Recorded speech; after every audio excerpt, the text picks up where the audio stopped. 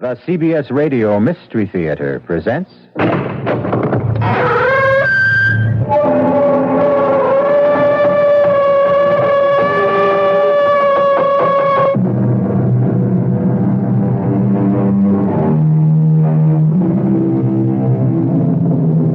Come in.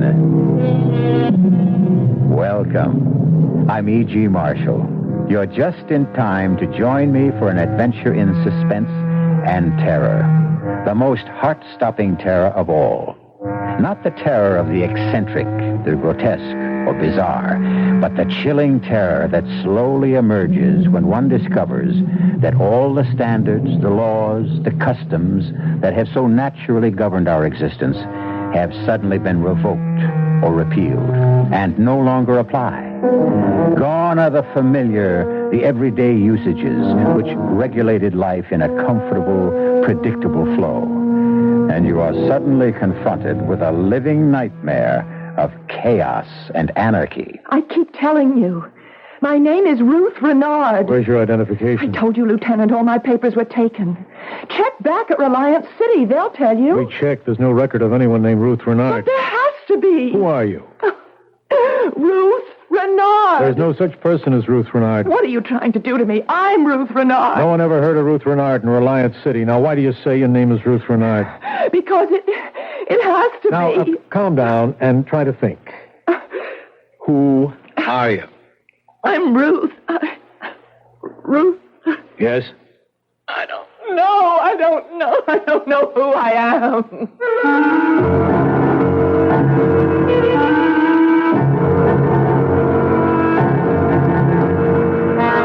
Our mystery drama, To Kill with Confidence, was written especially for the Mystery Theater by Sam Dan and stars Marion Seldes. It is sponsored in part by Sign-Off, the Sinus Medicines, and Anheuser-Busch Incorporated, brewers of Budweiser. I'll be back shortly with Act One. And now back to CBS Mystery Theater.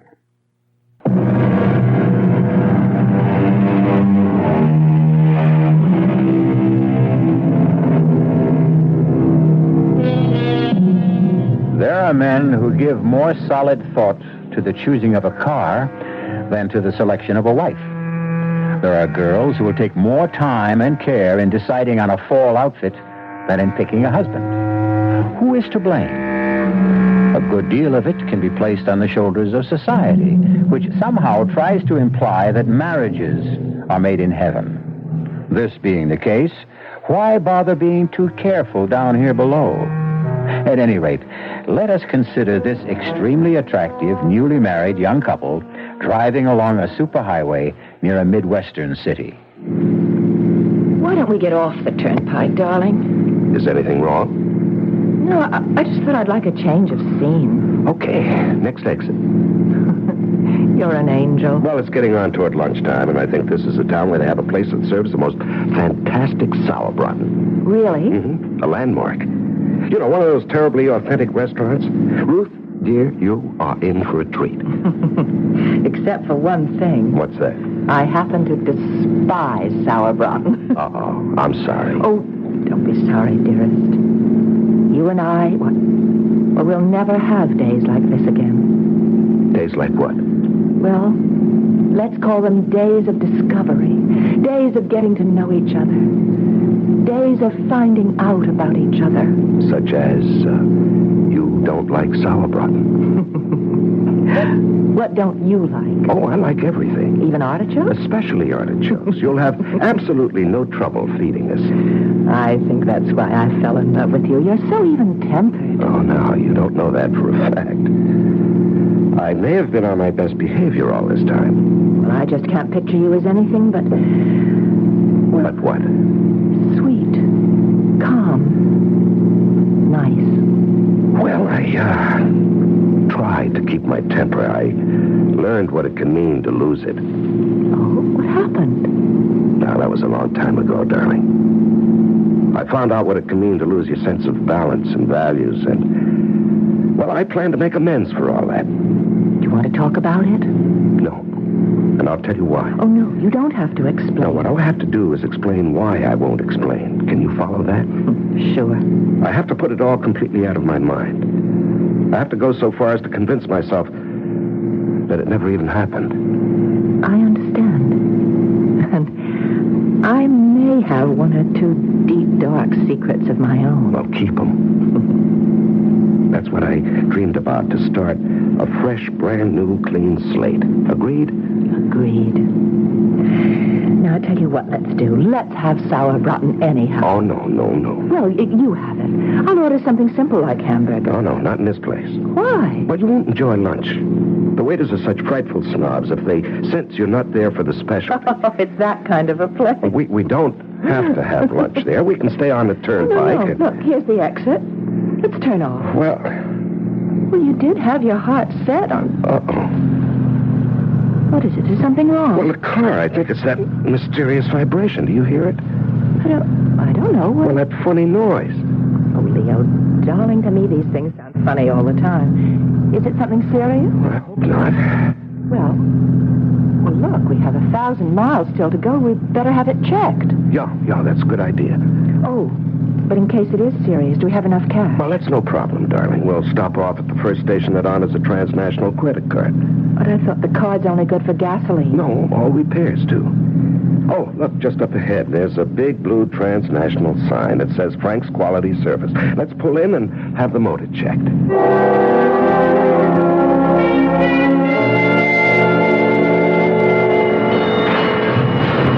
Well, are we in for some major surgery? It's a rocker arm.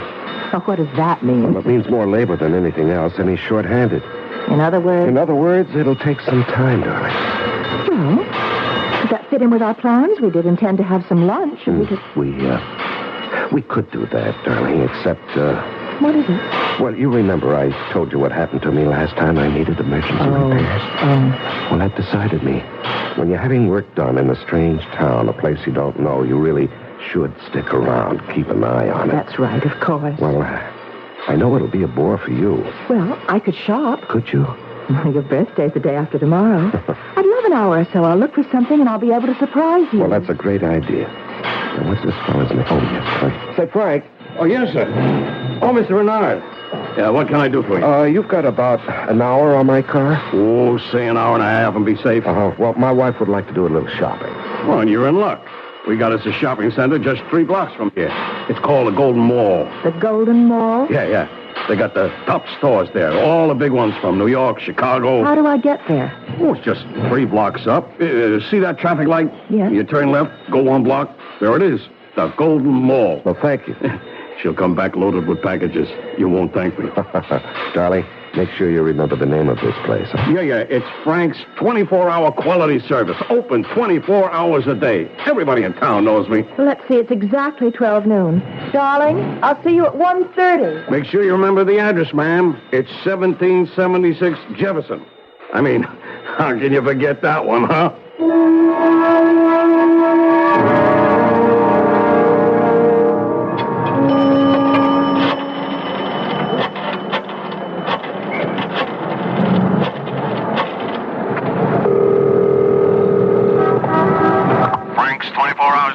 Frank speaking. Oh, is Mr. Renard there? He should be having his car fixed. Mr. Renard? Yeah. Oh, yeah, sure thing. Oh, hold on, huh? Mr. Renard! Hello? Leo, darling. Oh, for a moment, What is it, darling? Nothing, dear. Nothing at all. Must have been something. Yes. I just, couldn't imagine who'd be calling me here. Is everything okay? No. Well, darling, what's wrong? I miss you, that's all. You realize we've been separated for almost 45 minutes? Oh. Do you miss me? Terribly. All right. I just called you up to keep the record clear. Will he be finished on schedule? Mm-hmm. Looks that way. About another half to 3/4 of an hour. All right, I'll be there 1:30 on the dot. I don't like these long separations. Neither do I. Goodbye, darling. Bye. Taxi! Taxi! Where to, man? 1776 Jefferson Boulevard. Okay. Every day in the stores, ma'am? Oh, no, I just bought a little present for my husband's birthday. Excuse me. Let me call into the dispatcher. 37, headed south to Jefferson, 1700 block. 17... Just a minute. What? Why are we stopping? Where did you say you wanted to go on Jefferson Boulevard? 1776. That's a number you can't forget. Well, maybe you can't forget it, but you sure can get it mixed up. You don't want to go to 1776. Why? Because there ain't nothing on that 1700 block worth going to. Well, I distinctly remember Look, it. ma'am, I know this town. Well, give me a street, any street, I'll run it down. On 1700 block of Jefferson, you got the old foundry. It's been deserted these past 18 years. And Frank's 24-hour quality service station. No more, you don't. How can you say that? Well, I can say that because Frank's been dead, let's see, it's 3 years now. Well, the sign said... Nobody ever bothered taking the sign down. It's too much trouble. That part of town, you can write it off. Well, I spoke to Frank this morning. No, lady, you didn't speak to Frank. Believe me. Nobody's spoken to Frank in 3 years. Well, maybe St. Peter.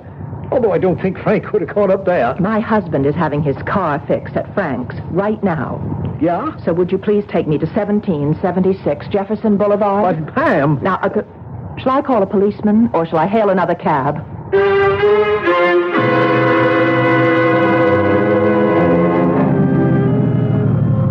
Well, ma'am, here you are.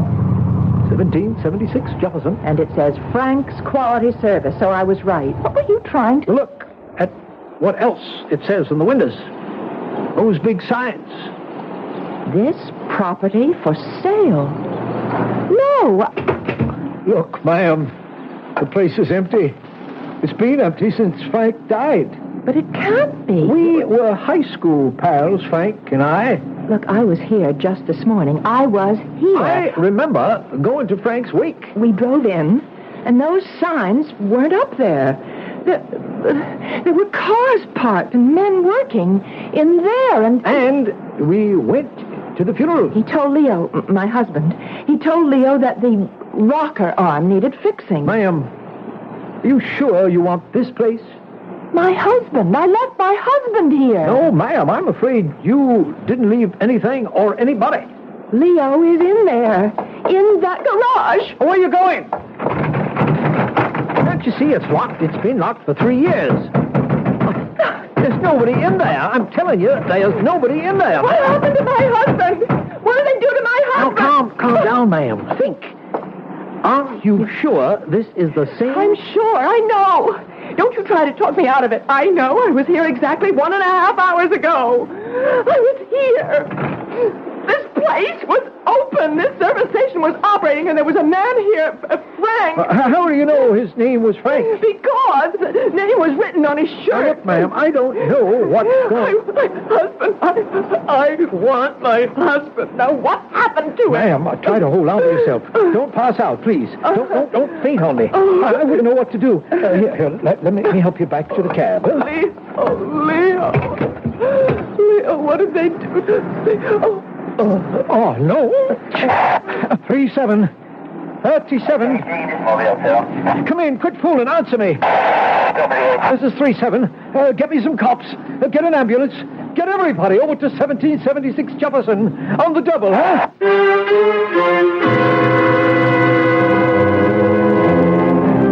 Well, how do you figure it?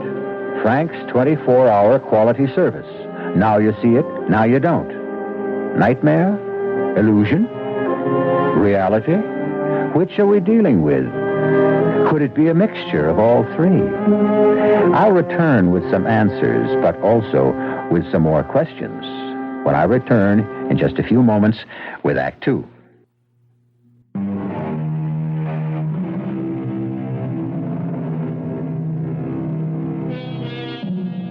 Why don't you do some shopping while I'm having the car checked? Asks newlywed Leo Renard of his wife Ruth. Reasonable enough. And so, when her shopping is finished, Ruth returns to discover that the car is gone. Leo has disappeared, and the service station has been closed these past 3 years. And you insist you actually were at that particular service station, Mrs. Renard? Doctor, I know you are trying to be helpful, but we aren't going to get anywhere. Why do you say that? Well, to begin with, we have a severe difference of opinion. But you... Wait, please. Let me finish.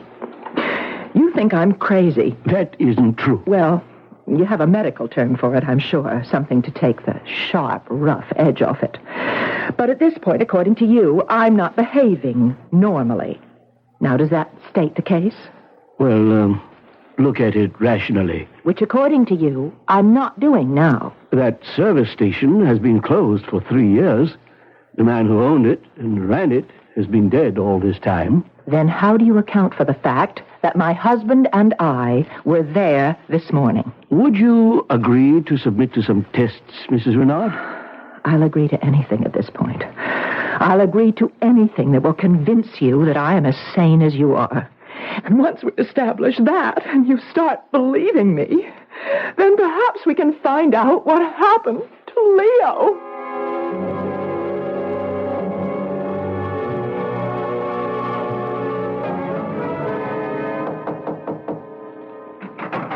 Yes?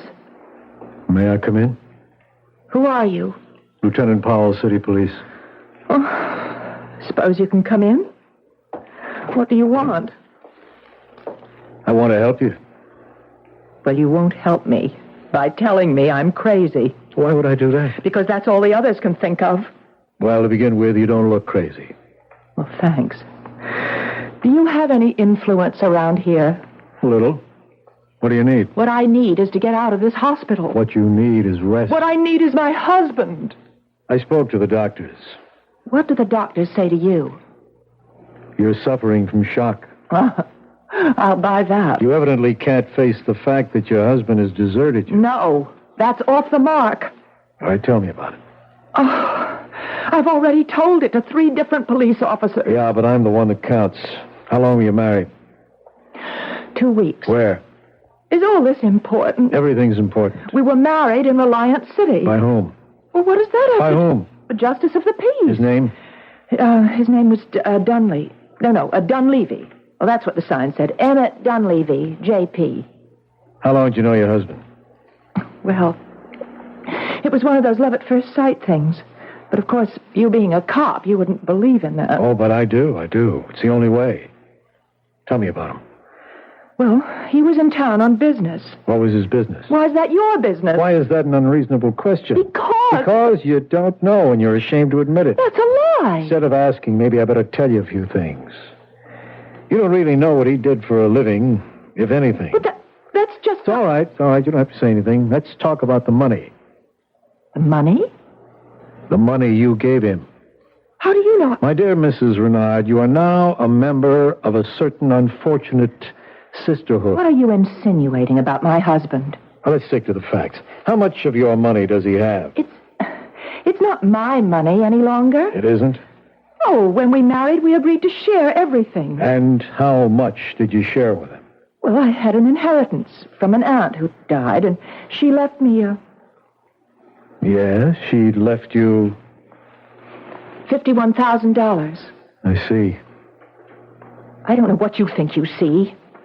We were going to invest it in the new business. What new business? He was interested in real estate, and I was a public stenographer at the hotel where he used to have dinner, and that's how we happened to meet. And we were going to go to Florida and get into a land development deal. $51,000. In cash? No, bonds. We put it in bonds. Negotiable bonds, no doubt. Well, we had to be able to raise cash in a hurry. Of course. Well, it just wasn't my money. He had close to $50,000 of his own. You know this for a fact? Well, that's what he said. Now, look, Mrs. Renard, I want to help you. I want to find him. Hopefully we can recover all, or at least some, of your money. Why do you insist that he ran out on me? I've told you what happened. You simply can't face the truth, can you? And you've created an hallucination about a garage. don't you start behaving like a psychiatrist, too. Now, look, the sooner we get you to face reality, the sooner we can get you to think rationally and maybe give us some leads. Look, I told you. What we have to do is get rid of this service station delusion of yours. But it isn't a delusion. I spoke to the doctor. Lying around here in bed isn't doing you any good. I asked him if I could get you to work with me. Now, you can't remain here indefinitely. You're going to have to start some kind of new life for yourself. Are you saying that Leo is... I'm saying, one way or another, Leo is gone. No. Right now, I'll go talk to your doctor. Pick you up in about an hour, is that all right? Wait, I want to thank you. Yes, well, maybe now you're beginning to face reality. Maybe. Maybe what?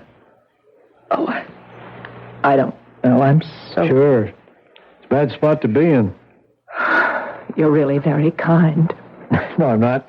It's just a technique. Don't let it fool you. Well, at least you've made me feel better. You ready to face it? I think so. Whatever it is, I guess I'm ready to face it.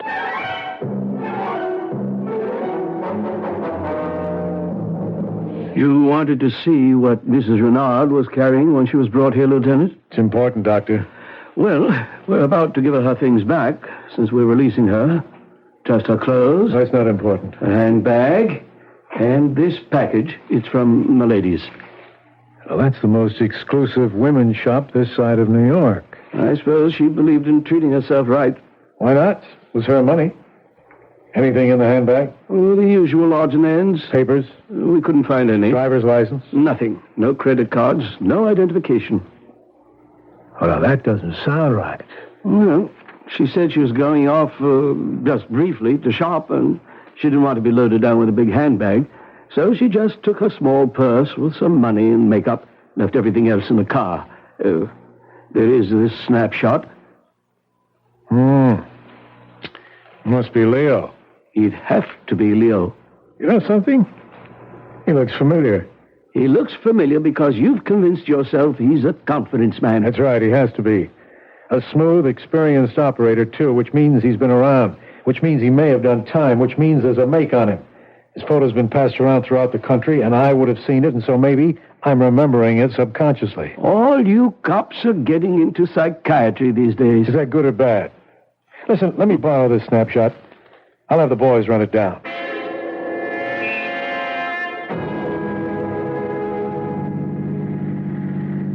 Yes, Lieutenant, I've decided. I've called a hotel. I'll take a place there, and when my money runs out, which will be pretty soon, I can find a job. I intend to stay here until... Until what? Until I find Leo, or learn what happened to Leo. Now, you say you were married by a justice of the peace in Reliance City. That's right, and I'll never forget the man's name, Emmett Dunleavy.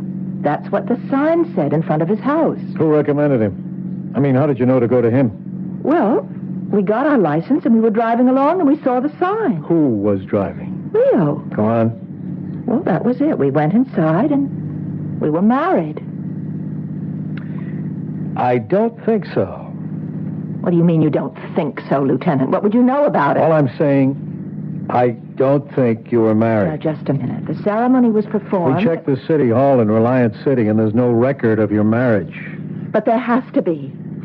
Ruth Olson to Leo Renard. No record of anyone named Renard getting married to anyone at all. What are you trying to do to me? And there's no justice of the peace named Emmett Dunleavy in Reliance City either. But that was his name. The sign distinctly said that his name... Look, I know it's hard to face so many disagreeable facts all at once, but there's no help for it. Oh, I know what you think. You think Leo is a confidence man who was out to swindle me. I'm going by what appear to be the facts in the case. I'm going by experience. Well, I wouldn't fight you except that you love him. Well, love doesn't make you blind. It's just... Well, there's one fact I simply cannot account for. Yeah? No matter what anyone says, Leo and I stopped at that service station. No matter what anyone says, it was open for business. No matter what anyone says, there was a man named Frank, and he said he'd fix the car in an hour and a half, and that I'd have time to go shopping. Well, here we are. As you can see, closed, deserted. For rent sign on the window. Face it, Ruth, face it. But it was real. So real. Transnational gas pumps, okay? I called their office. They told me. Hasn't been a delivery here in 3 years since they canceled the franchise because the owner, Frank Walker, had died. But it was real. It was real. Now think, Ruth. What did happen? I just don't know. Oh, God, Lieutenant, am I losing my mind?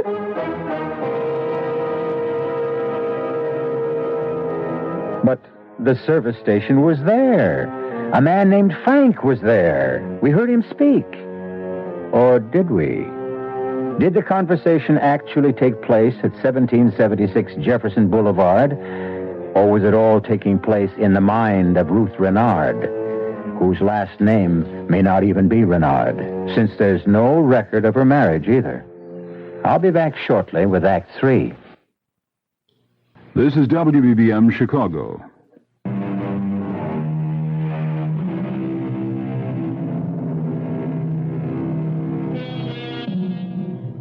She still insists she left her car there to be fixed under the watchful eye of her husband.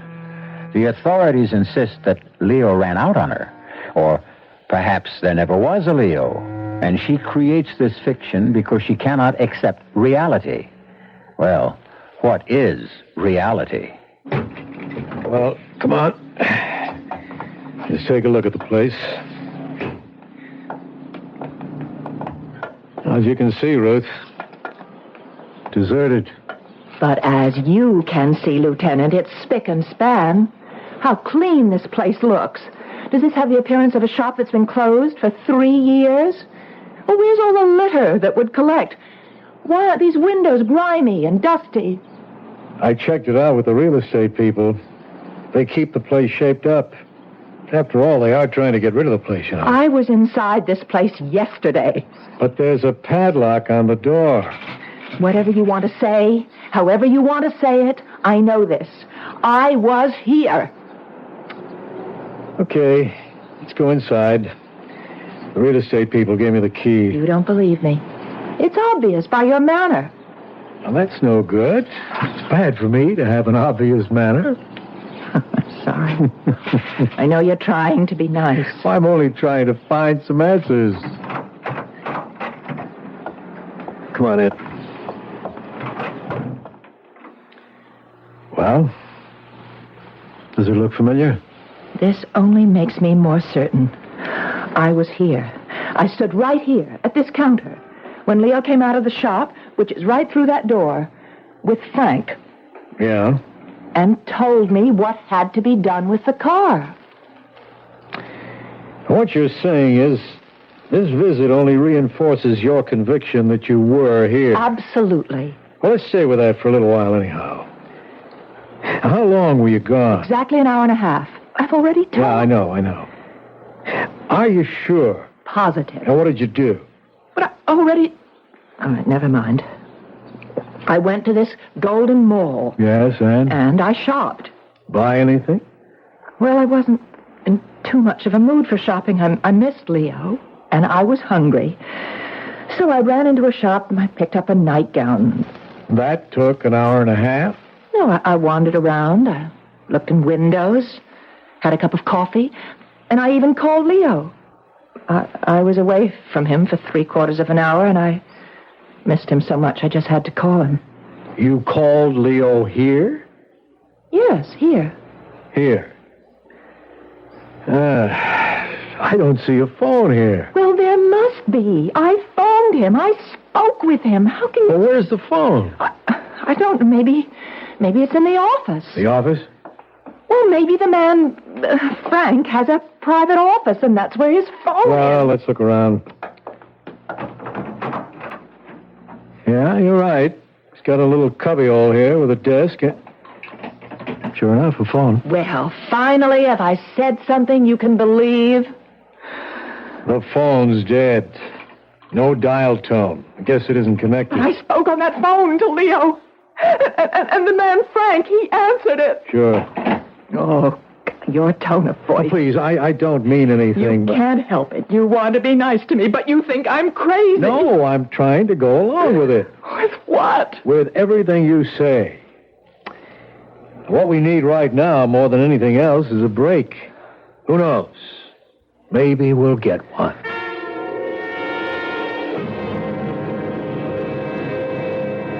I would not do it. Kind of you to take me to dinner. It's line of duty. I can even put it on my expense account. You said that you had an important development. I think we do. Well, can you tell me? We think we know who Leo is. What do you mean? You know who he is. His real name is Wallace, Leo Wallace. That's impossible. Better let me finish. But Listen, we had his picture. Where? How? I mean, how could you get his picture? It was in your handbag. Oh. I ran it through the routine, and there's a very strong likeness to a Leo Wallace. A very skillful confidence man. Oh. Now, Leo had turned in a very big score. He'd flim-flammed some old gent out of about $1.5 million. Well, I don't believe it. Maybe you'd better hear it first. He denied it. The jury voted against him. He got a minimum of 10 years, but there was an appeal.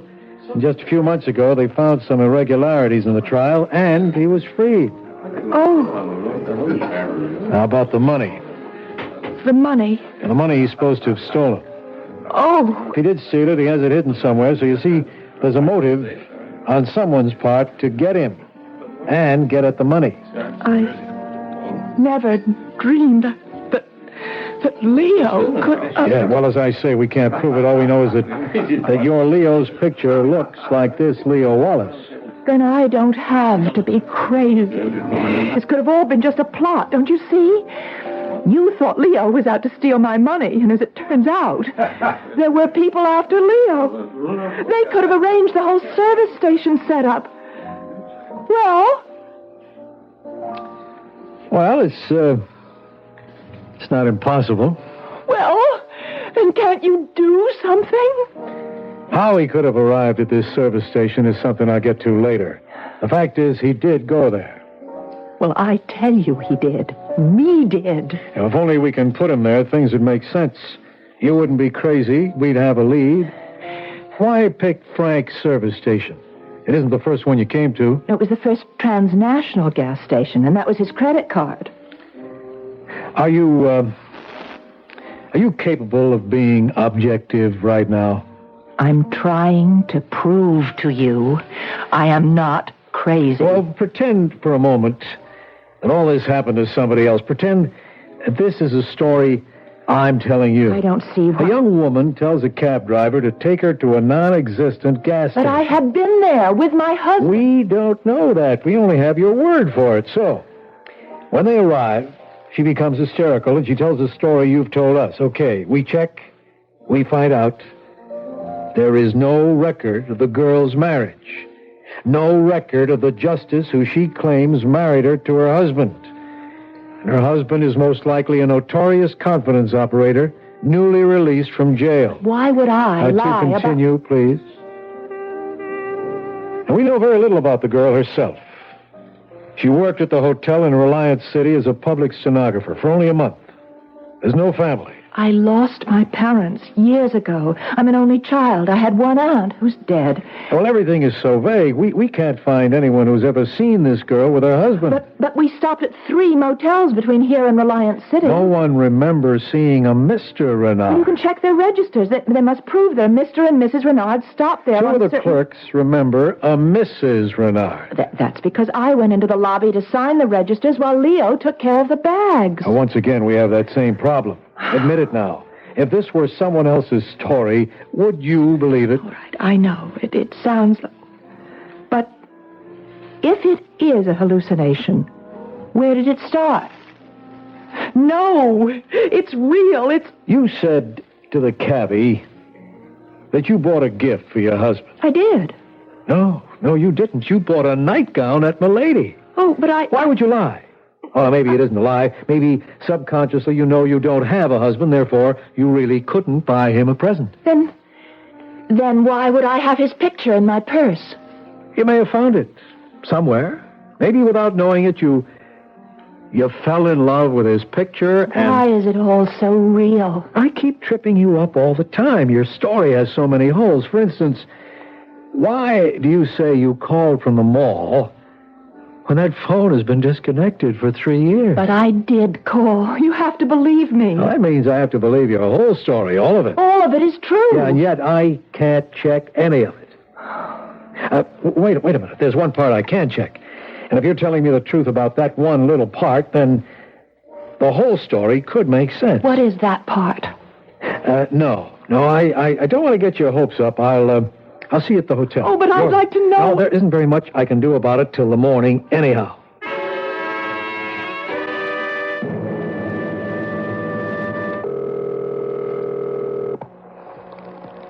Sergeant Flowers? It's Lieutenant Powell. Sergeant, there's a telephone at 1776 Jefferson Boulevard. You got that? Yes, sir. It should have been disconnected for about 3 years. I want you to find out if it was temporarily restored to service recently. If so, by whom? Somebody had to pay a deposit. I want the name and address. Yes, sir. I want that information immediately.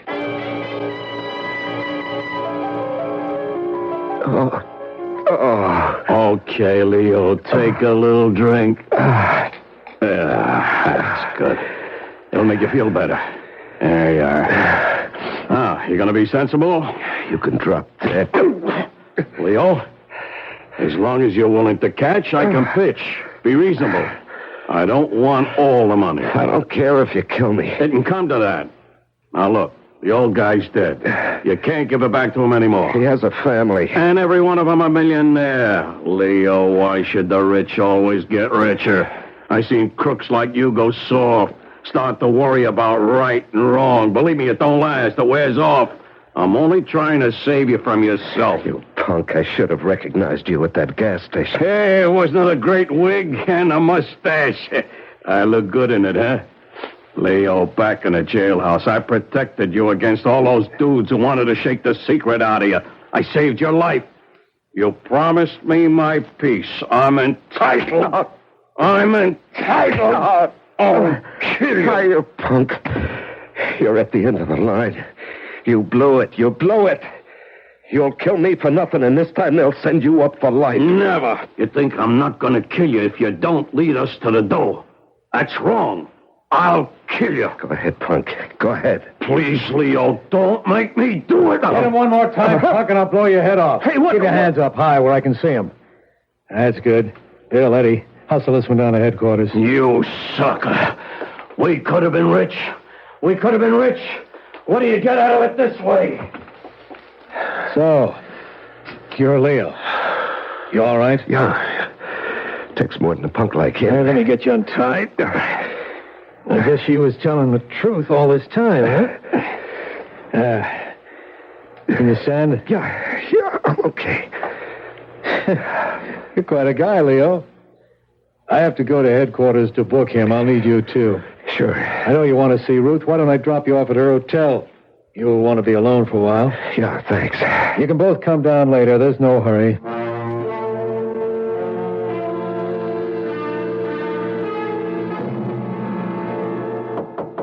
Just a minute. Leo. Oh, Leo, darling.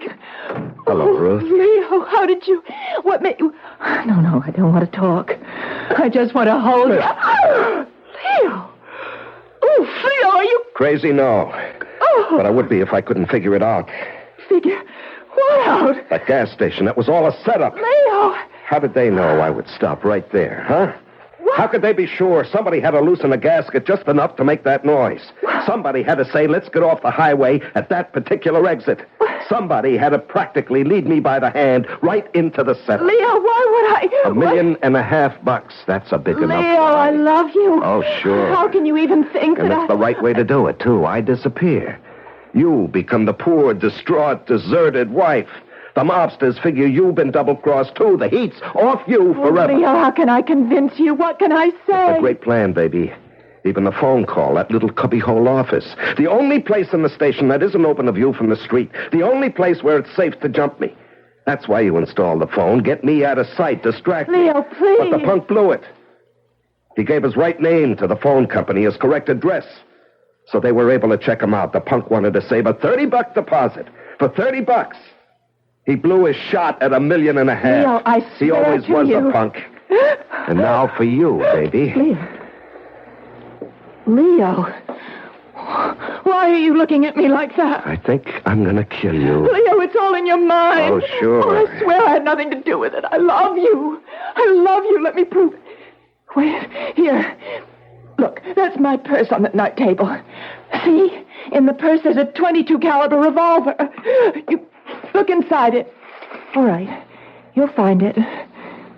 Now, if you really think I'm guilty, go ahead and kill me. We'll shoot. Kill me. What are you waiting for? You see, you can't do it. You love me. You can't do it. You love Leo, me. don't be crazy. Lieutenant Powell, Leo's gone crazy. Just stay where you are, Powell. Just stay there. Leo, what are you going to do? Are you out of your mind? I let you come up here alone so you could figure it out for yourself. Yeah, I understand, and I have to kill her. Lieutenant, you can't just stand there. There's nothing he or anyone else can do, Ruth, except... Hey, Paul, if she goes to jail, what can she get? At least 10. 10, huh? In 10 years, that beauty, that terrible, overpowering beauty of hers that blinds you, that beauty will be gone. She'll be old, worn and bitter, as good as dead, with almost half a lifetime still in front of her. Leo, give me a chance. If I kill her now, it's too easy. Leo. That will be over in a second. Take her, Lieutenant, take her. We'll kill her the right way, legally. Just... Leo, I love you. I love you too, Ruth. I love you more than anything in this whole wide world. But I'll get over it. You'll never get over me. Oh, I'll get over you, baby. And if I can't, if I don't, if I still love you 10 years from now, I'll be waiting for you. Outside the prison gate.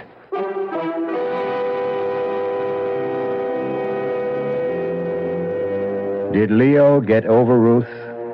Or did his love continue? Did he meet her at the prison gate 10 years after?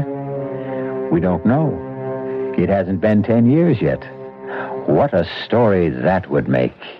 And we hope all of us will be around 10 years from now to hear it. I'll be back shortly.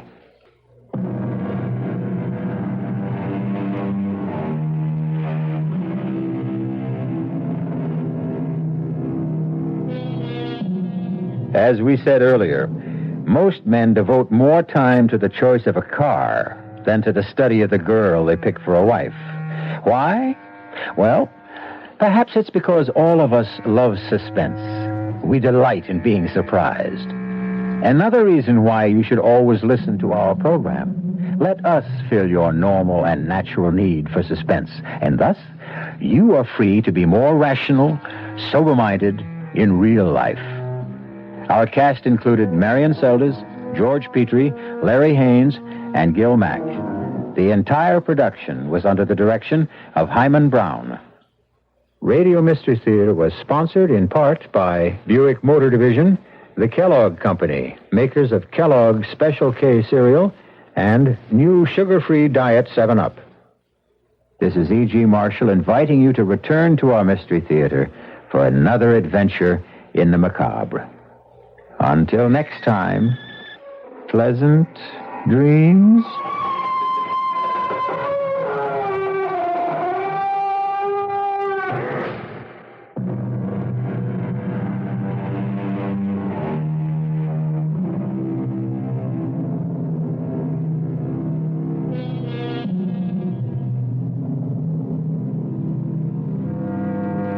CBS News is next on WBBM Chicago. The CBS Radio Mystery Theater presents...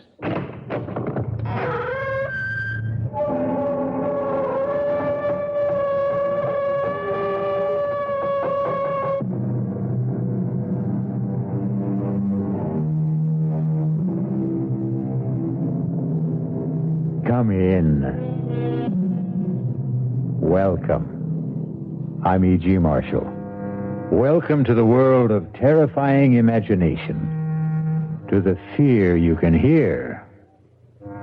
Tonight, I hope you have strong stomachs, for we're bound on a Caribbean cruise. Oh, we don't expect rough sailing on the way.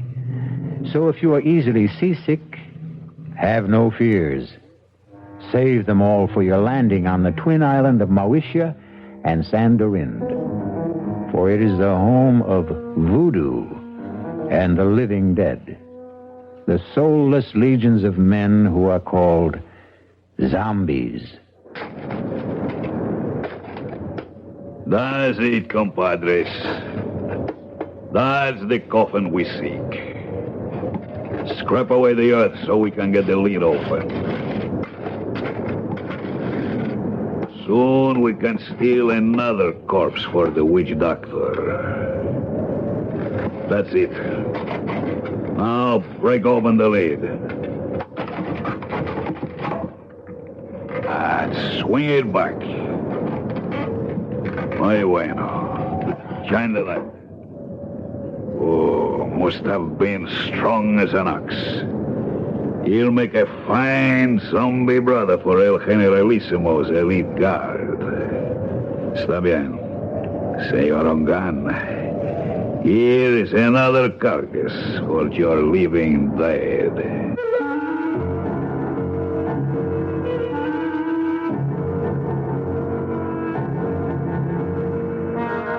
Our mystery drama, The Walking Corpse, was written especially for the Mystery Theater by Ian Martin and stars Tony Roberts. It is sponsored in part by Anheuser-Busch Incorporated, brewers of Budweiser, and by the Kellogg Company, makers of Kellogg's Special K cereal. I'll be back shortly with Act One.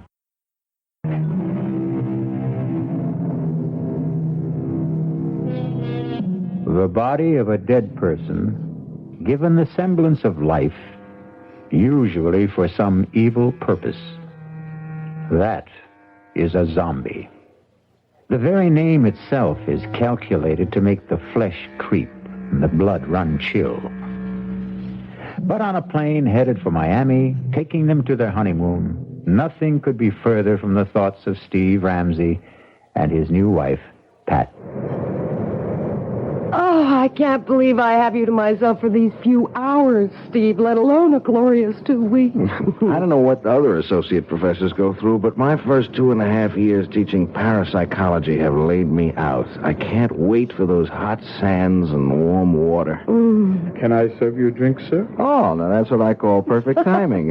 Why not? One more, and I can fly solo to Miami without the plane. Well, then I'll join you. I can't have you orbiting alone. May I get by, please, stewardess? I'm sorry, sir. Just let me move the cart. Oh, thank you. Chris! It is Christopher. Shh. It's all right, stewardess. I'll join my friend here for a moment.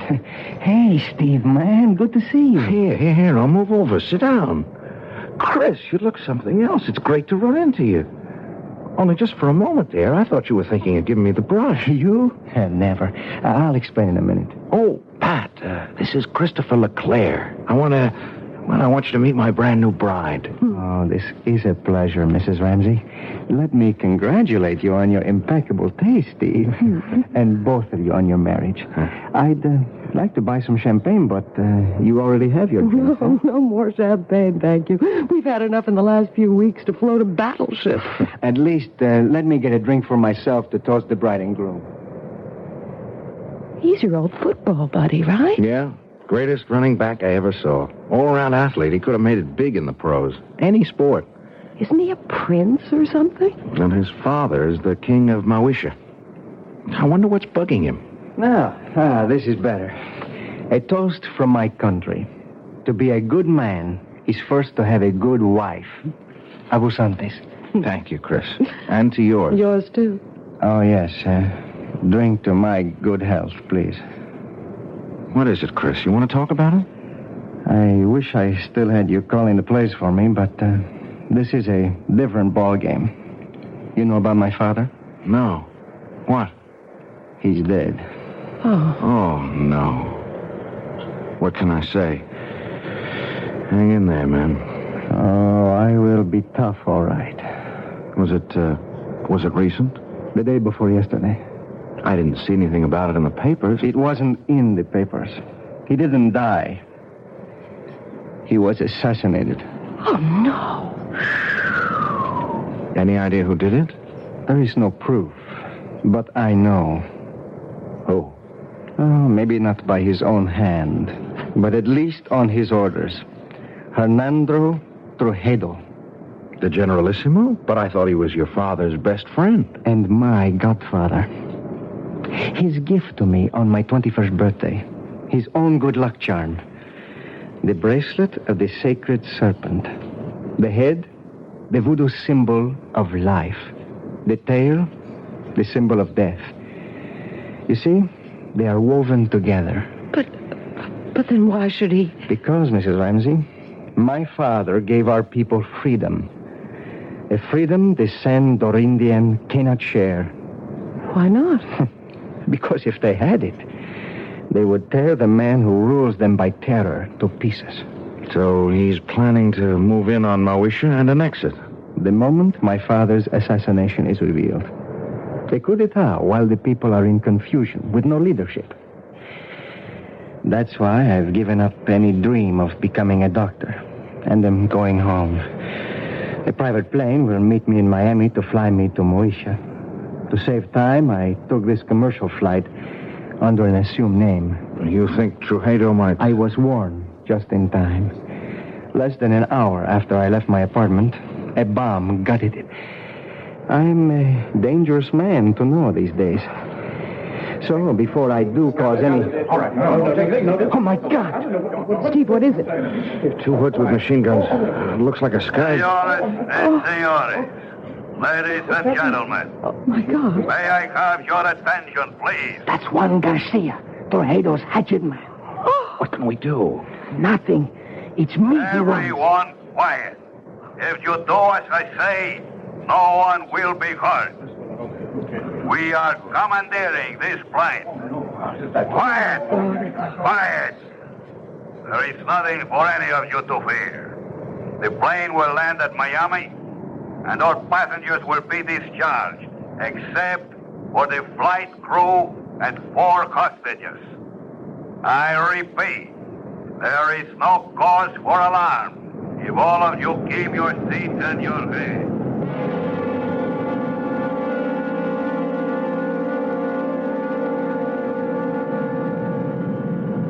Hold still, everybody. Just follow orders. Anyone who doesn't will be shot. Okay. All right. You 3. Up, point into first class. Look, Garcia. No names. And no wrong moves. My orders are to bring you dead or alive. I was only going to ask that my friends... Your friends can identify you. We don't want that for a few days. They will only be held as hostage till we are ready. If they do as they are told, they will be released unharmed. Now move. Join the other hostages you were sitting with in first class. Steve, I'm so sorry. It's not your fault. You okay, Patricia? Ready, unwilling, but able. That's my gal. Let's go. Just walk ahead of me, nice and steady. Muy bien, mis amigos. Zanka, Roban. Nobody moves till I come back. Okay? Inside. That's it. Go sit by him. Quito, don't let them move till I come back. I'm sorry I got you into this. Yeah, we'll make out. Are you okay, honey? Well, a few butterflies in the stomach. What does he want? To move in and sit down, I think. Better keep him happy. He's a surly character at best. Why don't we sit in these 4 together? Our friend's a little deaf. If we keep far enough away, we can talk safely, if we keep our voices down. Why are you being held hostage? Any number of reasons. I'm U.S. government. I know who you are. They took a dim view of me for carrying a gun, and they have a pretty good idea of who I am, too. Well, who are you? Hawkins will do. Bill Hawkins. What branch of the government? Well, I think I won't reveal that.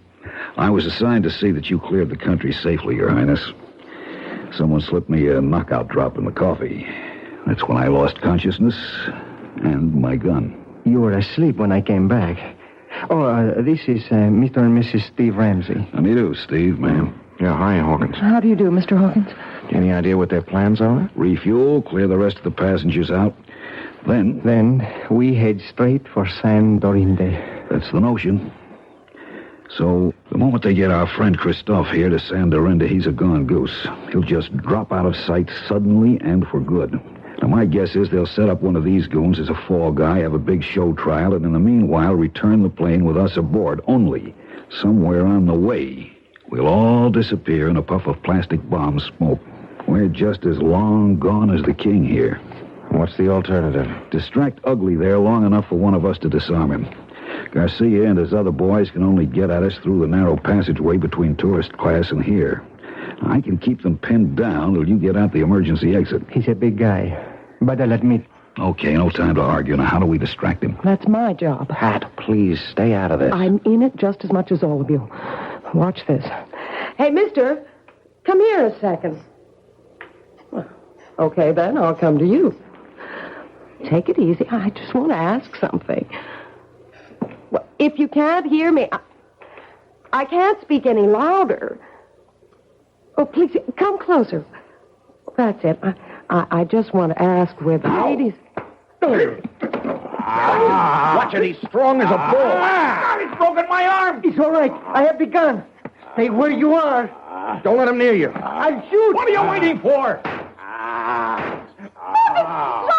Stop him! No! Good, stay like that. Don't move. All right, Kilo. Bring up your gun. Chris! You shot him, Garcia. You killed him. They talk in dead or alive. It makes no difference. But that other man, Chris shot him twice. Point blank. It should have killed him. Quito? Oh, no. Don't you know you can kill a zombie?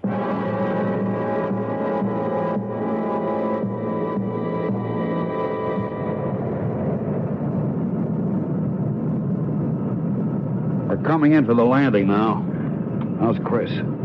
He's alive, but just barely. If he can just hang on, maybe when we land, a doctor can help. Too late for me. Don't give up, Chris. Take snake. What? The snake bracelet. He wants you to... Here. There. Steve has it, Chris. Good. Listen. You go down Solange. She hide you. Save you. Give her bracelet. But where do we find her? Où est votre tante? Quelle rue? Quelle place? Pense Avenida de las Muñecas. Avenue of the Dolls. Yes, what number? Up there. Ugly serpent. Take me home. Take me home. Don't Solange. Help. This sign of the black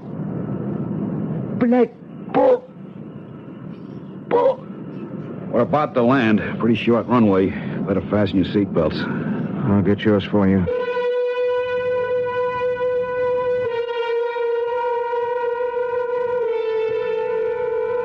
Not the most promising way to begin a honeymoon, particularly when it seems there is more than a little chance of ending it, even before it's begun.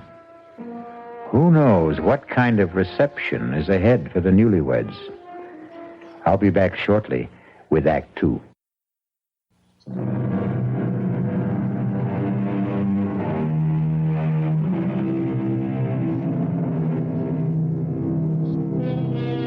Under other circumstances, Pat and Steve would have no complaints about their accommodations on the island. Drained and exhausted, the silk-sheeted bed in an expensive suite is an alluring invitation to sleep.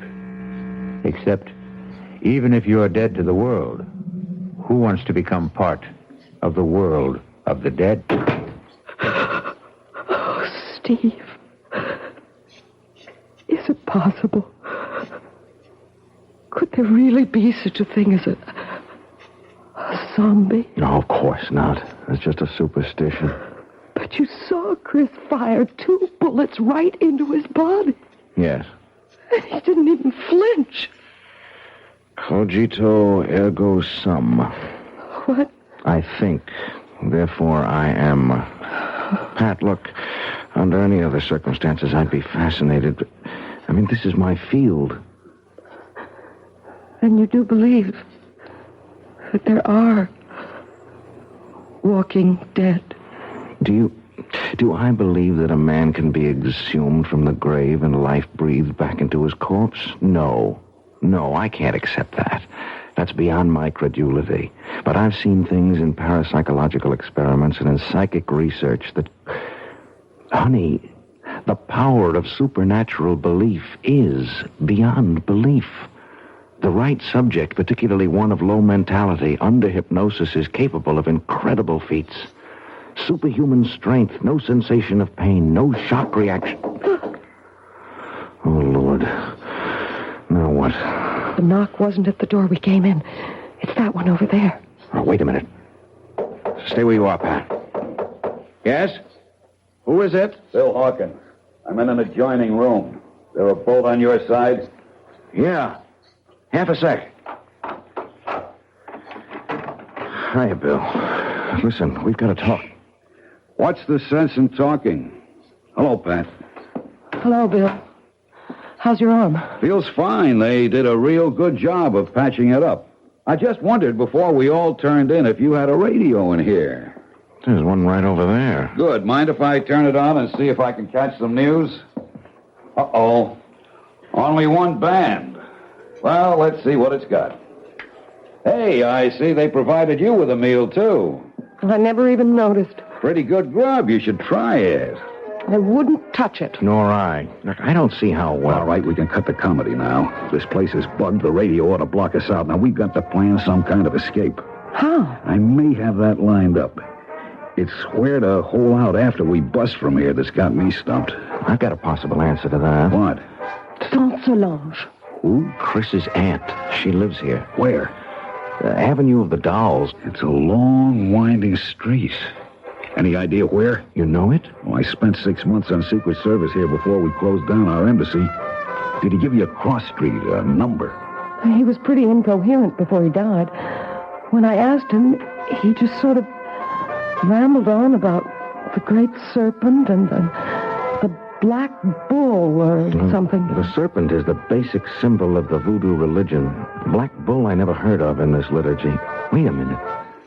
The chicken in the Obeah cult is a sacrificial animal considered to... Maybe it was the black pull.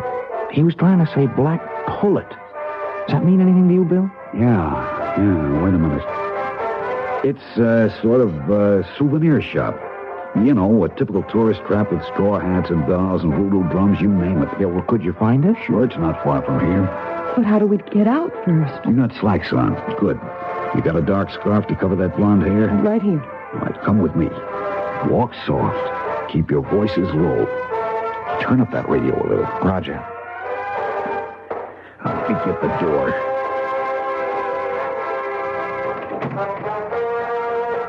Good. Come on. Leave it open. I'm over here to my window. Now keep off to the sides.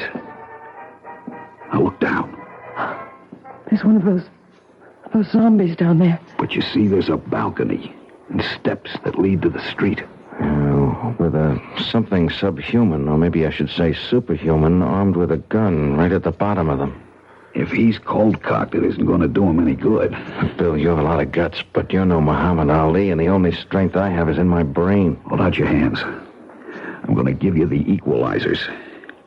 Steve, with his fist wrapped around a roll of nickels or quarters, a 13-year-old boy could deck Joe Frazier, given the chance to blindside him. Yeah, but we haven't got... Keep your hands out. Now, this is a salt cellar. Same difference. I'm spilling the salt into your left hand. Wrap the other around this heavy crystal. I'm doing the same with the pepper. Now, you, Pat, Oh, I wouldn't know You're how going to cover us by making a diversion. Pick up that glass water pitcher there. Too heavy for you to throw? No? Throw where? We turn off the lights, turn off the radio, make like we're turning in. Then we sneak out the French windows onto the balcony. You go off to the right, opposite end from the steps. When that zombie reacts to the crash of that pitcher on the flagstones on your side, Steve and I go down the steps and take him out. Then we go look for Tante Solange. No, but he'd see you. Of course. So we wait until dark. And that won't be long now.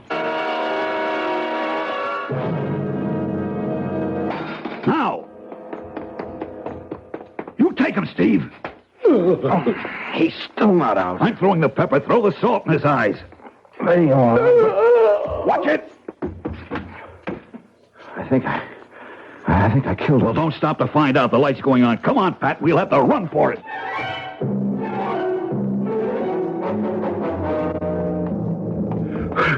Hold it. We'll have to chance the light. Which way? Ahead. To the right. Go to the next block. They're right on our heels. Give me that flashlight and you get out of here, both of you. What about you? Don't be a fool. Somebody's got to be a decoy. And you have a wife to think of. Now hurry. Come on, Pat. Run. To the left! They went to the left! Follow that light!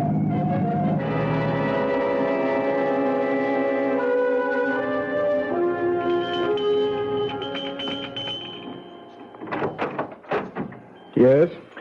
Tante Solange. Who wants her? I am Christopher's friend with my wife. We are running from Tuxedo, the Generalissimo. Christopher told me to seek refuge here and to bring you this. The great serpent. A moment. Enter, my children. Quickly, quickly. So, turn out your lights also. We must hide like cats in the dark.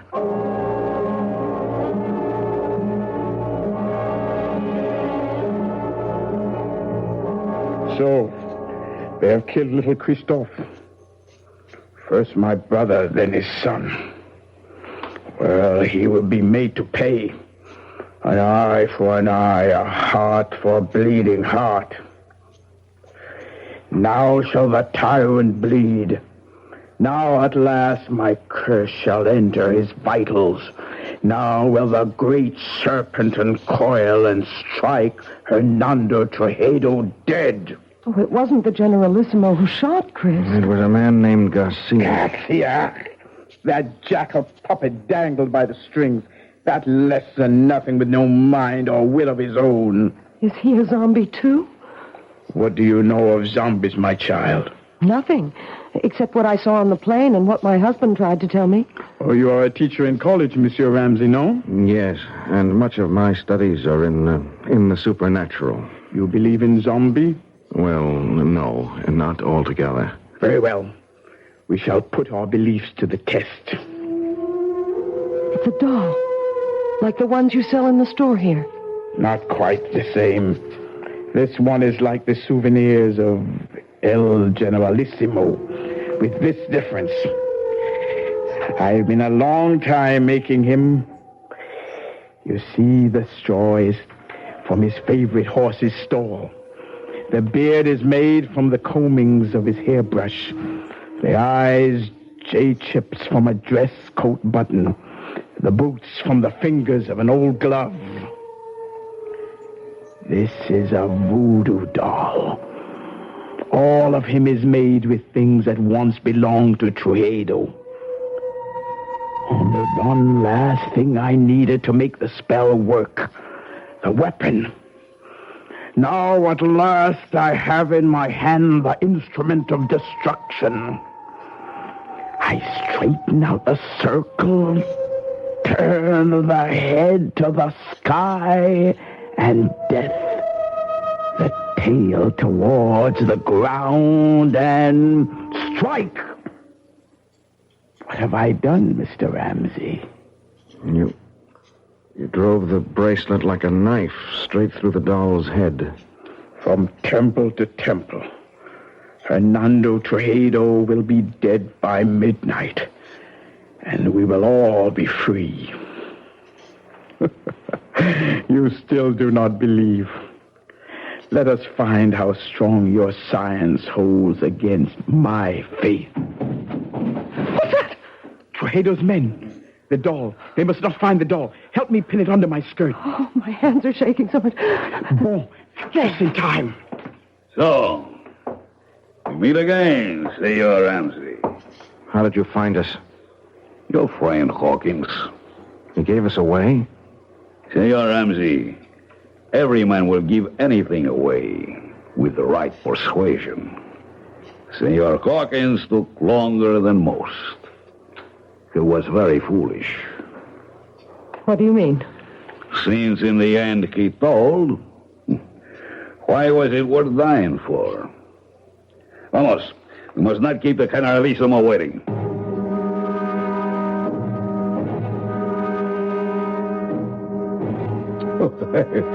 Please, let me assure you that you have nothing to worry about.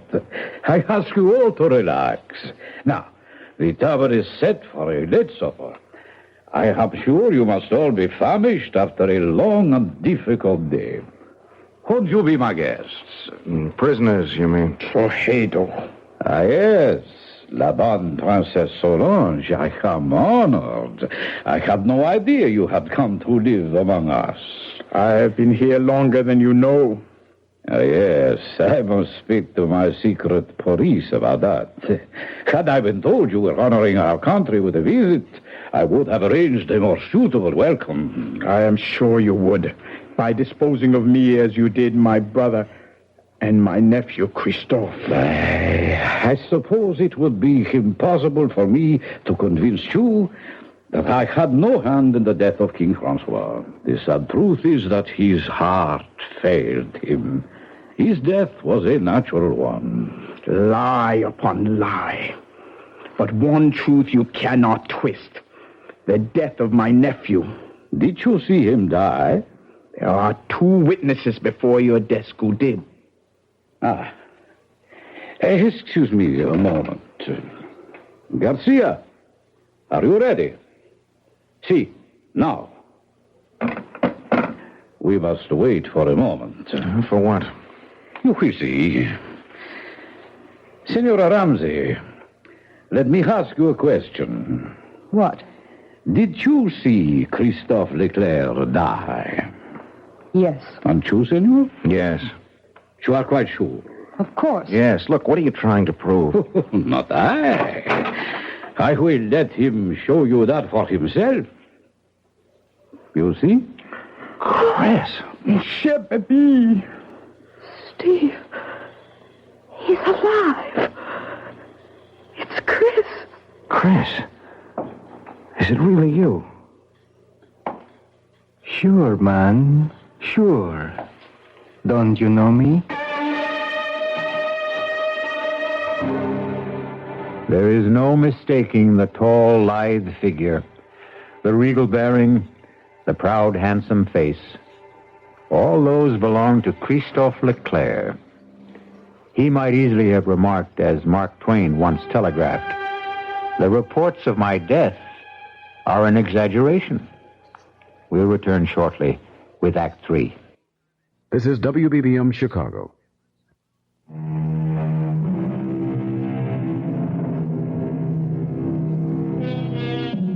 At the shock of the reincarnation of a dead man appearing from the grave, it is not surprising that his friends and relatives are literally frozen in their tracks. Under the circumstances, then, it is only decent courtesy for the returned corpse to break the ice. Tante Solange, qu'est-ce que c'est? Have you no greeting for me? Ah, mon pauvre.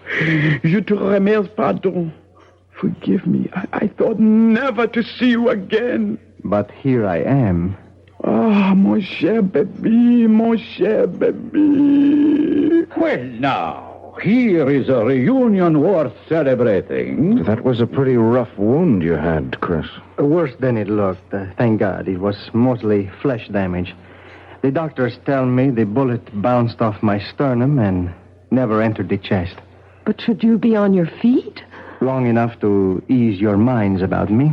I'm still a bit woozy. It was like the time you took the XB2 slant off tackle against Ohio State and that big linebacker, Sawchuck, kicked you in the head. Something like that. Tell them the good news, El Generalissimo. Set my aunt's mind at rest. When I know you hold out my motives, even Christophe did. I can hardly blame him, since I took such extreme measures to bring him here to Sandorinde before his planned arrival at the Moesia. What was your reason for that? We walk a tightrope on this shared island of ours. 2 cultures, 2 languages, 2 forms of government, perched precariously on a ever-increasing population in a far more ancient and primitive culture than either of ours.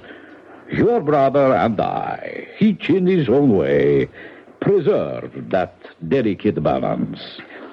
With his unexpected death, steps had to be taken. Why? You know his plan was to return the government to the people. That would not have worked, not even for them. We would have ended, both of us, in anarchy. Fortunately, my godson was perceptive enough to realize that. We have worked out between us a better plan. A compromise? I would prefer to call it an entente. Tell them, Christophe. It's quite simple. Tomorrow, together, my godfather and I shall proclaim a union between Moesia and Sandorinde. A trilingual state with one government. Ruled by whom? By the Generalissimo and myself. I as president, and my godfather as prime minister. Trujillo in second place. We elders grow no younger, Solange. Someone must take our place. I am happy to yield to the future. What better hands could this island be in than in Christophe's? So, now I think, Mr. President, you should rest. Doctors can do only so much. Nature handles the rest. Yes. I would like to lie down. I am sure you will be excused. I beg you not to wait for me to enjoy your supper. The Presidente and myself have a few matters to settle about the announcement tomorrow before he goes to speak. Forgive me. Please. I'm tired. And tomorrow's a big day. Good night. Good night, Chris. Good night. Adieu, mon baby. Goodbye. Forever. What is it? What's the matter with you two? You saw? You know? Do you now believe in zombies? What are you trying to say? That wasn't Chris who was here just now. I don't understand. You don't know him as I do. First, he never would accept this deal. The guy's too decent, too honest to be part of it. But there are other things. What? Well, first off, our school never played Ohio State. Second, Sawchuck was no linebacker, but a running back who murdered us on the only loss we had together. Third, XB2 wasn't a run play, but a deep pass play that had nothing to do with Chris except as a decoy. I don't understand the things your husband says, but I tell you, that was not Christophe Leclerc who just left. Not my nephew. They have stolen his soul, and that I cannot allow. Well, what can we do about it, Tante Solange? It is a very few minutes to 12. I told you Hernando Trujillo would be dead by then. Remember? Yes. Here is a conjured doll which will make his death. I place it on his desk so he can see it. For it is by his own guilt he must die before the end of this day. But if he doesn't return? He will return. It is written in the dust. Oh, nobody feels like eating, Well, I don't suppose I can altogether blame you. Shall I have you shown to your quarters for the night instead? Where is Christophe? Oh, I should never really have allowed him to overtax himself after being wounded. He was absolutely exhausted. I saw him to bed. And you return to suggest the same to us? I think we are all tired. Whatever discussion there may be between us can wait for tomorrow. For you, there is no tomorrow. What do you mean? Liar, cheat, thief, murderer. Look on your desk. A conjured doll. Your image. Made piece by piece from your belongings. Fashioned in your likeness. Christened in your name with the blood of the black pullet. Your own bracelet of the sacred serpent driven through its brain. Do you think I could buy such childish superstition? I am no savage. What a man thinks is what he is. This primitive mumbo-jumbo will have no effect on me. Are you sure? How large is the bag of guilt you carry? Will nothing convince you, woman? Your nephew and my nephew. Christophe. Christophe is dead. How can you say that? You have just seen him. I saw a walking corpse. More idiot superstition. Like my conjured doll? Of course. You don't believe in it? No. And you believe in zombies. You know the power of voodoo can create them. You know the power of voodoo can kill. What is it you want? Too late for that. I will give you anything. I offer you and these two safe transport now. No strings attached. How can you guarantee it? I am head generalissimo. My power is infinite. Not anymore. The clock is ticking your life away. No. 12 o'clock. No. Only a few seconds left. Help me. Help me. I cannot help. The die is cast. No. You cannot even help yourself. I will give you money, jewels, anything. Name it. What do you want? What you cannot give me. What you stole from my nephew. His soul. I want yours in return. No. Then die. By the power granted me as an Obia woman, vested in my hands by the uncoiling sacred serpent, to take the place of the voodoo doll. As it should to all tyrants, so comes a violent death to you. I condemn you to everlasting fire and death by the serpent writhing in your grave. No! I cannot die! I am the dictator! I am supreme! I am the law! No one can touch me, do you hear? No one! You condemn me! Why, all I have to do is raise this pistol and...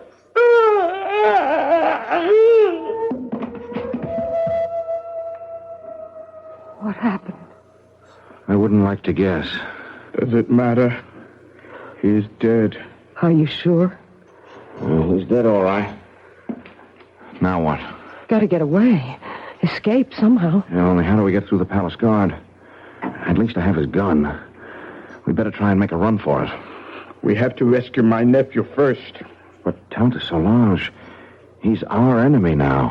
I still must rescue him. Mi perdona, generalissimo. Boy, you see me on the gun! Guards! That's for Bill Hawkins. Pat, Tante, run for it. I'll try to hold him off. You can't kill dead men with that. Garcia, yes, but not a zombie. Hand me that salt cellar. Here, but what good... Salt is the only thing that will kill a zombie.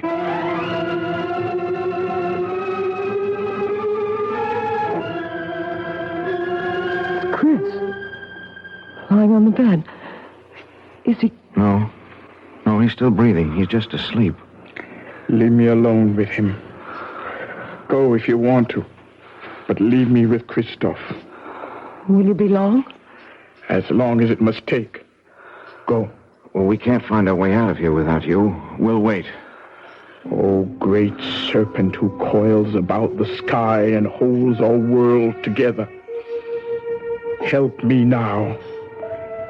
Help me to break the black magic that chains my baby to a living death. Help me to bring his soul home to you. Christophe, listen to me. It is Tante Solange who speaks. You know me as an obeah magician. My magic is greater than the magic of the Hugan who made you what you are. He summoned you from the grave and stole away your soul. Now I must summon you back to the grave. Back to the dead. The everlasting dead. So that your immortal soul may live. But only you can break the bonds. Rise, zombie. Rise. And cross to the window. Open the shutters. Now, open your eyes and look at the sea. No! In the name of the great serpent, I command you, open your eyes. Tante, I'm going home. My baby.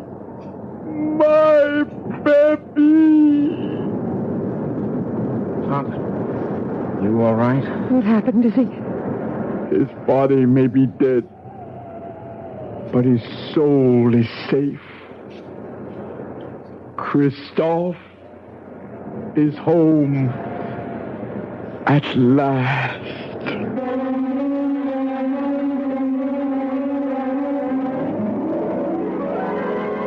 The death of the dictator set a people free in a mad orgy of festival and delight.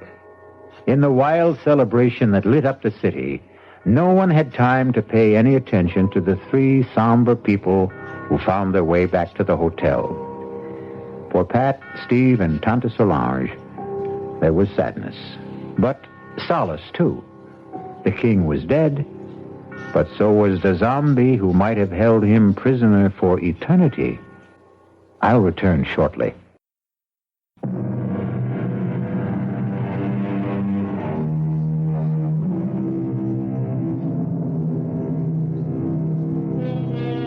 Power of suggestion, hypnosis, superstitious fear, overpowering guilt complexes, terror of the unknown. Do any or all of these explain the events of the tale I've just told? Or are there really such terrifying things as a walking corpse? Are there really zombies? Well, let's hope you and I never have to find out. Our cast included Tony Roberts, Suzanne Grossman, Vinette Carroll, Bob Caliban, Jackson Beck, and Ian Martin. The entire production was under the direction of Hyman Brown. This is E.G. Marshall inviting you to return to our Mystery Theater for another adventure in the macabre. Until next time, pleasant dreams.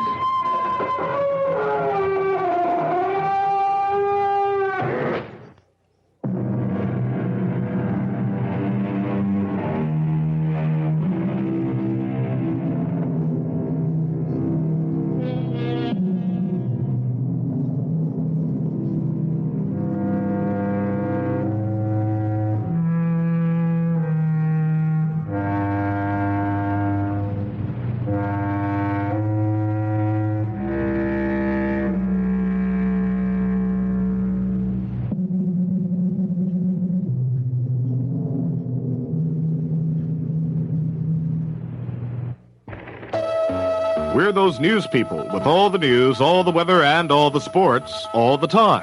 News Radio 78, WBBM, Chicago. The WBBM News Time, 10:30.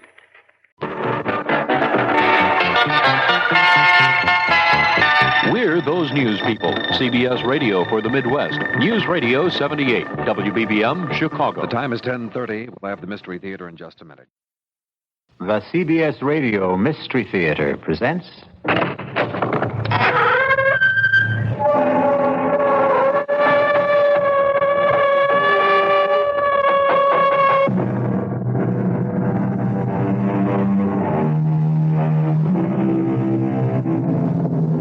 Come in. Welcome. I'm E.G. Marshall. Welcome to the fear you can hear. Welcome to the world of terrifying imagination. It gives me a fiendish delight to invite you on a very unusual expedition. For in our tale to come, we are going to travel not to distant shores, not to outer space, but instead backwards in time. Time as the archaeologist knows it, the depths of time. Strange thing about archaeology, it seeks to understand life by the study of death. Can we try to uncover the rest of the body, Professor? Of course. Jimmy, get the 3 or 4 fellows to help you, and do it carefully. There's no way of telling the body's position. Sure thing, Professor. Oh, this is awful. What are we going to do? Don't worry. Ancient bodies are your specialty. Fresh ones are mine. But how do you know it's murder? You surprise me. A suicide may dig her own grave, but you'd hardly expect her to pull the dirt in after her.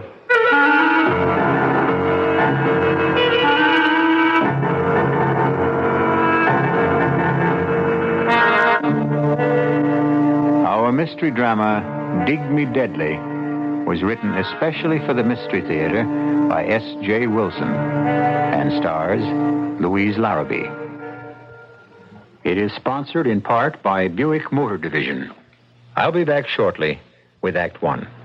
You know, I just thought of something. Yeah, what's that? Well, over 400,000 people have already bought 1976 Buicks. Yeah. That's a lot of people. Yeah.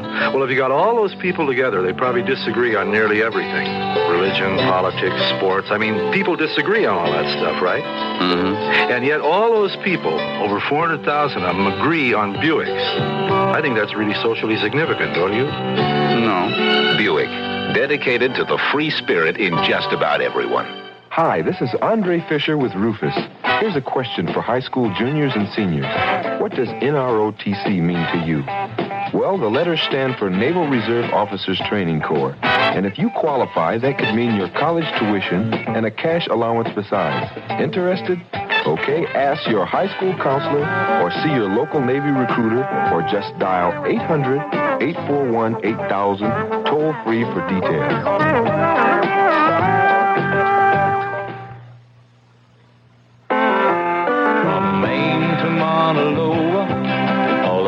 This great big land, there's a neighbor who is ready to lend a helping hand when a hurricane is brewing, when an old man needs a friend, where there's suffering, where there's trouble, there's a friend you can depend on. From Maine to Mauna Loa, all across this great big land, there's a neighbor who is ready to lend a helping hand when a hurricane is brewing, when an old man needs a friend. Where there's suffering, where there's trouble, there's a friend you can depend on. Red Cross is the good neighbor is you. You and I know that death is no respecter of time. It often comes unbidden, unexpectedly. even fiercely and murderously. So, get your pith helmets, your sunglasses, your axes, shovels, and all the other paraphernalia you will need to join us in Dig Me Deadly. Young man, why aren't we on a road? Why do we have to cross the desert? Because it's the fastest way to where we're going, Detective Scrubshaw. Not Scrubshaw, Trubshaw. Trubshaw. Detective Claudia Trubshaw. And I'd bet your last toothpick, which I wish you'd take out of your mouth, that we're really crossing the Rocky Mountains. They're in Colorado. This is Arizona. I know it's Arizona, Sheriff Wiley. It's where I came to spend my vacation with my sister before you showed up with all your hornswoggling. Oh, ma'am, I did no such thing. Now, what else would you call it? I came here to get away from L.A. and all that smog and to breathe in the pure, fresh, clean air of Tucson. Now, thanks to you, I've got more sand in my mouth than the whole Sonora Desert. That's Mexico. This Arizona. I've got news for you. It's left Mexico and settled in my lungs. Now, do you mean to tell me that in the entire state of Arizona there isn't a police officer, anybody who can cover this case, that you had to drag me into this no woman's land? Those are my orders, ma'am. But why would my boss in Los Angeles assign me to an Arizona case? Well, I guess he knew you were in the neighborhood. That makes as much sense as kissing one of those cactuses. They're called saguaros. Now stop changing the subject. Now, will you tell me where we are going? Like I said, west of Naco. Good for you. You have advanced to the next plateau. And why are we going there? Because that's where they're digging. Superb. Now, who are they? The kids that are digging. Wiley, did you ever have your IQ tested? Not so as I know. Well, don't. It's probably lower than Death Valley. And I know that's in California. Now, why are they digging? For dead bodies, I think. Stop this car at once. Well, what's wrong, Detective? Now, I'm not riding another minute until you tell me what this is all about. Well, what more do you want to know? Why I'm sitting in this rolling junk heap on my way to West Naco or wherever. Well, there are these kids there. What kids? These kids from some school near L.A. Every summer they come, and they dig up things that are supposed to be real old. In other words, students working on an archaeological dig. Never could pronounce that word.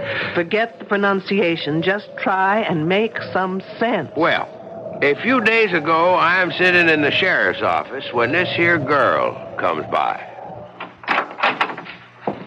Excuse me. Sure, miss. Come on in. Is the sheriff here? Well, the truth is, there is no sheriff. Then who's in charge? Well, I guess I am. Sergeant Deputy Sheriff, you could say, and name is Wiley. I'm looking for help. That's why I'm here. What can I do for you? But you're not a real sheriff. Well, I don't get paid for it, but they give me the badge. Why don't you try me? I'm one of the students working at the Broadfields. The dig. Why don't you sit down? And there's some trouble there. And what kind of trouble? Well, that's just it. I can't tell exactly, but someone's following me. Wherever I go, I have the feeling someone right behind me or hiding and waiting to do something to me. Something terrible. Isn't there anyone in charge? Oh, Professor Wilkerson. But he says I'm imagining things. Well, now, have you ever really seen anyone following you? No, but only the other day someone went through my bureau and my luggage. And are they messing? No, but things were all messed up. Uh-huh. Now, what's your name? Rogers. Edith Rogers. Miss Rogers. Now, do you have any idea why somebody'd be tailing you or looking through your things? I think someone's trying to kill me. Kill you? Hey, that's serious. Why would anyone want to do that? Because they're afraid of me, scared of what I could do. Well, you don't look like you could trouble a horned toad. What are they scared of? Well, you see, no, I can't tell you. If they found out I came here, they'd do it faster. Anyway, you can't help me. Maybe nobody can. Hey, wait a minute. Wait there.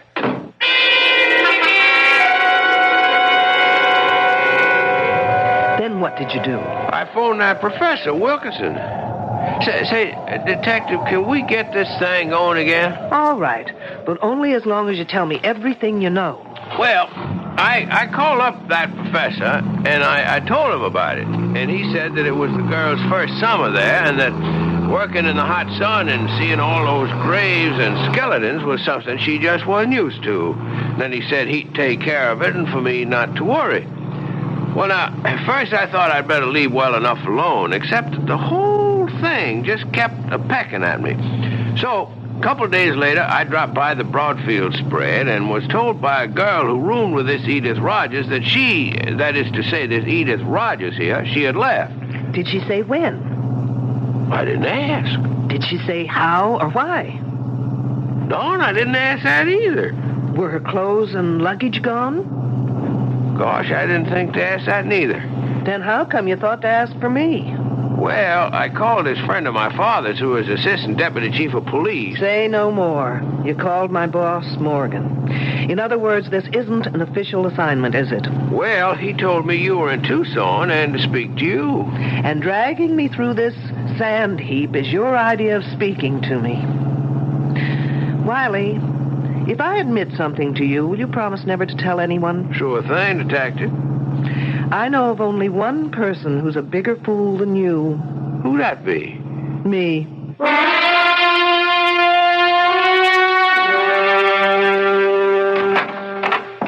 Detective Troopshaw? I'm Julian Wilkerson. One of the students tells me you'd like to see me. Only in an unofficial capacity, Professor. If you can be of assistance, fine. If not, I'll understand. Well, I'll try. Professor, this is Sheriff Wiley. Oh, yes, how do you do? Hi. What's it all about? The Rogers girl. I understand she's not here any longer. Yes. I knew that girl would be more trouble than it was worth to bring her out here. Then why was she here? Oh, she was thinking of archaeology as a major. You see, she apparently comes from a difficult home. She had nothing to occupy her this summer, and the dean asked me if we could fit her in. Try to make her feel she belongs to something. A group. Apparently it didn't work out. No. She moped a lot. Got depressed, suspicious. Felt she wasn't wanted. I did everything I could. I got two of the nicest girls to room with her. Who are they? Oh, Janine Boulanger, a French exchange student. Specializes in atomic physics. And Susan Lathrop, a straight-A student, very outgoing, very bright. Were there any young men? Yes, and I didn't like doing it, but I got Jimmy Trumbull to spend some of his free time with her. He's our prize. He's a brilliant fellow. We call him our Libby. Libby? Well, now that's a girl's name, eh? Wiley, you're famous for not asking questions. Why not live up to your reputation? Professor Libby developed the carbon-14 dating system. Oh, he did he? Yes. Anyway, Edith didn't take to the work or to anyone. It's no surprise that she just dropped out. Are her belongings still here? Well, I wouldn't know, but Susan would. She's in the specimen shed next door. Let me call her. Sue? Sue Lathrop? Yes, Professor? Well, can you come to my office for a minute? Wiley, why don't you do something constructive, like seeing if you can get me something to wash down this sandstorm I swallowed, thanks to you. Sure thing. Detective, anything special? Just something soft, wet, and cold, please. I'll be back in a minute. Oh, sorry, miss. I didn't mean to knock. Oh, that's all right. Susan, I'd like you to meet Detective Troopshaw. A detective? From the police? Yes, but not on official business. What for, then? I was wondering if Edith Rogers' belongings were still in her room. Oh, Edith? Oh, no. She took everything when she left. When was that? Oh, about 4 or maybe 5 days ago. I'm not sure. Do you have any idea why she left? Not really. She didn't tell anyone she was going, but then she just didn't get... Well, what can I say? Susan's trying to be discreet. The fact is, the girl just didn't belong. Did anyone notify her family? I know I didn't. We just assumed that she hitchhiked her way home, or perhaps to one of the youth communes around here. Then, at this point, we don't know if she left or disappeared. But what would make you think she disappeared?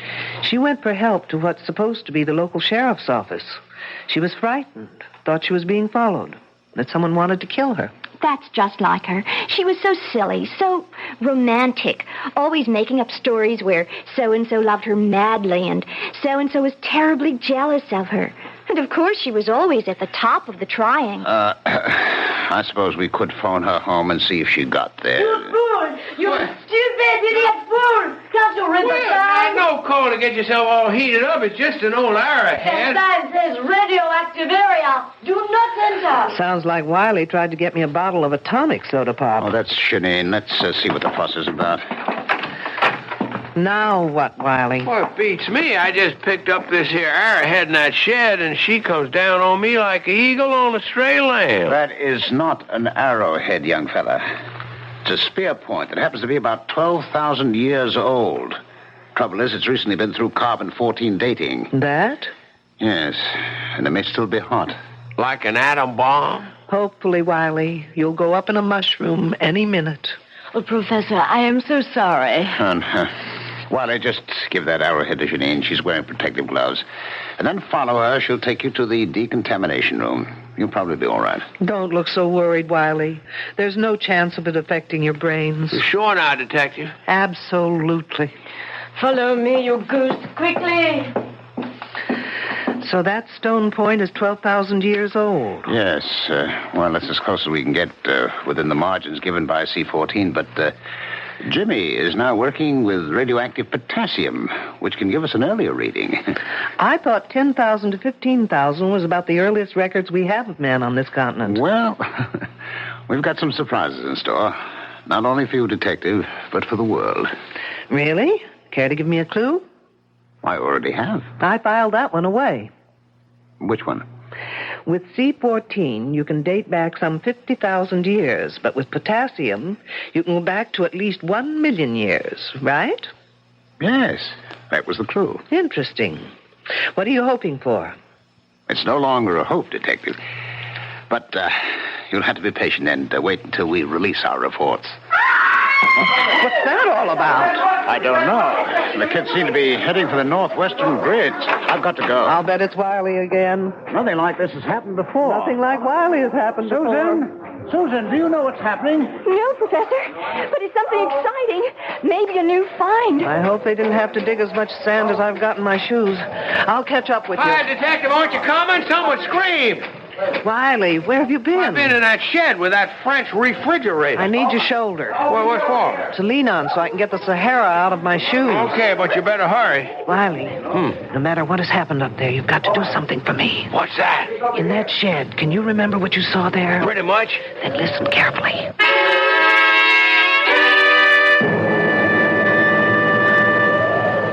Oh, bon Dieu, it's a woman's hand. And I know whose it is. By the ring. The silver band. Well, whose is it? Edith Rogers. Oh. All right, no one touch anything until Detective Troopshaw gets here. A detective? How did a lady detective get in here? Okay, kids, one detective coming up. Let me through. Yes.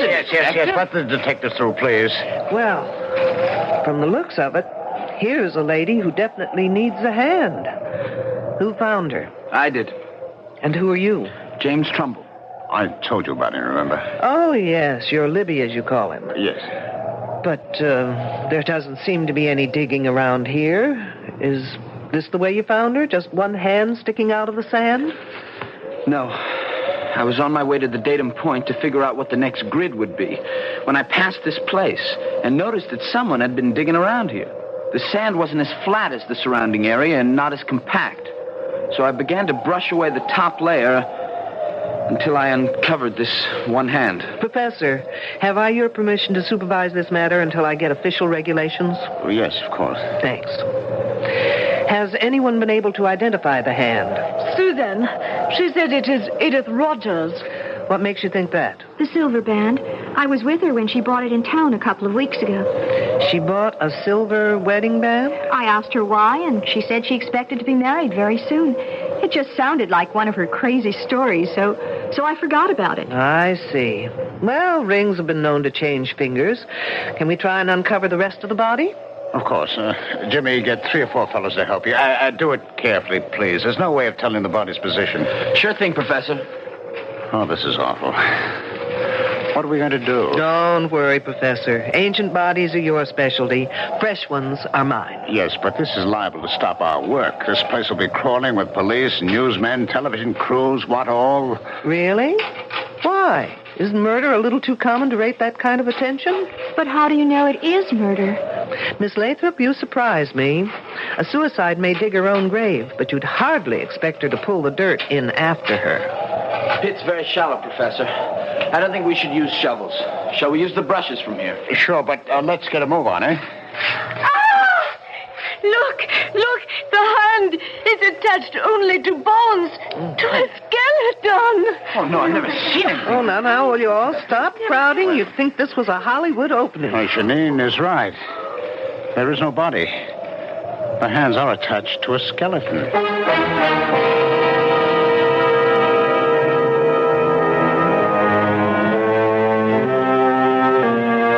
Fully fleshed hands attached to a body that is nothing more than bones, a skeleton.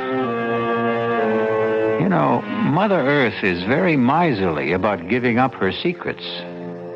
But little by little, man has dug them out of her. But never before has there been this kind of puzzle in which the hands belong to the present and the body to the past. We'll be back shortly with Act Two. Electrical appliances are extremely useful time-saving aids. But without proper precautions, they can be instruments of destruction. In fact, government statistics show that 80% of all electrical appliance accidents are due to carelessness. Underwriters Laboratories consumer safety expert Janice Farr says there's an easy way you can help avoid contributing to that 80%. That's right. I strongly recommend that you read and heed your appliance instruction booklets.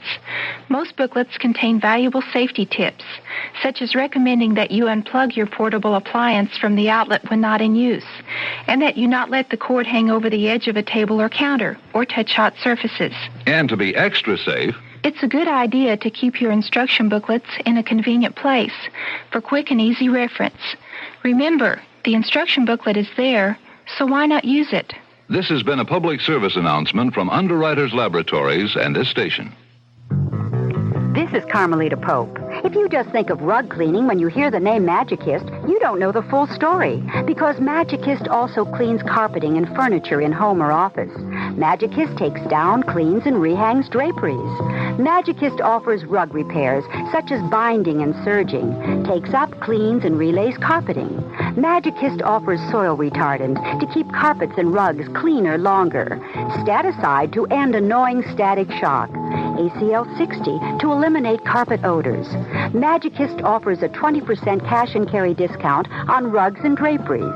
Magicist sells new and unclaimed rugs and offers Saturday service, commercial cleaning rates, and welcomes bank cards.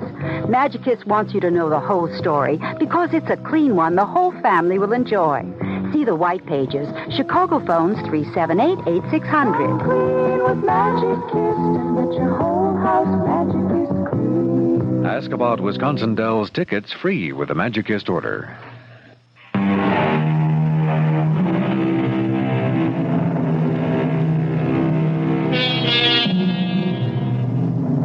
We return to our dilemma. The question is, what is a bunch of young, bright college students going to do about a body that has fully fleshed hands attached to the bones of a skeleton? And what is our lady detective, Claudia Troopshaw, going to do with this seemingly improbable corpse? Yes, Captain. You've got to tell me under whose jurisdiction this case belongs. No, there is no local police department. The hands may be the Roger girls, but the body, wait till you get this, it's a skeleton, and the professor tells me it's over 2,500 years old. Stop yelling. I know it sounds crazy, but they just did a C14 test on one of the bones, and that's the result. 2,500 years old. But not the hands. Whose case is it, I want to know? Mine? Why mine? Well, will you get in touch with the FBI at once? No, I can't use anyone here to help me that's already here. Why not? Because they're all under suspicion. That's why not. Lunkhead.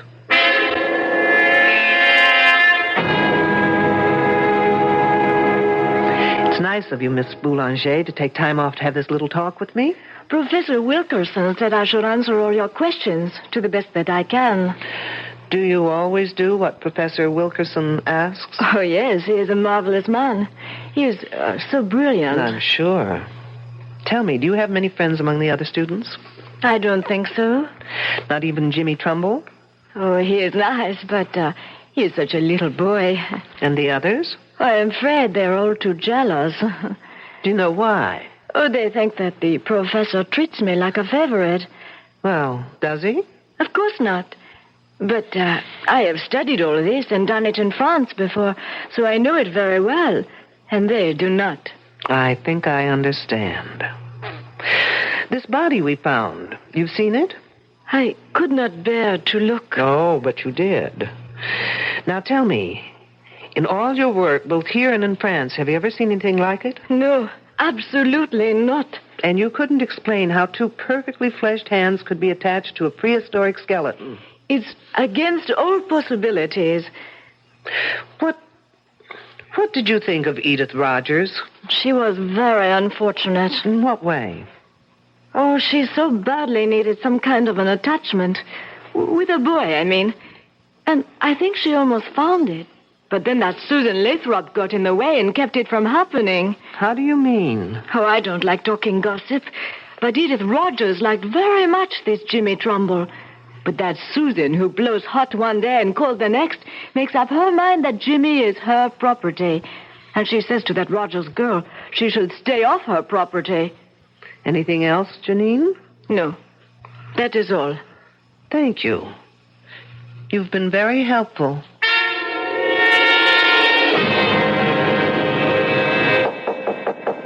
Come on in. Oh, hello, Jimmy. Hello, Detective Troopshaw. Professor Wilkinson says you want to see me. I have just a few questions that may or may not help clear up some of your problems. My problems? No, not yours personally, but the outfits. But where's the problem? Well, if those hands belong to Edith Rogers, it means she's dead. And that, I'd call a problem. This whole thing's crazy. It's some kind of gag. I mean, it's not possible for a skeleton of someone who's been dead for over 2,000 years to have the hands of someone who was alive a week ago, or less. Did you see Edith Rogers about a week ago? Yes, ma'am. I understood you were one of the very few who was sort of interested in Edith Rogers. Well, I was sorry for her. She was lonely and frightened. Did any of the others talk to you about her? No, but Edith had a lot to say about us. Can you give me some idea? Edith thought Susan was a fake, that Janine was phony, and the rest of us pretty silly digging away in over 100 degrees temperature. She just didn't understand why we were doing it. Didn't that make you wonder what she was doing here? Oh, sure. But she was lonely, and she would have done anything to be anywhere. Oh, say, I almost forgot. Something funny happened this morning, and I meant to tell you about it, but with all the rumors and gossip, well, it just slipped my mind. What was it? On my way to the grid we're working on, I ran into this Indian, a really strange guy. He was dressed in some weird Mexican costume and had long, drooping mustaches. And he asked me in this queer accent if I knew where Minnehaha was buried. Minnehaha? Was he kidding? Who knows? When I told him I didn't know, he became very sad. And he said his name was Tepexpan, and that his wife had died 10,000 years ago. Tepexpan, no less. The name's sort of familiar. Oh, come on, Jimmy. Even I know that for years the Tepexpan man was considered the earliest specimen of man found in the United States. Oh, of course. What else did he say? Now, let's see. Oh, I wrote it down here. Here it is. He said, "She who seeks shall find the answers in her mind if she can find the man that is called Tepexpan." You're putting me on. No, I'm not, honestly. And then he said that she would find the star of Tepexpan in the south of Tuxpan. Can I have that paper, Jimmy? Of course. Thanks. Tepexpan my foot.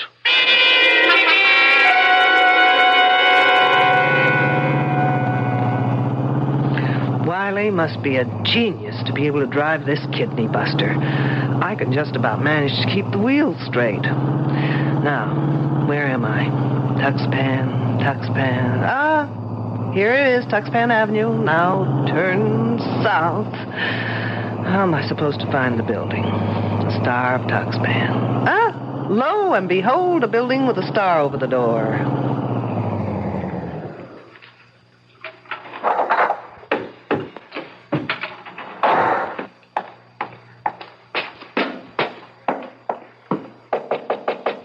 Enter in peace, oh ancient squaw. I'll fix that one's TP.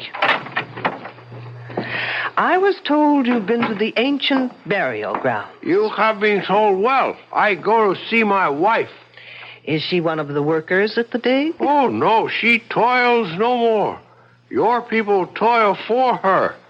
Hit me with that one again. She has been dead for over 10,000 years. I thought it was 2,500. But what's a few years in a romance that's lasted that long, right? Her spirit gives me many answers to my prayers. Do the answers to mine happen to be among them? Well, if you open the pouch, I will place a magic message within. Gracias, senor. It is but the will of the gods that I obey. Incidentally, Senor Tepexpan, the next time you speak to the spirits of the gods, find out the name in Indian for fruitcake. As ancient squaw commands. And take that silly toothpick out of your face.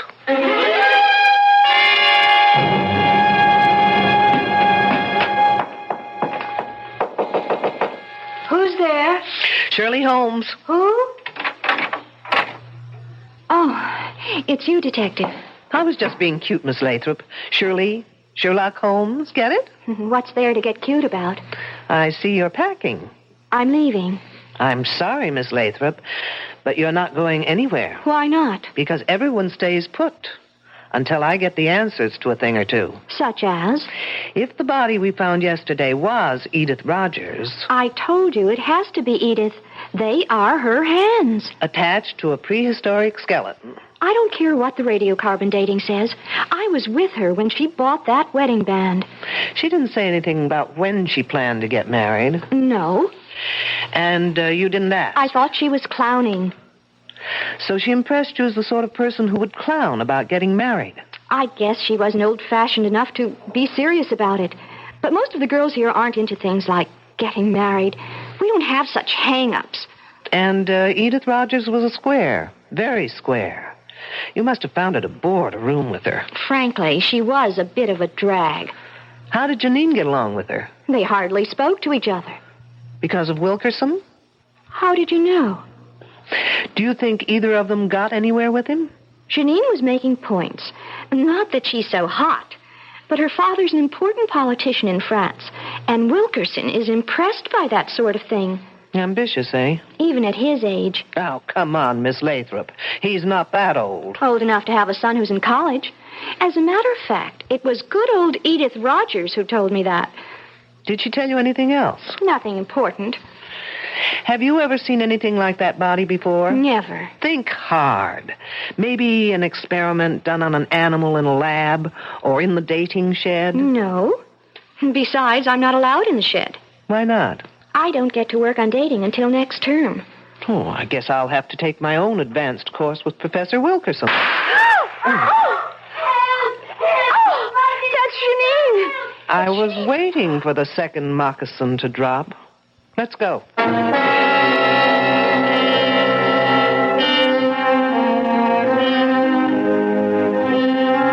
It is written in the book of Proverbs, and wisely, I believe, that whoso diggeth a pit shall fall therein. Our problem is that all our characters are diggers in pits. Even our ardent detective Claudia Trubshaw has been digging through level after level, but getting seemingly nowhere. I'll be back shortly with Act 3. Well, sir, I see you're one of the many people who bought a new Buick Century. That's right.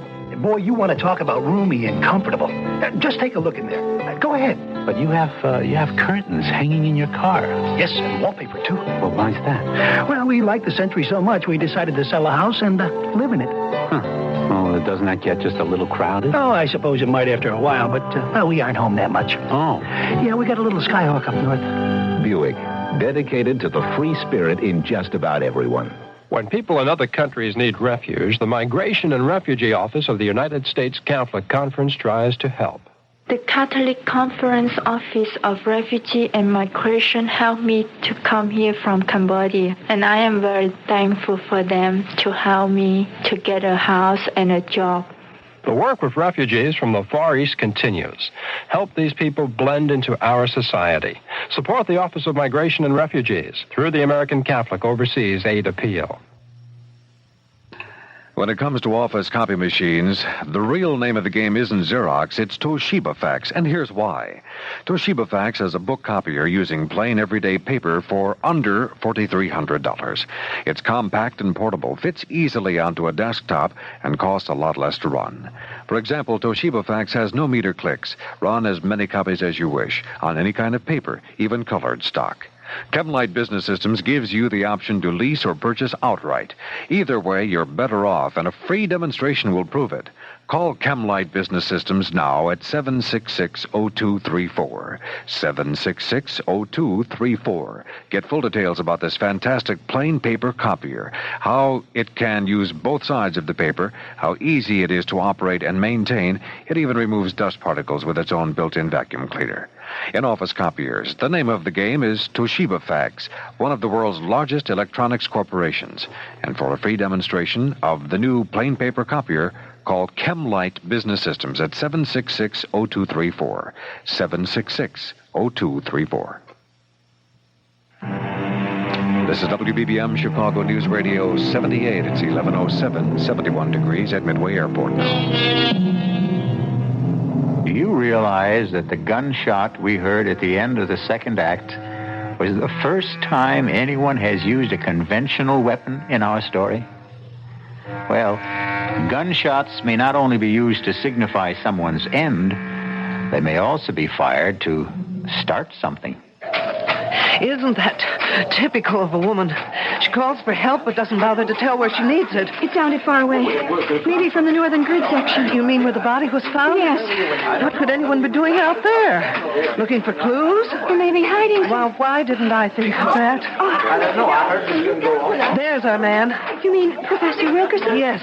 Hey, Professor. There, Detective, over here. There he is. He turned on his flash. Professor, hold it a minute. Let me catch my breath. Did you hear Janine call? No, I was covering grid S42. We were working late there. Are you sure it was Janine? Pretty much, unless someone's imitating her accent. We don't know from where she called. I think it came from that north grid. First we heard what may have been a gunshot, and then we heard La Belle Janine calling for help. Hey, has everyone around here gone bananas? They say they heard a gunshot. Detective Troopshaw says Janine cried for help. And where were you, Mr. Trumbull? In the barracks, doing some research. Well, anyway, the detective thinks that Janine is locked in somewhere. Well, how about the lab shed? I think her in the tank. Come on.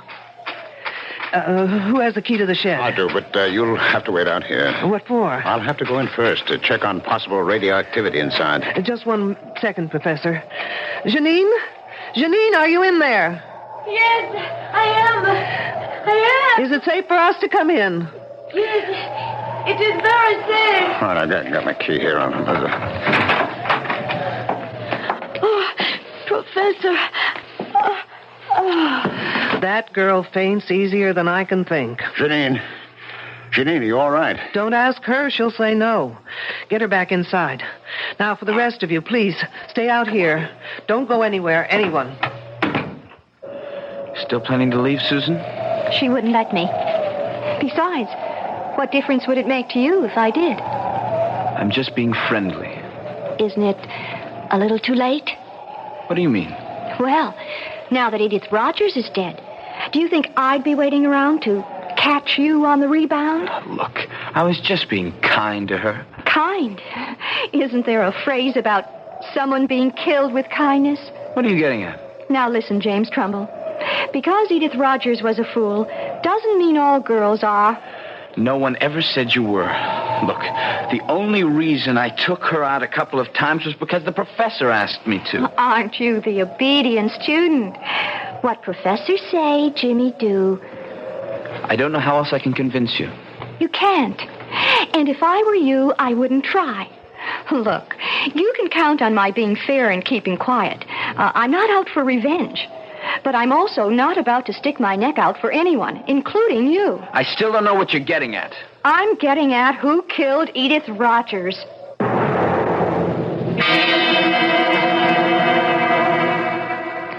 I don't know why it is, Professor, but I've never seen a woman in a faint whose legs didn't look lousy.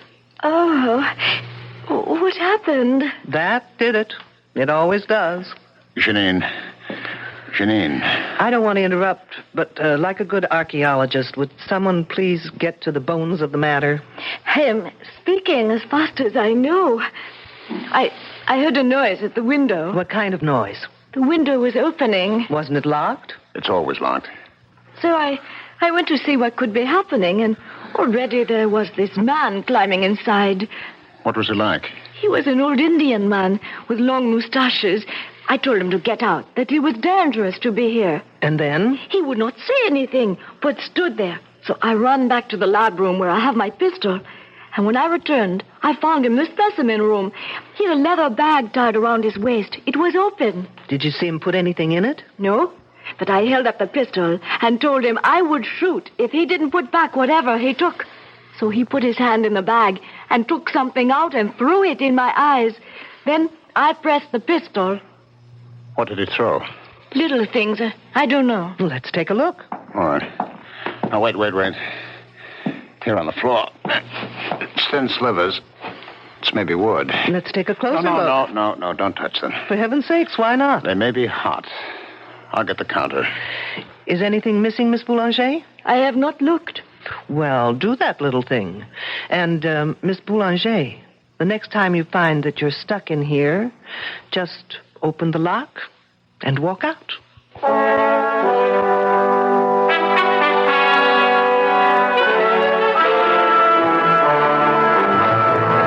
Okay, folks, time has come to stop playing games. What kind of games? The game where one hand washes the other. Now, since you've got seniority, Professor, we'll start with you. What kind of a game could I possibly be playing? Well, as a professor, you're a great show. As a poker player, you're stupid. Oh, really? You don't know how to bluff. Remember how you insisted that spear point Wiley took from the shed had to be radioactive? Well, you were lying. How dare you? When it comes to the truth, Professor, I'm very daring. That spear point was in perfect condition. If it had been dated, a piece of it would have had to be missing. How could you know that? What do you think they teach us at the police academy? Home economics? Now, putting it simply, the less carbon-14 in an object, the older it is, right? That is correct. And the older, the more valuable. Sure, that's what we're here for. To find evidence leading back to the first human being in America. And when you can't find it? Well, then you can fake it, can't you? What do you mean, detective? There's no dating equipment in that shed. You are preposterous. Wait till you hear how preposterous I really am. Only 2 people have been allowed in that shed. You and Miss Boulanger. Yes, those are the rules. Well, a certain friend of mine broke those rules. Senor Tepexpan, if you please. Hey! Mexican, how about that? Now, if you'll just get rid of those tired handlebars from under your nose. Glad to. They sure itch. Wiley. The sheriff. The one who asked me questions about Edith. Right. And he got into that shed not to take things, but to return them. Didn't you, Wiley? I sure did. But, what did you take that had to be put back? That old spear point and the nozzle on that machine. The head? The bombarding head? And I took them both to Tucson to have the experts there take a look at them. And they confirmed my best suspicions. Professor Wilkerson, you and Miss Boulanger were faking your specimens, making them older. That's one accusation I won't buy. You can always return it for credit when I open that department. Meanwhile, you were bombarding those specimens repeatedly, trying to get them to date more than 50,000 years. Professor, did you do that? I just can't believe it. Why not, Trumbull? You invented the machine. Well, only by accident. It was a fluke. And you told your esteemed professor about that fluke, and he told you to keep it under wraps. Yes, I did keep it under wraps. I never wrote a paper. Well, how did they know about it in Tucson? Well, I sent them a report, but only for their opinion. Trumbull, you're a damn fool. You know, Professor, you're just plain not nice. Here we girls spend fortunes trying to keep young, while you try to make a fortune aging us. Which brings me to Edith Rogers. Of those present, only Wilkerson, Trumbull, and Miss Boulanger knew how to operate that machine. Oh, no, wait. No, they ought to be arrested at once. You'd like that, Miss Lathrop, wouldn't you? It leaves your hands clean, so to speak. Now, listen, Detective, I had no reason. Getting her pregnant and being blackmailed to marry her isn't a reason? Come off, Professor. He did? The professor? Surprised, aren't you, Miss Lathrop? But why would I want to hurt that Edith Rogers? You knew she had something on the professor, else she wouldn't have been here. But when you heard about the wedding ring, you thought you just might lose not only your professor, but more importantly, that machine. I'm sorry. What's going on here? I'm all lost. So am I, Trumbull, when it comes to you. I can't figure what you had to do with all this. Well, he may not be that innocent. He did try and make time with Edith Rogers until she dumped him. That's not true, Susan. You're calling me a liar? I think you and your two pals are all to blame for that girl's death. You all deserve to be murdered.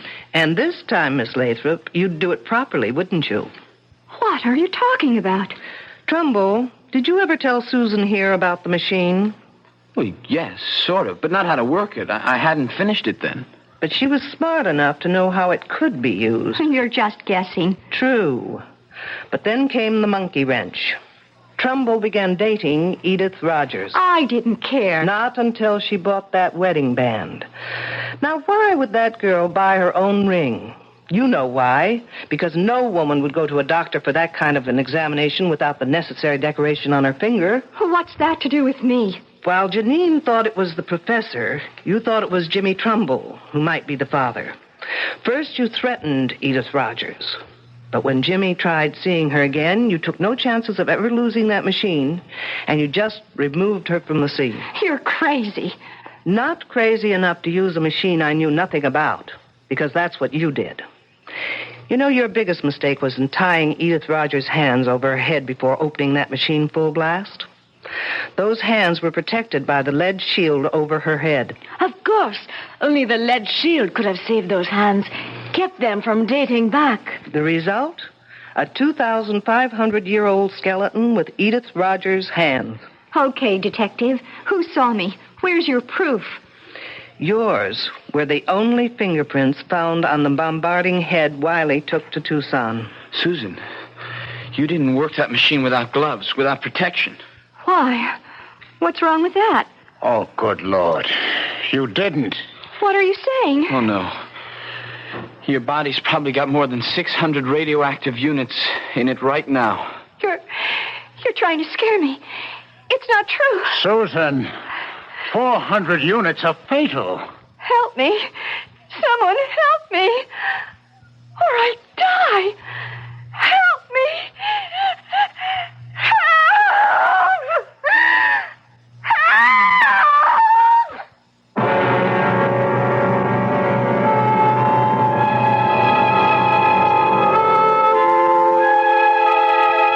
Obviously, Miss Susan Lathrop got a dose of the same medicine she gave Edith Rogers.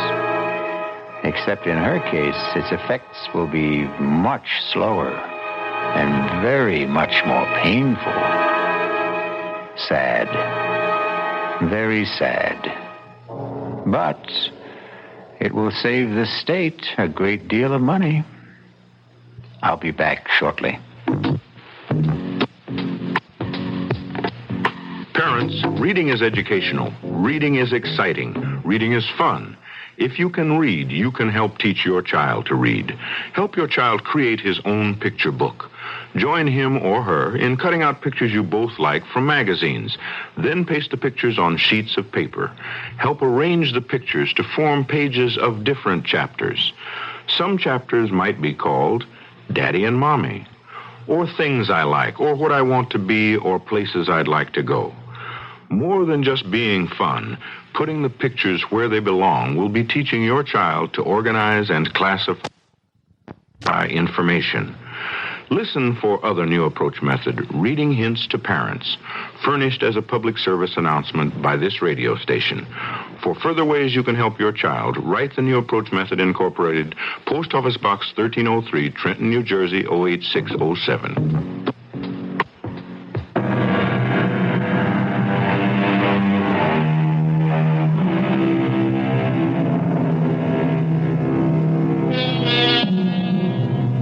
Here's a little thought to take to sleep with you.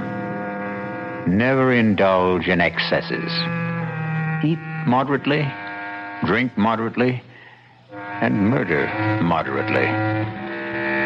Our cast included Louise Larrabee, Mason Adams, Ralph Bell, Corinne Orr, Ann Costello, and Christopher Tabori. The entire production was under the direction of Hyman Brown. And now, a preview of our next tale. Accidents happen every day. A foot may slip, a tile could fall, and the only guilty party would be the wind. How, Laurent? How? Trust me, my angel. I shall find a way. Did you hear anything? Outside the door. It sounded like Madame's cat, Francois. How could that be? He may have followed me here. Shh. No, quiet. Nobody. It's not a thing. It was only in our imagination. But why should we have both imagined the voice of Francois at the very same moment? Oh, hold me close, Laurent. I'm very afraid. This is E.G. Marshall inviting you to return to our Mystery Theater for another adventure in the macabre. Until next time, pleasant dreams.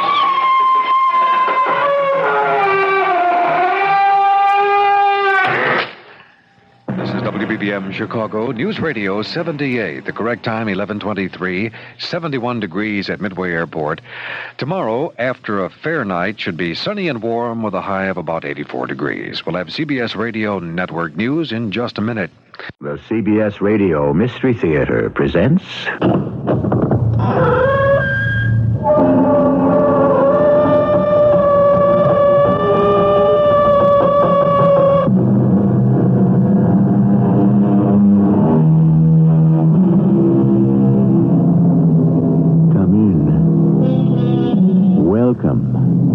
I'm E.G. Marshall. Those of you who have attended performances in the Mystery Theater know that there are certain tales that particularly entrance and intrigue me. They deal with the unusual, the unfamiliar, the unexplainable. So I have turned today to that master of mystery, Wilkie Collins, who has a habit of coming up with a story that always makes me say, why, that's not possible. Or is it?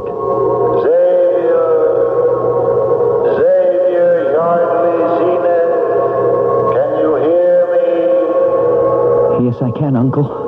It's me, Xavier. Are you a ghost? Why didn't Father Daly bless my coffin? I wanted him to, Uncle. But he refused. Absolutely refused. Why, Xavier? Because he said you didn't die a natural death. You must make him bless the grave, Xavier. I cannot rest until he does.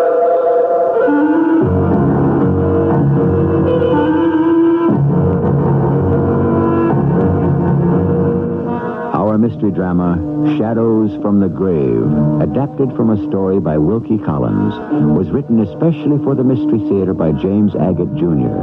and stars Christopher Tabori. It is sponsored in part by Sign-Off, the sinus medicines. I'll be back shortly with Act One. Maxwell House's coffee you can count on.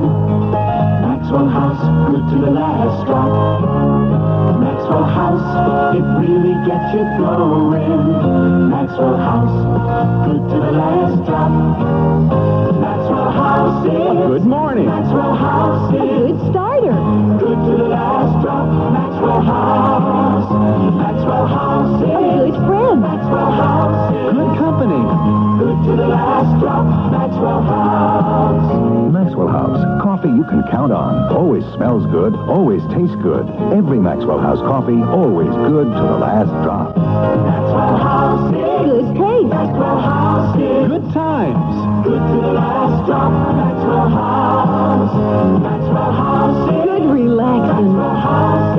Good coffee. Good to the last drop. Maxwell House.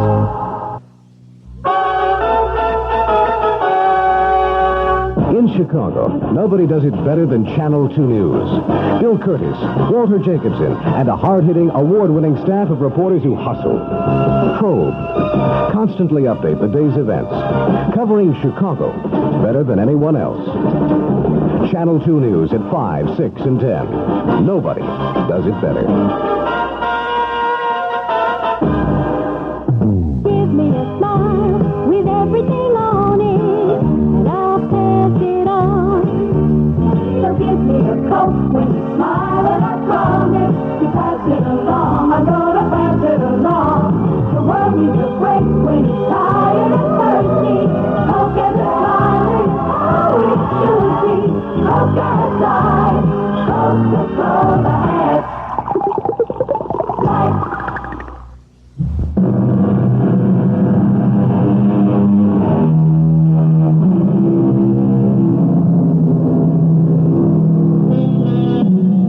One invariably associates the mysterious with lonely old houses, strange, small, inbred towns, peculiar characters. And I have to admit, this story follows that pattern. The man who told it to me is one X.Y. Zenith.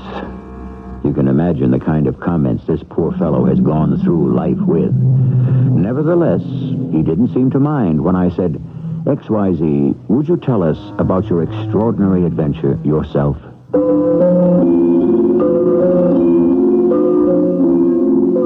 Having been christened Xavier Yardley Zenith and suffered with those initials all through school in California, I decided that when I got to the job age and became very good in photography, to open up a studio of my own. Call it Zenith of Hollywood. Not an unusual word in Hollywood, where everything is the top, the best, the ultimate, the zenith. Two things occurred in April of this year which totally changed my life. One, I planned to marry. And two, I got a note from my Uncle George, who lived in Fresno, to come see him on what he called a matter of some importance. Hello up there. Uncle George. It's me, Xavier. What are you doing up in that tree? Xavier, welcome, my boy. I've just about sealed up this hole in the tree. Here, give me a hand. Steady. Pretty spry for a man of my age, don't you think? You've never been up this way before, have you, Xavier? Not since I was a child, Uncle George. Oh, that's right. I remember now. This beautiful house hasn't changed. My father built it in memory of Queen Victoria. Well, what happened to this big old oak? Struck by lightning? No, it's the woodpeckers and squirrels that make all these holes. I've just had it with the noisy beggars. They jump from this tree to the top of the porch, and then they run along my bedroom window, making the most infernal racket you can imagine. So I've just been sealing up a few of their nesting places. Let them find apartments elsewhere, I say. What about that big hole on the other side of the tree? Maybe tomorrow I'll mix up some more cement.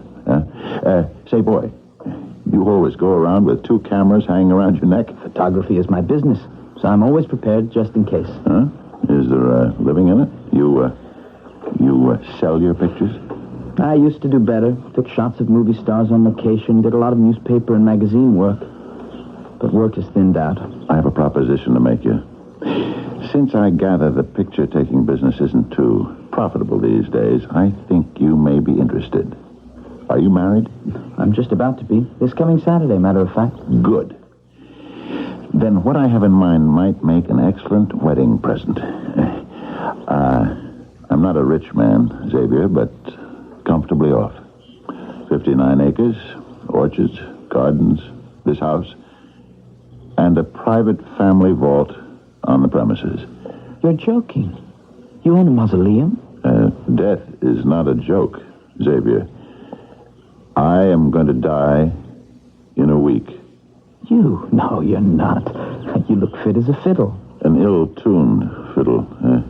No, death is only a few days off for me. I've known it would come to this for some time, so it's no surprise. I'd like to show you where I'm going to be buried. Here we are. That's Carrara marble and Vermont granite. Those two locks on the bronze door are an invention of mine.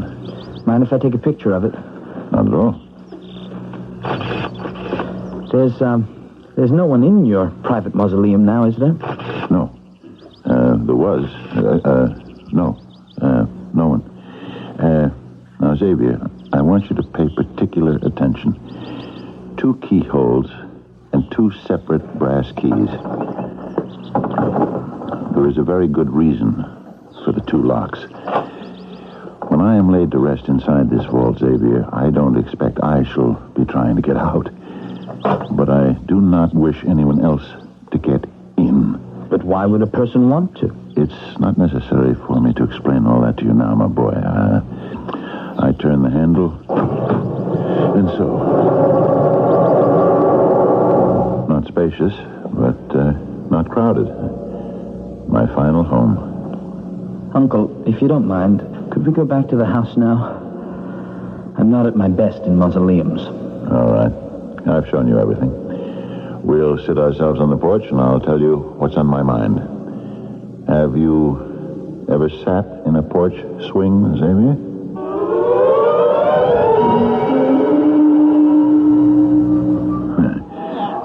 Comfortable?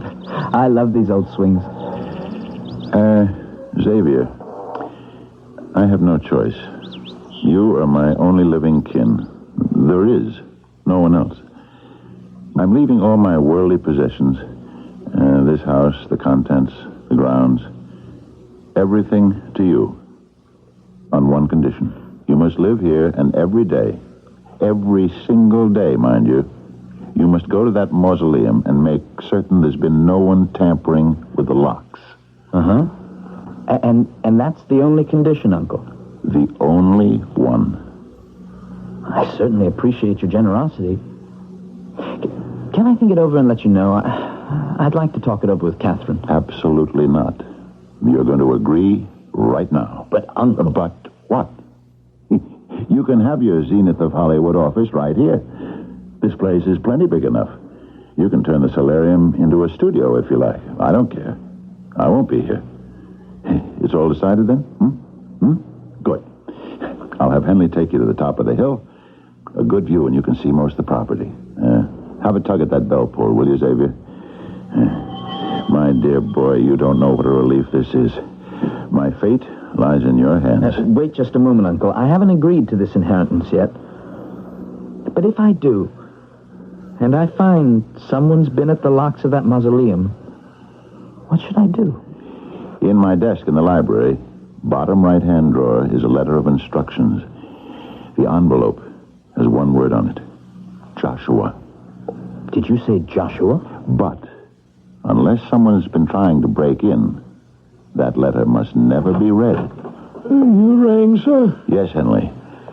This is my nephew, Xavier Yardley Zenith. He's going to be living here. I want you to acquaint him with the property. Very well, sir. Goodbye, Xavier. I shall not be seeing you again. Have a good walk. Well, my dear Joshua, your old friend George Zenith has found a way to outwit you. Do you hear me, Joshua?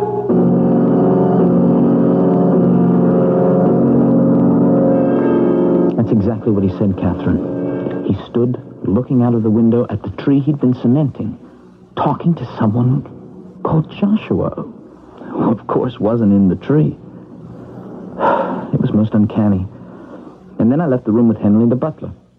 How well do you know your Uncle George? Only slightly, I'd say. So then you have no idea what he meant by, Joshua, I'm going to outwit you now. Not the vaguest. But the important thing is, Catherine, do we want to spend the rest of our lives in a Victorian white elephant with a cook and a butler? Our lives? Well, that's the deal if I accept. I have to guard that mausoleum every single day. Darling, let's forget about this crazy Uncle George of yours. We're getting married Saturday. That's enough to think about for now. If your uncle wants to leave us his big old house in Fresno, fine. I love old houses, especially when it's a free gift. You didn't promise anything, did you? No, I didn't. Saturday, Catherine and I tied the knot. Nothing fancy, just a few friends at the registrar's office on Hollywood Boulevard. About a dozen of us drove out to Laguna Beach for a wedding breakfast, and we just got around to toasting one another in California champagne when my service tracked me down and left a message that Uncle George had died. And would I come back to Fresno? I'm Father Daly, Mr. Zenith. Your uncle came occasionally to our church. Father Daly, this is my wife, Catherine. How do you do? I'm sorry this sad occasion has brought us together. Not a very auspicious first married week, is it? It's hard to believe. He seemed so healthy. And when he talked about being dead in a week... Did he? Yes. Well, I thought it was his macabre sense of humor. How do you suppose he knew?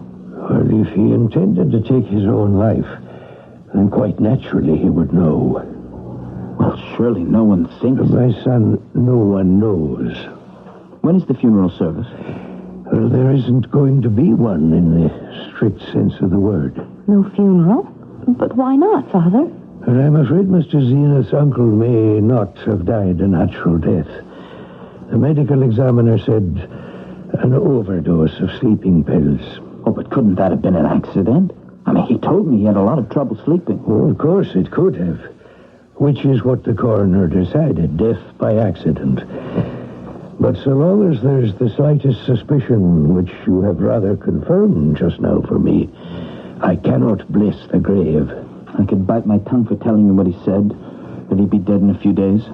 Had you kept your uncle's intentions secret, that indeed would have been a mortal sin.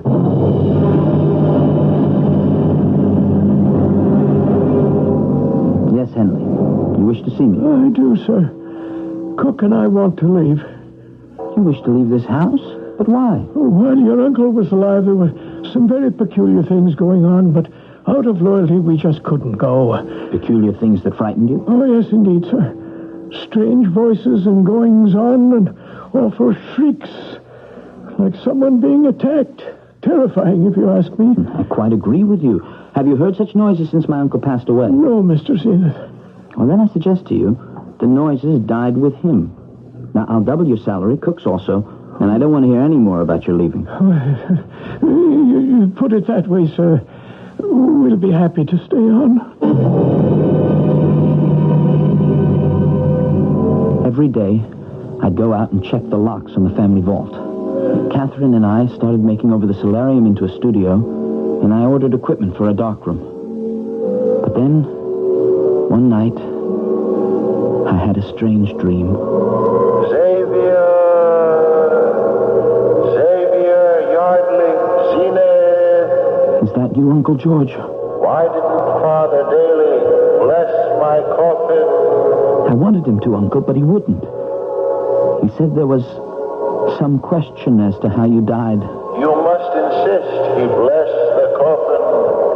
I cannot rest until he does. Uncle George, am I really talking to you? Or am I imagining things in my sleep? Promise me you will make Father Daly bless my remains. Otherwise, I am lost. I am lost.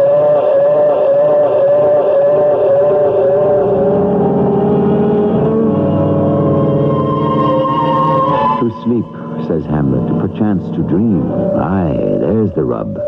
For in that sleep of death, what dreams may come when we have shuffled off this mortal coil must give us pause.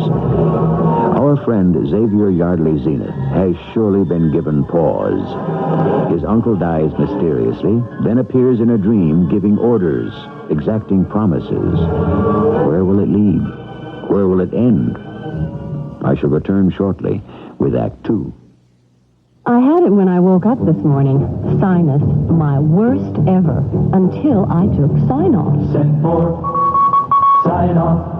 Sign-Off gives you all the pain relief of aspirin, plus relief from sinus pressure, congestion, even postnasal drip.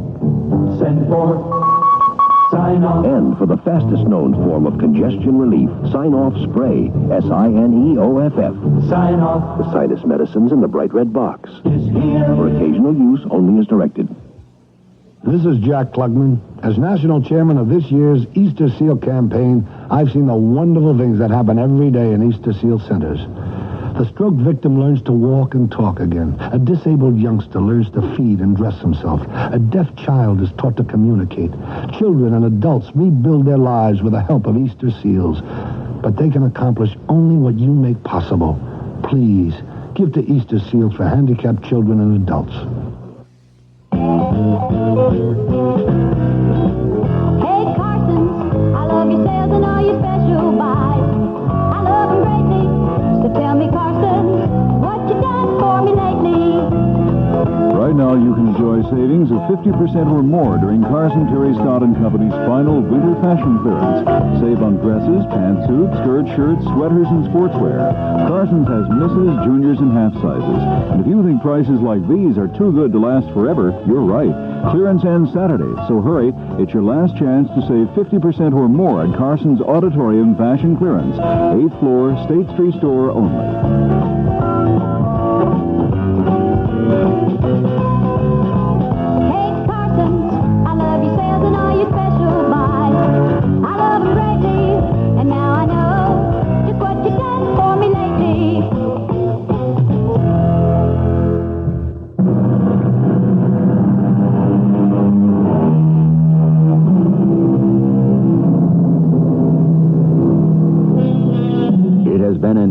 For thousands of years.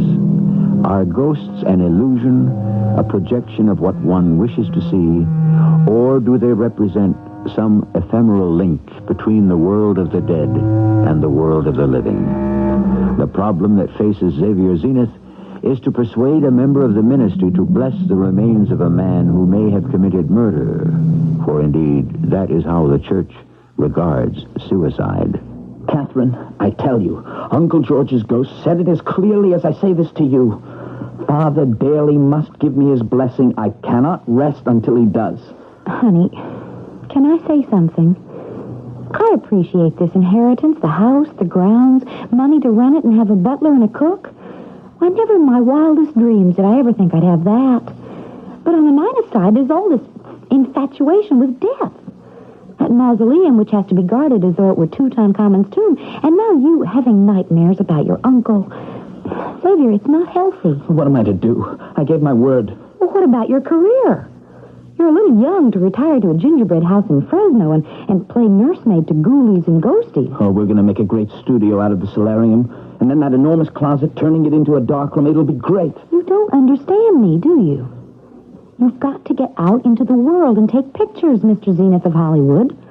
But having always to be one night away from this place so you can check the locks on a dead man's tomb is going to hold you back. I told you all this before we married, so don't throw it in my face now. What's the matter with you, Xavier? Have you no will of your own? Why, a month ago, if I told you that a ghost came to me in my sleep, you would have laughed right out loud. I'm not laughing now. You really believe you saw him, don't you? Of course I do. I was there. He was there. I heard him. And you've decided to stick it out here for the rest of your life, is that it? If I have to, I will. I think I'd better leave you alone until you cool off. I'm not letting any dead uncle get in the way of my life. And I mean it. Catherine did mean it. Next thing I knew, she'd lit out and went back to L.A. I knew where to find her all right. At her mother's. But I was darned if I'd go running after her. My dear Mr. Zenith, my hands are tied. The church simply cannot acknowledge any untoward death. Father Daly, for 3 nights running, Uncle George has appeared to me at night saying, Help me lie and rest. I cannot until Father Daly blesses my coffin. Xavier, may I call you Xavier? I wish you would. My boy, you and I are both modern men at the edge of the 21st century. For you to tell me that you're being visited by your uncle's ghost, while I won't discount it as a possibility, it's much more likely to be your own conscience worrying you to such an extent that you can convince yourself that you've seen him. You tell me it happens when you're asleep. I say to you, yes, it could. But that still doesn't make it any more than a dream. Last night, he said I should read some of the books in his library and I would understand. Go read your uncle's books. And if this brings you peace of mind, then you'll know whether his appearances are fact or fancy. That's just what I aim to do, Father.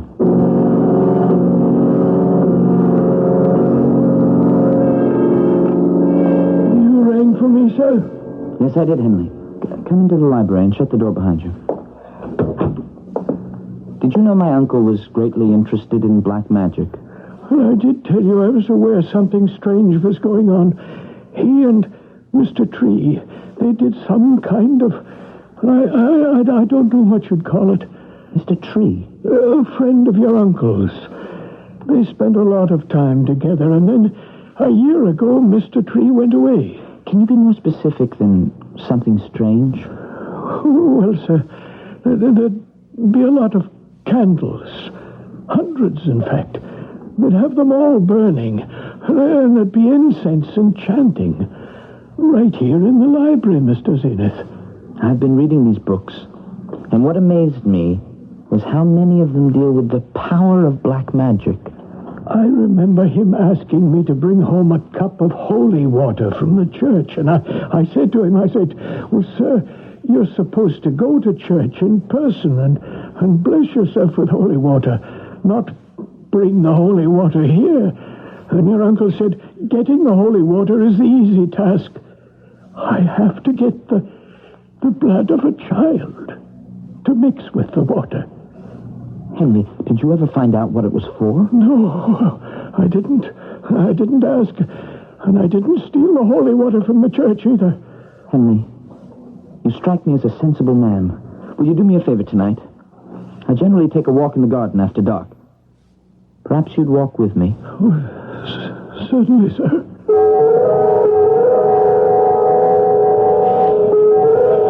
I see you brought your camera, Mr. Zenith.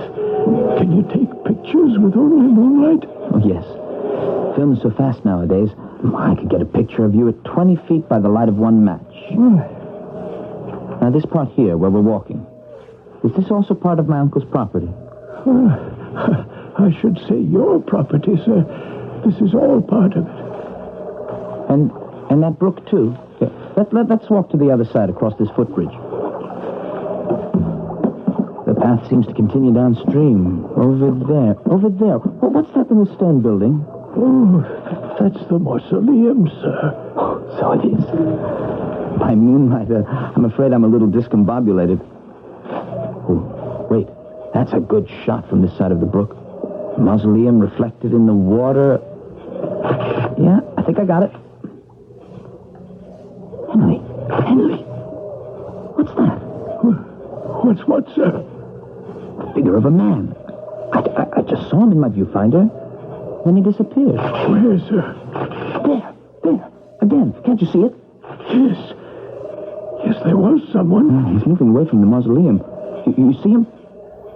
He's wearing a long cape almost to the ground. Can you see? A long cape? Oh, no. Excuse me, Mr. Zenith, but I must go now. No, just a minute. What is it? Sir, will you please let go of my arm? Yeah, I will when you tell me. Now, do you know that man? He's come back. Oh, I never thought we'd see him again. Henley ran off. I followed the man in the cape, keeping my distance across the brook. He seemed to glide over the earth. I ran across the footbridge towards him, and then he disappeared. I turned back to the house, and suddenly there he was, standing against the big oak tree. And then he He seemed to melt right into it. I do apologize, Mr. Zenith, for my behavior last night, leaving you like that. Yes, I was rather puzzled. You're a photographer, sir, and so I have something to show you. This snapshot. Do you see that, man? Yes. It's very like the thing I saw last night. A hunched-over man with a long cape. What? It looks like he's talking to someone. Someone out of camera range, possibly. Well, that's the peculiar part of it. He was talking to someone. I took a picture of the two of them. But the other man's not in the picture. Are you saying this person we can't see was there but didn't register on the film? I don't think I understand. Perhaps it's better that you don't, Mr. Zenith. What about the man whose picture you got? Do you know him? It's Mr. Joshua Tree, sir, when he used to live here. And now he's come back. That's why I must beg you for your understanding and indulgence. Mrs. Henry and I simply cannot stay for a moment longer. But even if it is Mr. Tree who's come back, why must you leave, Henley? I can't say any more. I really can't. But if you want my advice, Mr. Xavier, if you value your life, you leave here also.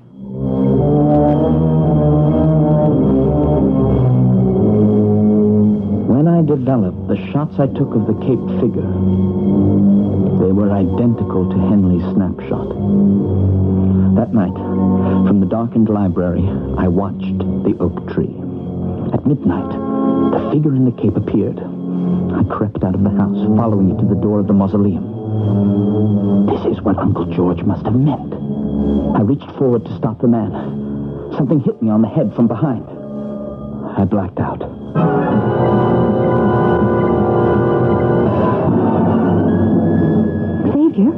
Xavier, are you all right? Oh. Catherine, what are you doing here? Am I dreaming? Don't ask so many questions. That's quite a bump on your head. Here, let me help you up. No, I can make it all right. Oh. Whew. Whoever hit me wasn't kidding. You just stop talking and lean on me, and we'll walk slowly back to the house. Catherine, this gets more mysterious every minute. But the biggest mystery is how you just happened to show up. I'm your wife, remember? I decided I was being stupid, so I came back. No, darling, you don't have to hold me up. I can make it all right. You're not going to trip and fall again while I'm around. Catherine, I didn't fall. Somebody hit me. Xavier, what are you talking about? I saw you at the mausoleum when I came out of the house. I saw you step back and fall over. There wasn't a soul in sight. You didn't see anyone near me? It's after 2 in the morning. When we get back to the house, to bed you go and not a peep out of you. You don't believe that I was hit from behind? I believe my eyes, and they didn't see a thing.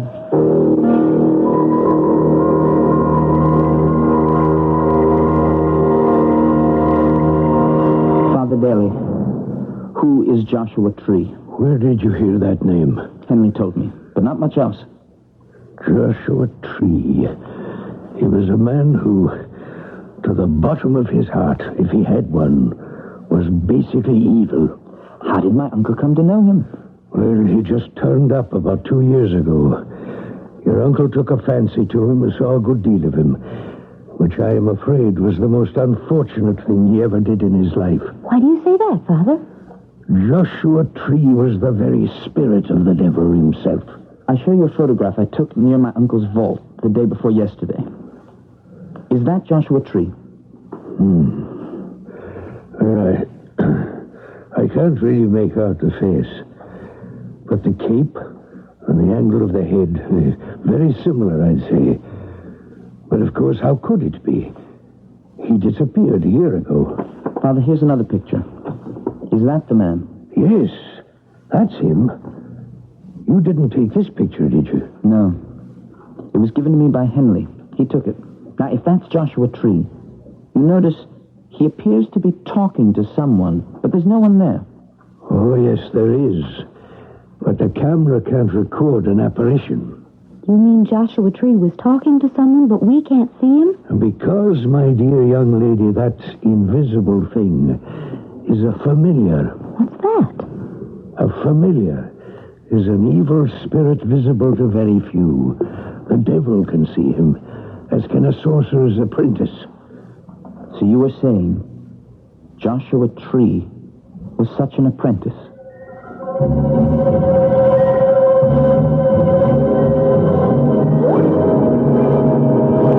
Xavier, are you in here? There's nothing here. I'll try this drawer. What are you doing? There's nothing. What do you mean, nothing? I mean, there's nothing in any of my uncle's desk drawers. He told me there was. Xavier, why don't you answer me? Because I don't have any answers. Let me see if I can get under this desk. Knock the wood. Maybe there's a secret drawer. Ah, yes, it's hollow here. Listen. One of these drawers is short. Behind it, there must be. Yeah, here. I'll pull this drawer out, and I'll put it on the floor. Then, I reach back inside. Yes, I feel something. An envelope. Well, here she be. How did you know it was back there? Before he died, the last time I saw him alive, Uncle George told me that if somebody was tampering with his mausoleum, I'd find my instructions in a letter with the word Joshua written on it. To whom it may concern... Oh, no. Oh, no. Murdered. He killed him. Lord in heaven, what are we to do now? The ghost in the play Hamlet says, I am thy father's spirit, doomed for a certain term to walk the night, till the foul crimes done in my days of nature are burnt and purged away. Is it so with our Uncle George? Is he also doomed to eternal unrest until his sins are purged and burnt away? With the end of uncertainty, I shall bring you Act 3 when I return shortly. I'm lost and lonely, scared and sad, trembling at the thought of making you mad. My love is yours, but at times you're so cold. If life's like this, take me before I grow old. This song was written by a man now serving time in a state prison. Most of the men and women in prison today were abused children, and many abused children grow up to abuse their own children. Child abusers can be helped. Find out how. Write Prevent Child Abuse, Box 2866, Chicago, Illinois, 60690. Please stop the hurt. I've suffered since my birth. Join the abused child's fight, pulling into the sleepless night. A message of the Ad Council and the National Committee for Prevention of Child Abuse. Delta is ready when you are. Ready when you are. Delta is ready to fly. When you fly Delta, you're flying an airline run by professionals. Some 32,000 professionals with just one job. That job is to make sure you have a happy trip. From the time you pick up the phone for reservations till the time you pick up your bag. All along the line, the Delta professionals go that extra mile for you because they hope the next time you fly, you'll fly Delta again. Let the Delta professionals take you from Chicago non-stop to New Orleans or Atlanta. Delta has the most non-stops to both cities. Or you can save money on your next trip to West Palm Beach. Delta's night coach fare is now just $72. Delta is ready when you are. WBBM Chicago.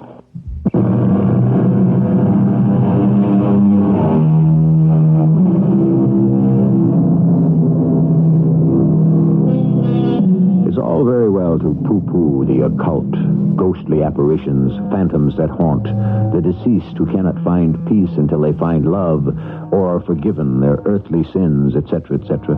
But the fact remains that time and again, psychic researchers have agreed there are manifestations that defy and disobey nature's laws. And whether we like it or not, the unexplained does exist. I shall never forget that evening. For even as I stood there, the letter of confession in my hand, Catherine waiting for me to read on, we were both suddenly so overcome by the cold I had to light a fire. And this was late July, mind you. We needed a fire. We lit candles. Something compelled us to light dozens and dozens of candles. It's warmer now. It's seeing the flames, I think. Go on, Xavier. Read your uncle's letter. To whom it may concern, especially you, my dear nephew Xavier, I fear they have come to get me. They've appeared at the door of my mausoleum, or else you would not be reading this letter. Stop. Uncle George. Catherine, do you see him? Yes. Is that your... Don't be alarmed, my dear young lady. I'm sorry we did not meet before, but only your husband can help me. Is this true? Am I really hearing this? Xavier, you must find Joshua's body and destroy it. Burn it. You see, I had to kill it. I put his body in the crypt, and then it disappeared. How horrible. Catherine, Joshua Tree's death was not half so horrible as his life. I was a fool, a lonely old fool. I submitted to his black magic. I subordinated my will to his and became a crawling, craven creature.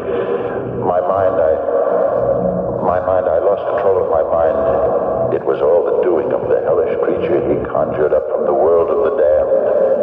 His familiar. Uncle, if Joshua Tree's body is hidden somewhere, how can I find it? We will try. Anything to help you, Uncle. Persuade Father daily to bless my grave. Help me, Xavier. Help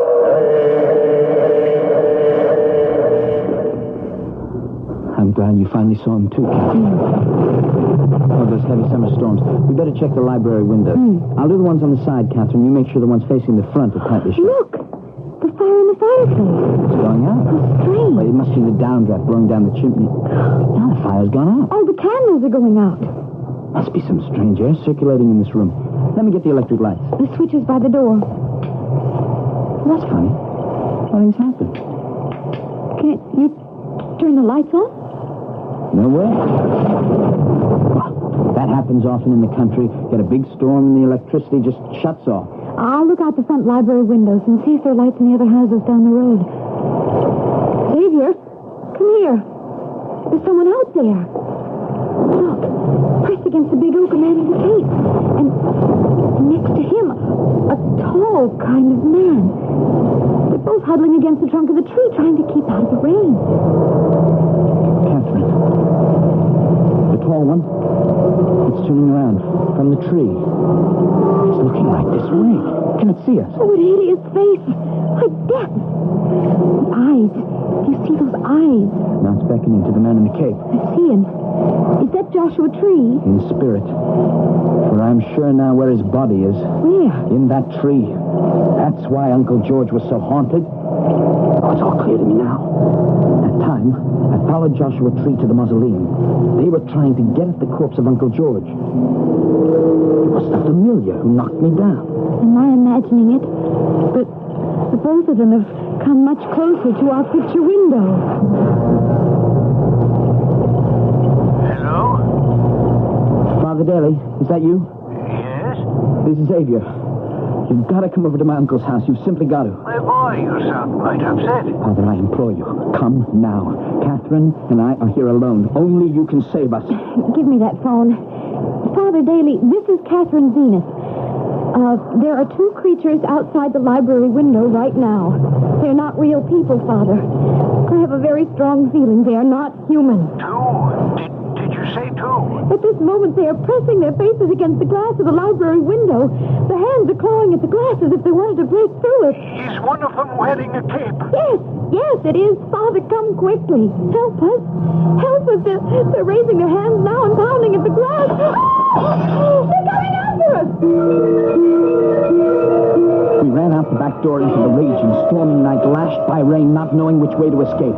The only path through the garden led right to the mausoleum, and before we could stop ourselves, we were practically on top of it. It's there. It's standing at the door of the vault. Grab my hand, Catherine.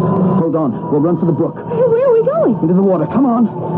It's not deep, Catherine. We can walk it. Stay in the middle of the brook with me. You see, these evil spirits cannot follow humans into water. If we just keep moving, it'll give up. I'm sure of it. Oh, I hope you're right. It's got to give up before I do.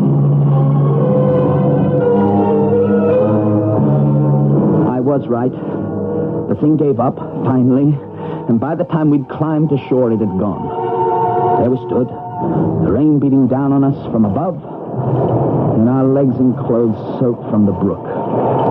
Somehow, we found the main road to town and ran towards it. Oh, there's a car coming. I see headlights. Let's stand at the wayside of the road. After staying alive this long, I don't want to be hit by a car.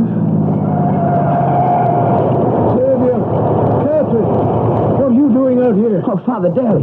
Don't answer me. Just get in. We've got to get back to the house. All right. Close that door and let's go. Now, tell me, you two, what are you doing standing in the road wet from head to toe? We ran from the house to get away from them. They actually broke through a plate glass window. That's most peculiar. Peculiar? It was horrifying. Why do you say that, Father? Because the spirit of Joshua Tree and his familiar are not after either of you. Well, they certainly gave a good imitation. You don't seem to understand. These creatures, the dead and the spirit they've called up, they're satanic twin, in fact. They're not after living persons. They're on the constant lookout for the newly dead. Wait till you see the broken library window, and then tell me if there aren't exceptions. Where are they now? It's time I wrestle with the devil. What will you do? I shall quiet the demons with my crucifix. There's only one way to drive out Satan, and the church has been doing it for centuries.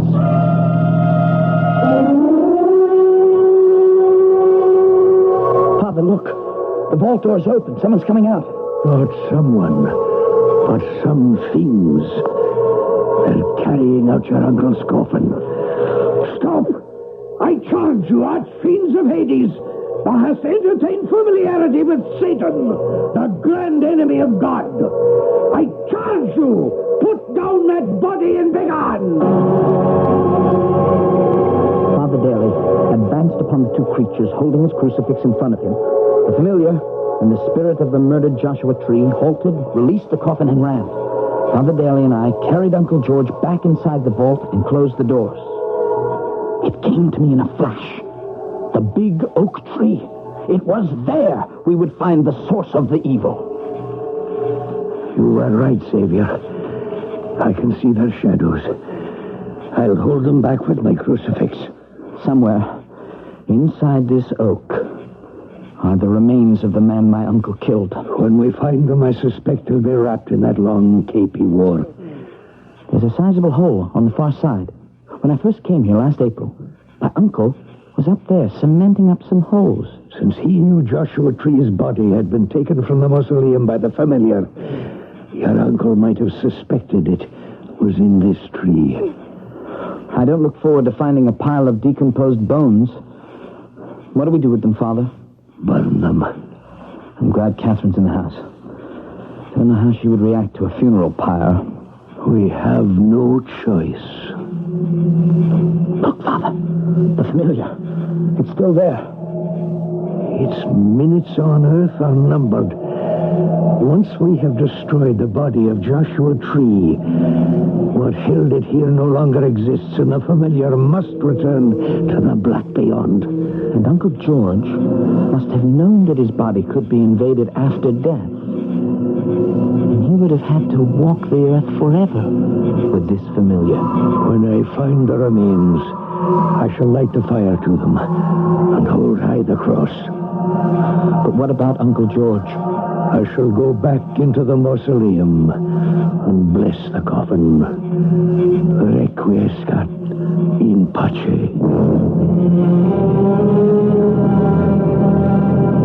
The flames consume the phantoms from the grave.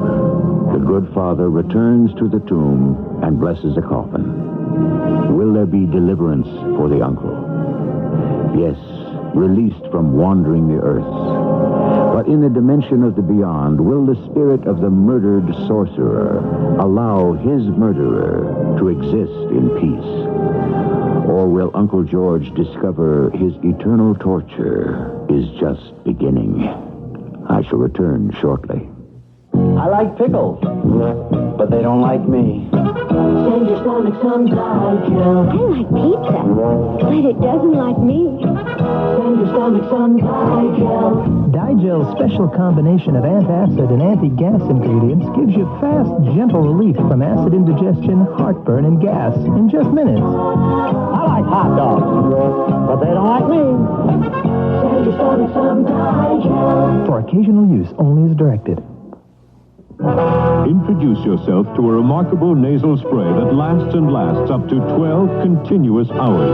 Duration nasal spray relieves up to 12 continuous hours. Duration relieves nasal stuffiness and sinus congestion. So just one use lets you work all day. Just one use lets you sleep all night. Duration relieves 12 continuous hours. And that's Duration, with the longest lasting nasal decongestant. Use only as directed when needed.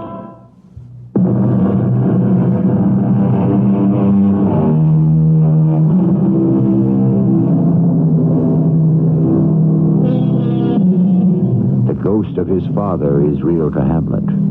Banquo's ghost is real to Macbeth. And even if you or I cry out as they did, hence, horrible shadow, unreal mockery, hence, can we make specters disappear? Defend ourselves from the unknown as we may try to. The battle of angels and devils goes on. So close not your eyes. Remember, all is possible. Our cast included Christopher Tabori, Fred Gwynn, Betsy Beard, and Court Benson. The entire production was under the direction of Hyman Brown. And now, a preview of our next tale. Our little mouse has jumped at the chance. We move in? For a week or two. That doesn't give us quite enough time. Oh, there will be ways to prolong our stay. The sicker she gets, the more she needs nursing. How long will it take? One can never be quite sure. The young have more resistance. And we must take care. Oh, still, I should imagine within 6 weeks. Oh, and we'll be rich again. Forever, my love. Once little Amy joins the Commodore in, if you'll excuse the pleasantry, Davy Jones' locker, you and I will be set for life. This is E.G. Marshall inviting you to return to our Mystery Theater for another adventure in the macabre. Until next time, pleasant dreams.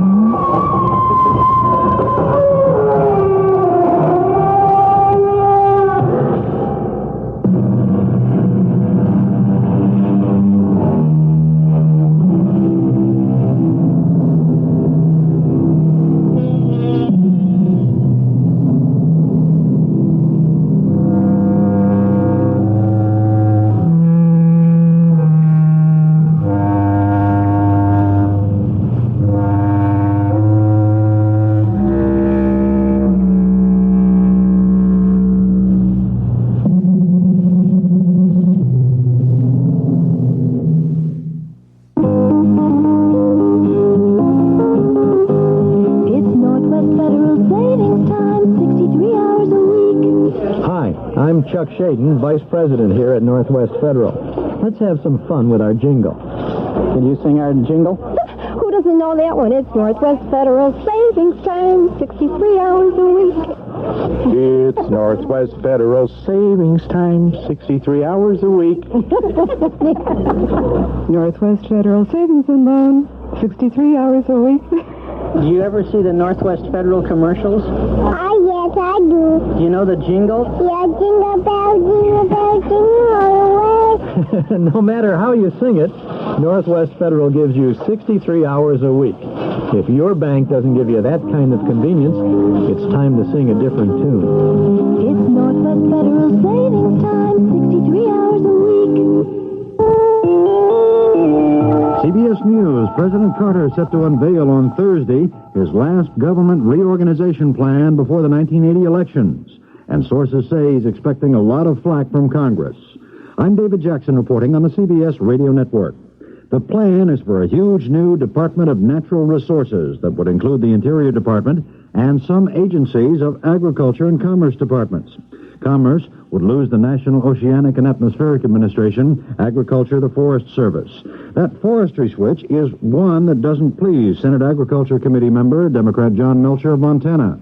I don't really like the idea. I think the Forest Service performs its function well in the Department of Agriculture. And every different president seems to want to reorganize something. And I guess President Carter wants to jerk the Forest Service around a little bit and put it in another group. But it just doesn't lead to any better service out of the Forest Service. It doesn't lead to any better use of the forest land or create any better deal for Americans, and I see no use for it. One of the bigger objections to the reorganization plan is the way Mr. Carter's presenting it. It will take effect within 60 days, barring a veto in either House or Senate. While creating a new cabinet department requires legislative approval by Congress, the White House says it's just renaming and reorganizing Interior, but a lot of congressmen don't agree. For one, Connecticut Democrat Abraham Ribicoff, chairman of the Senate Governmental Affairs Committee, which has jurisdiction over the plan, says whatever has to be done to reject it will be done. Now this. The CBS Radio Mystery Theater presents...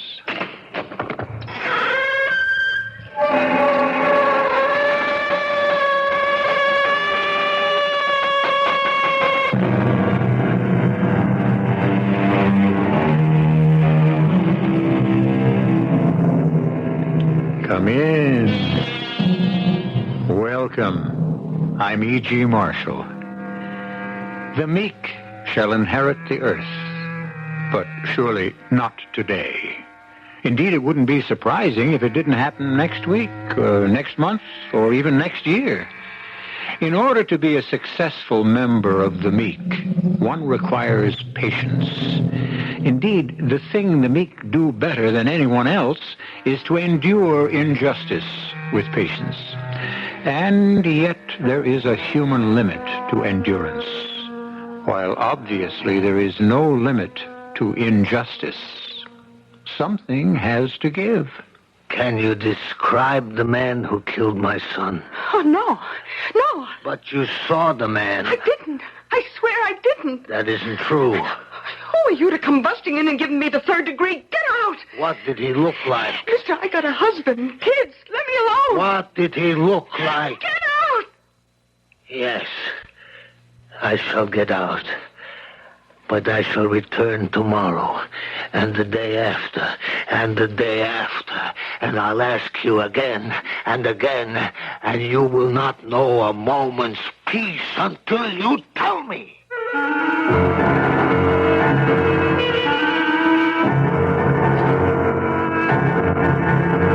Our mystery drama, Blood Red Roses, was written especially for the Mystery Theater by Sam Dan and stars Robert Dryden. It is sponsored in part by Buick Motor Division and Anheuser-Busch Incorporated, brewers of Budweiser. I'll be back shortly with Act One.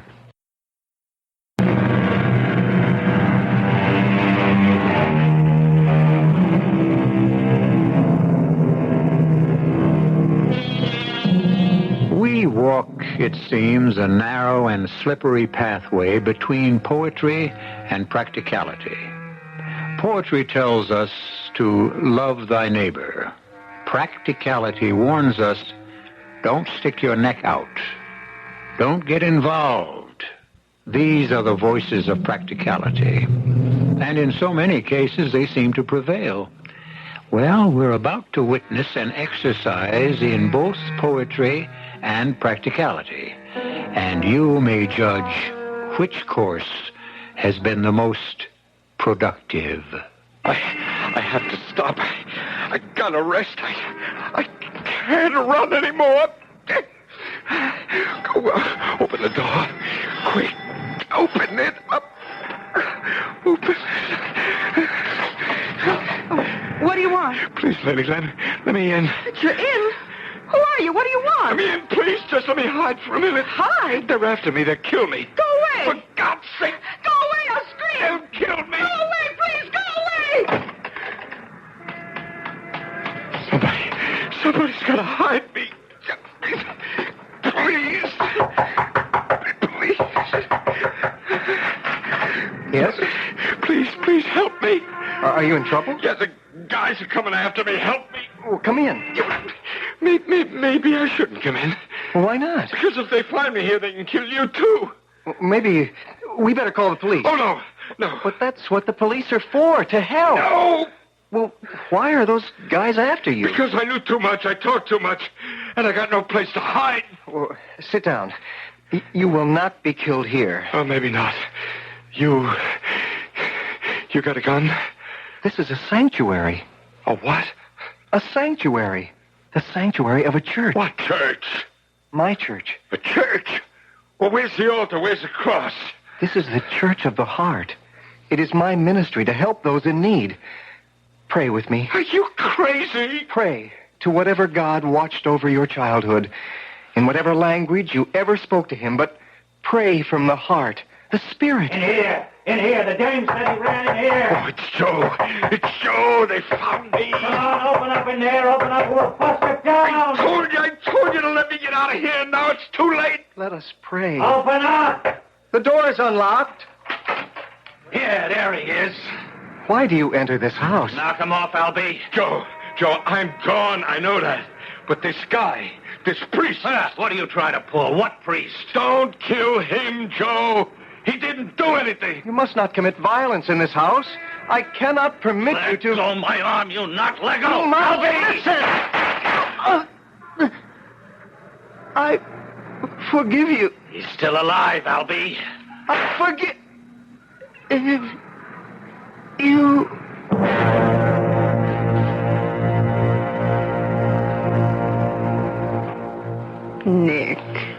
Nick, please. Let me alone, Anna. Look, you can't sit here in the room day and night. At least eat something. Eat something. That will make everything all right. Eat something, and it will bring Stephen back to life. Oh, just eat something to keep up your strength. Yes. I need my strength. I need strength to mourn him. That very nice police lieutenant called on the telephone. He said, as soon as they find the man who killed... Yes? They'll be able to find the man. Is that true? Yes, Nick. You see, they have their ways. Why don't they ask me who killed him? Ask you? I know who killed Steve. Nick. I killed him. I killed my own son. Oh, Nick, you don't know what you're saying. I killed him because I failed him as a father. It's God's will that we go on living. I taught him the wrong things. Would he want you to go mad with grief? It was my duty as a father to arm him. I won't listen to strengthen him for the battle of life. What are you saying? What did I teach him? Oh, you taught him to be honest, to be decent. I betrayed him. No. I disarmed him. I sent him naked and defenseless into the jungle. I filled his head with nonsense. Please, Nick, we must go on somehow. I said to him, my son, we live because of God's love. It's true. It's a lie. This isn't you talking. This isn't the Nick I've been married to for 40 years. Oh, yes. That much is true. I am no longer the same Nick. The same stupid Nick. The childish Nick. The Nick who believed in miracles. Oh, please, don't say any more now. You really don't mean these things. Oh, Mr. Ardmore called. He wants to know if you'll look after his gardens this year as usual. No. Nick, if you don't work, you must do something to keep your mind busy. My mind is busy enough, Anna. I have other things to think about. What things, Nick? What things?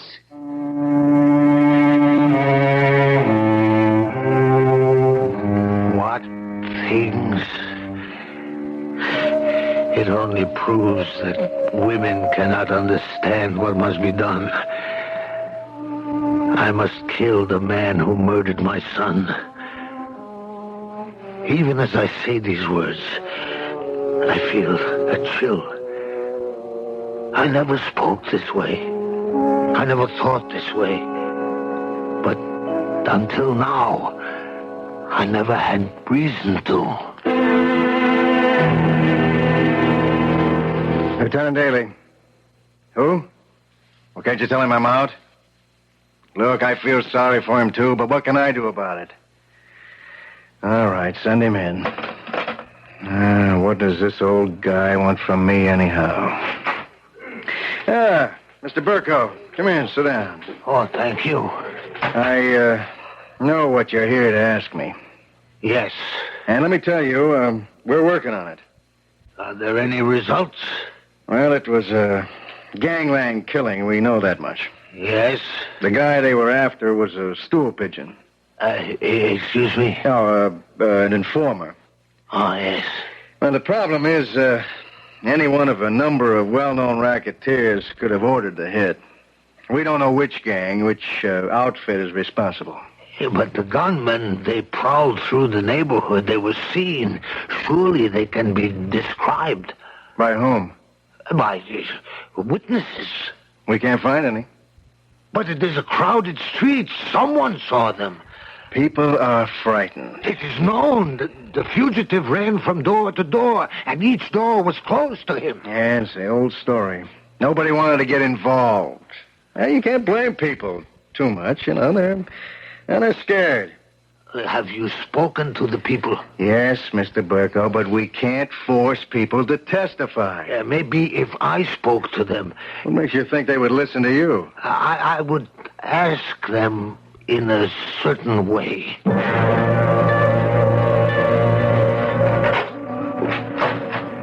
Yeah?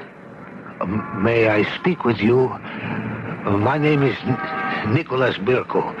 I am Stephen Birko's father. Oh, yeah. You want to come in? Oh, thank you.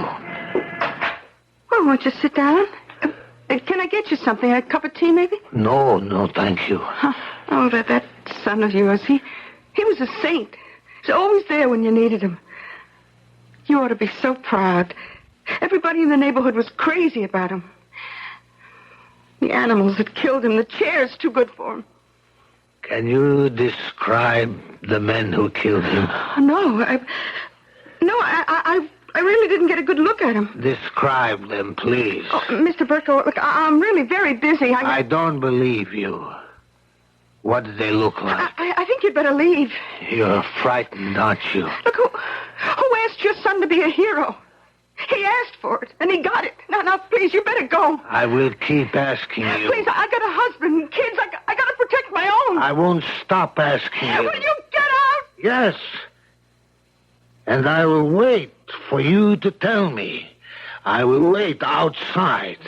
I will stand in the street in front of your door, day and night. And I promise you, you will not know a moment's peace until you tell me.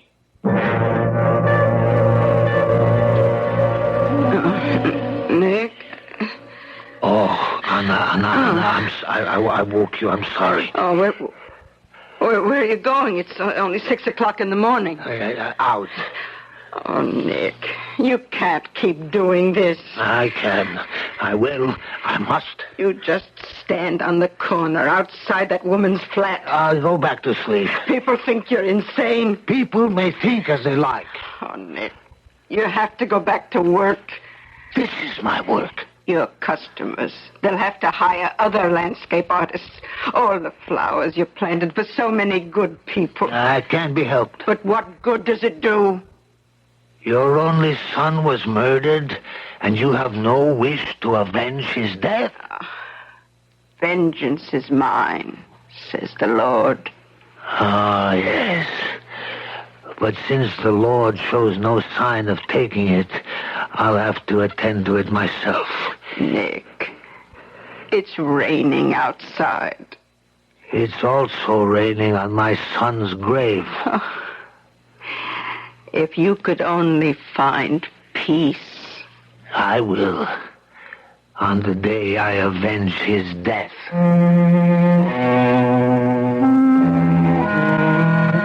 They didn't know what to do about me in that neighborhood. They didn't know what to say to me. So, they did nothing. And they said nothing. And they pretended I wasn't there. But I was. Every day, rain and sunshine. And she would go in and out of her house, and she'd go right past me without a word. And I made no move to stop her, to talk to her. I just looked at her. And then I realized she was going to talk to me. Because she was no longer walking past me. She was beginning to run. And every day she would run faster. And I knew there had to be a limit to how fast she could run. And on that day, she would stop running. And she would walk up to me. And she would say... You win. You win. I'll tell you everything. I just can't run from you anymore.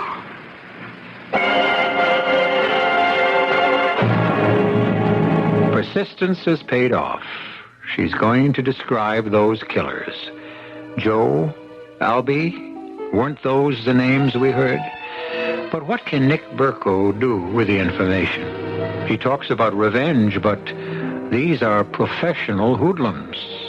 Well, he has a second act in which to figure out a course of action.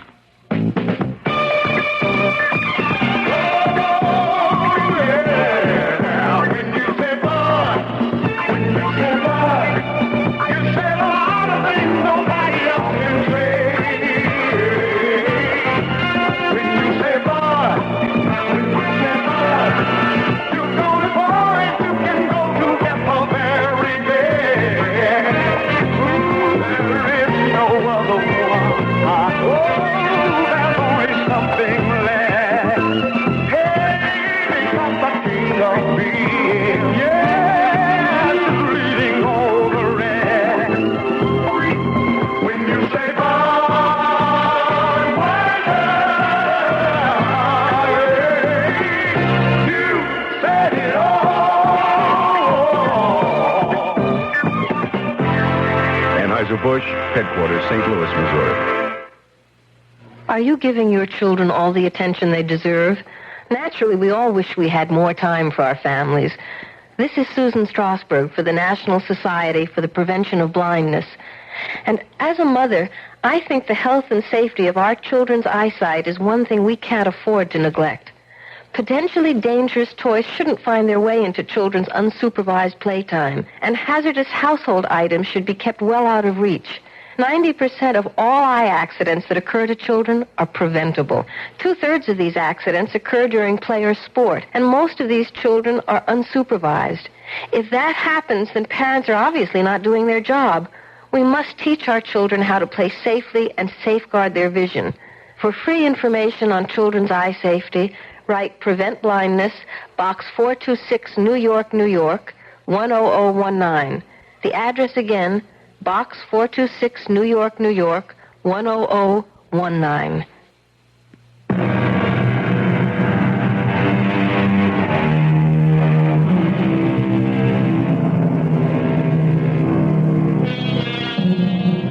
a quiet man, a humble man, a meek man.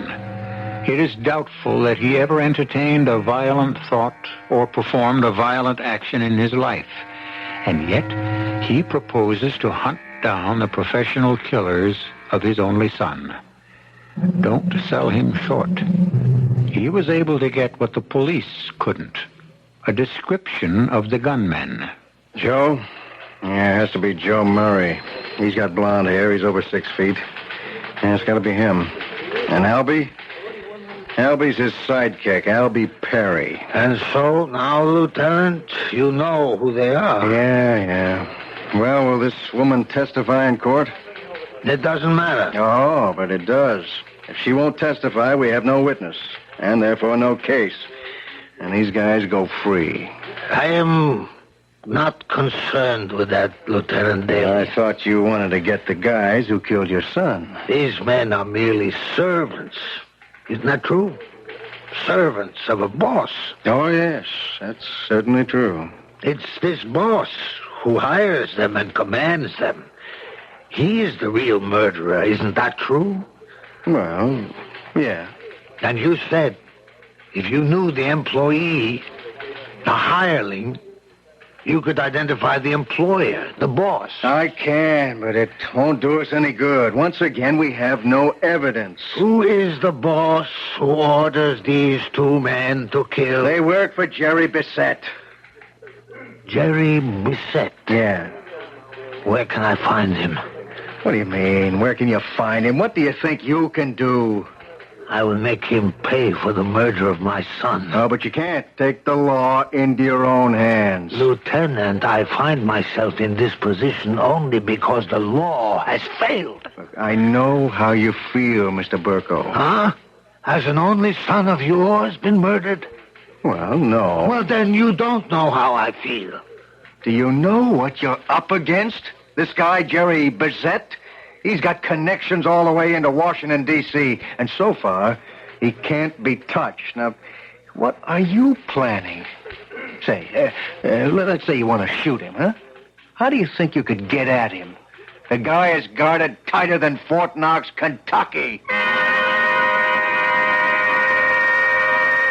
I thanked him. I went home.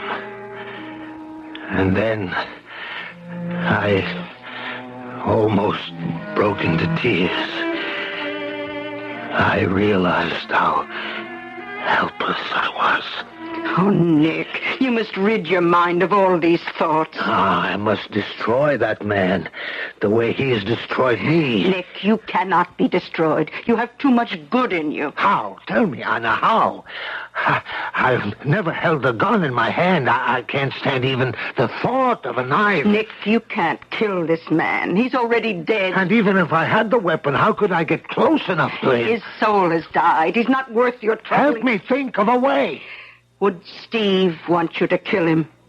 Steve? No. But only because I filled his head with nonsense. Don't use that word. What you taught him was not nonsense. Love, my son. Look about you and see God's love. I filled his head with it's nonsense. And he believed it. He believed it. And you don't believe it? No more. Now, let me be free to think. About what? About what I must do.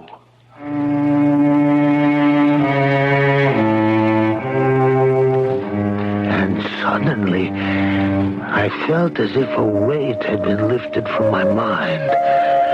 Now, for some reason, everything was so clear. Jerry Bissett. The untouchable Jerry Bissett. I would find a way somehow. And so, instead of wringing my hands and feeling sorry for myself, I decided to act. First, I must learn everything there was to know about Jerry Bissett. In the beginning, Lieutenant Daly refused to talk to me, but I haunted his office just as I did that lady street corner. And I heard some gossip. And I took advantage of it.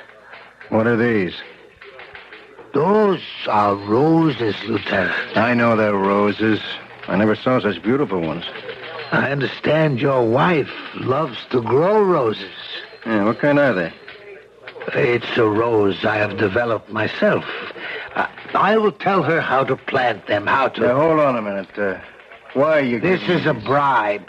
Oh, no, I can't take... And what am I asking for? Just information on Jerry Bissett. But you'll only do something stupid and get yourself killed. Well, that's my right as a citizen, isn't it? You know what's funny? Roses. Why? Roses just happen to be Jerry Bissett's hobby. What? This animal appreciates the beauty of a rose? Many of these animals have become domesticated in certain minor matters. They breed flowers, horses, dogs. They buy art. Roses. Yeah.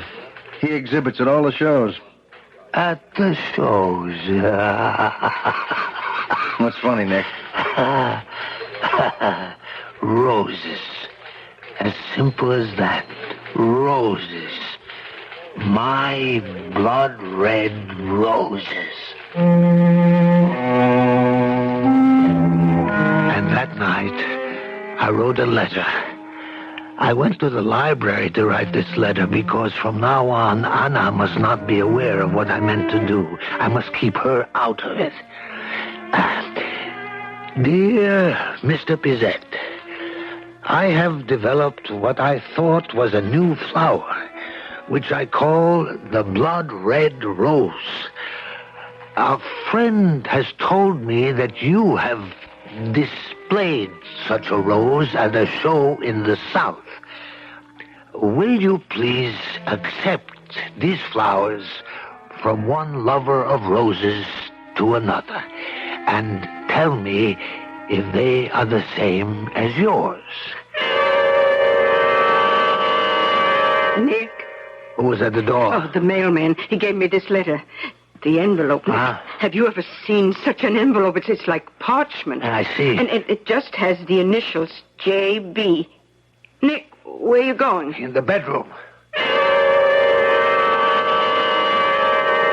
Dear Mr. Burko, it was kind of you to send me the flowers.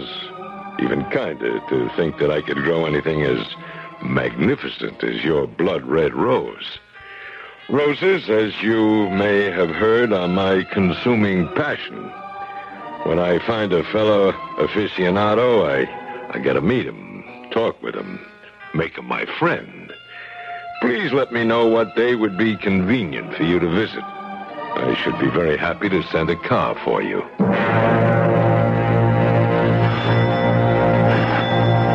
A minute, please. Yes? Is this the house of Nicholas Burko? Who are you? He's expecting us, ma'am. Who's at the door, Anna? Mr. Burko, I'm Mr. Bissett's chauffeur. Nick, what does this mean? Anna, everything is all right. I'm ready to go with you now, Mr. Just call me Joe. Joe.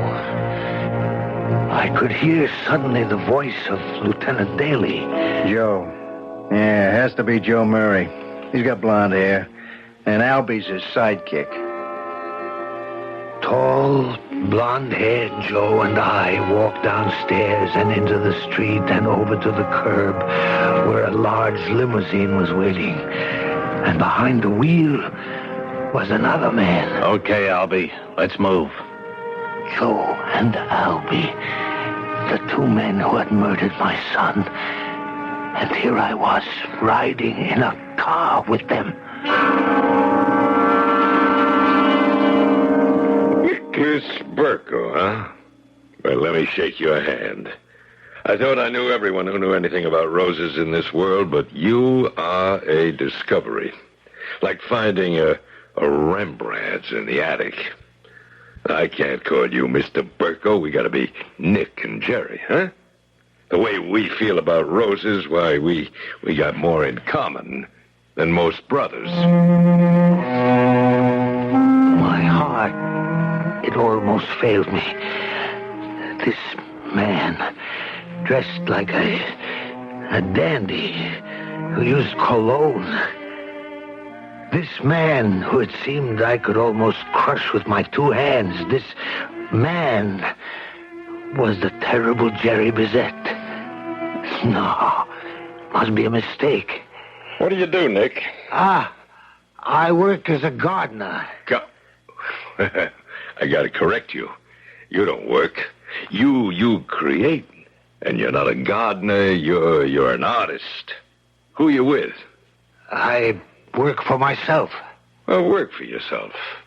But work for me. Turn yourself loose on this estate, Nick, and name your price. Yes, but Be what used to be called artist in residence, huh? Well, that's what you were meant to be. And let me function as I was intended, as a patron of the arts. You and me, Nick, it was meant to be. Was I going mad? I had come here to kill this man, and now we were talking about my working for him. This depraved killer who had the responsibility for Stevie's death. What stopped me from ending his life right here, right now? Hey, Pop, might have known you'd be out here. Oh, Junior, I'd like you to meet Nick Burko. Hiya. That's my son, Jerome Francis Bizet, Jr. Oh, how do you do? Nick developed that rose I showed you, the blood red rose. Yeah, it's a great thrill, Pop. I need some dough. You got your allowance yesterday. Well, you know me, Pop. I can't stay away from that wheel. Junior, you've got to learn... Come on. What's the lecture? You own the joint. Every dollar I lose comes back to you. You just keep the money moving, right? Mr. Roberts tells me you ain't been to the office in a week. Make that a month. The old guy's covering up for me. Junior, you gotta do something productive. Why? My old man's got millions. What do I have to work for? Suppose we discuss this some other time, huh? Yeah. Look at Mr. Burko. He's embarrassed. It's okay, Mr. Burko. I can tell. You're a gentleman of the old school. You're lord and master in your house, and when you talk, the wife and kiddies jump, right? Junior, that is enough. Mr. Burko is a true son of the soil, honest, rugged, like a rock. Well, you know what we do around here, Mr. Burko? Junior! We kill people. That's right. See, we're very polite. We're very sophisticated. We go to the opera, we visit the museums, we're good neighbors, we give to charities. But if you don't do what we tell you, if you don't buy what we sell you, we kill you. You shut up, punk! Ah, that's the dad I know and love. Well, good day to you, Mr. Burko. Mr. Luther Burbank Burko? Oh, kids. You got any kids, Nick? No. Kid. He's 26. 26. Now, why does he do these things to me? Why can't he become a serious person? The world is open up to him. Whatever he wants to be, I can buy for him. Doctor, lawyer, name it. What am I working for? What am I living for? What have I got? Just this kid. And now I knew I would not kill him by ending his life. That would be too short, too merciful. I would kill him the way he killed me, by taking away what had made my life worthwhile. I would strike at him through his son, his only child. An eye for an eye, a tooth for a tooth, and a son for a son.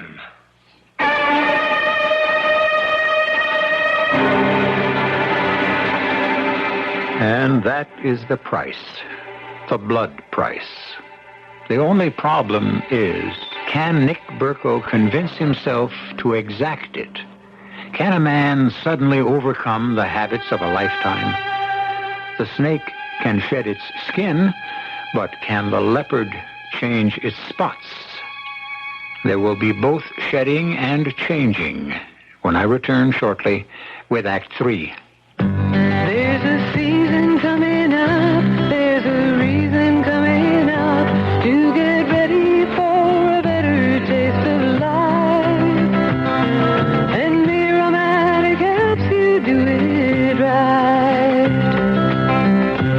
the home canning season coming up, remember this. The Miromatic aluminum pressure canner lets you can all kinds of food safely. And the Miromatic pressure canner is the only one that comes in 7 sizes, from 2.5 to 22 quart.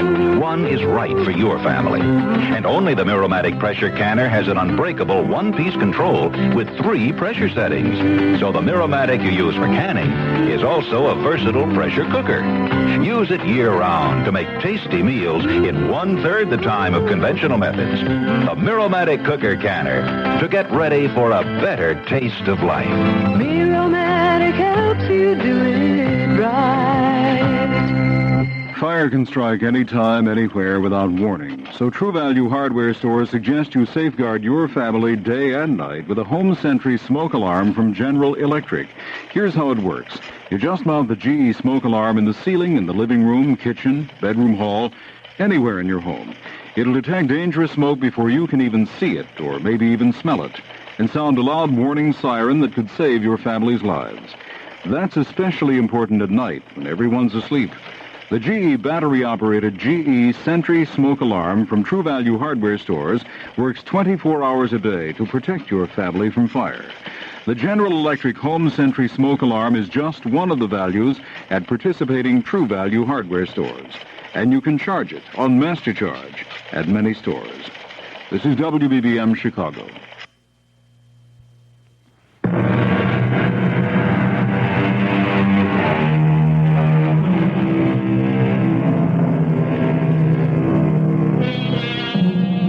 Revenge is a fire that needs to be fed, and the longer it burns, the more fuel it consumes, until finally it burns everything and everyone as it rages out of control. Such a conflagration has already been started. Hello, Anna. Oh, Nick, you're home. Why shouldn't I be home? I live here. Where should I go? Oh, Nick, I was so frightened.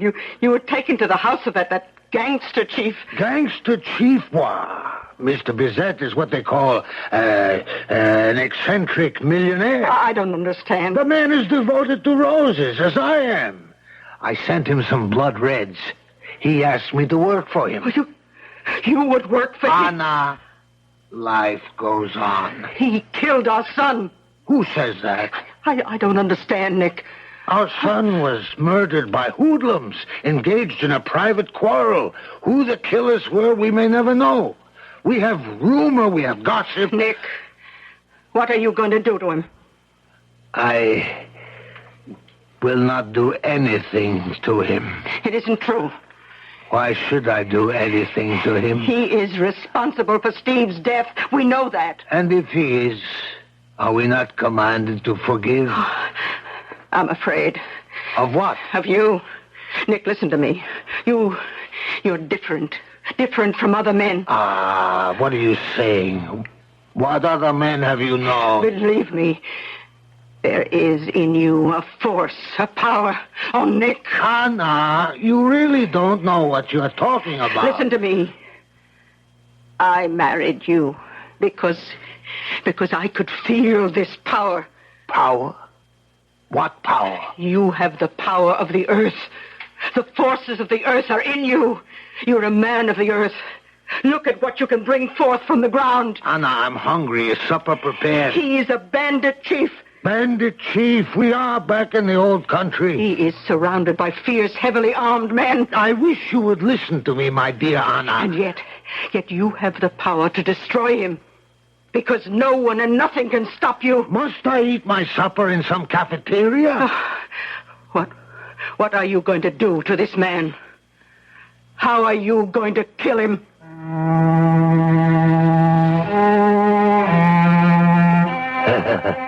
Women.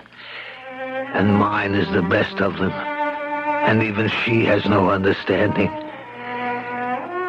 I will take this man's son from him. I will rob him of the only precious thing in his life. But it seemed I must wait. He wasn't there the next day, or the next weeks. Months went by.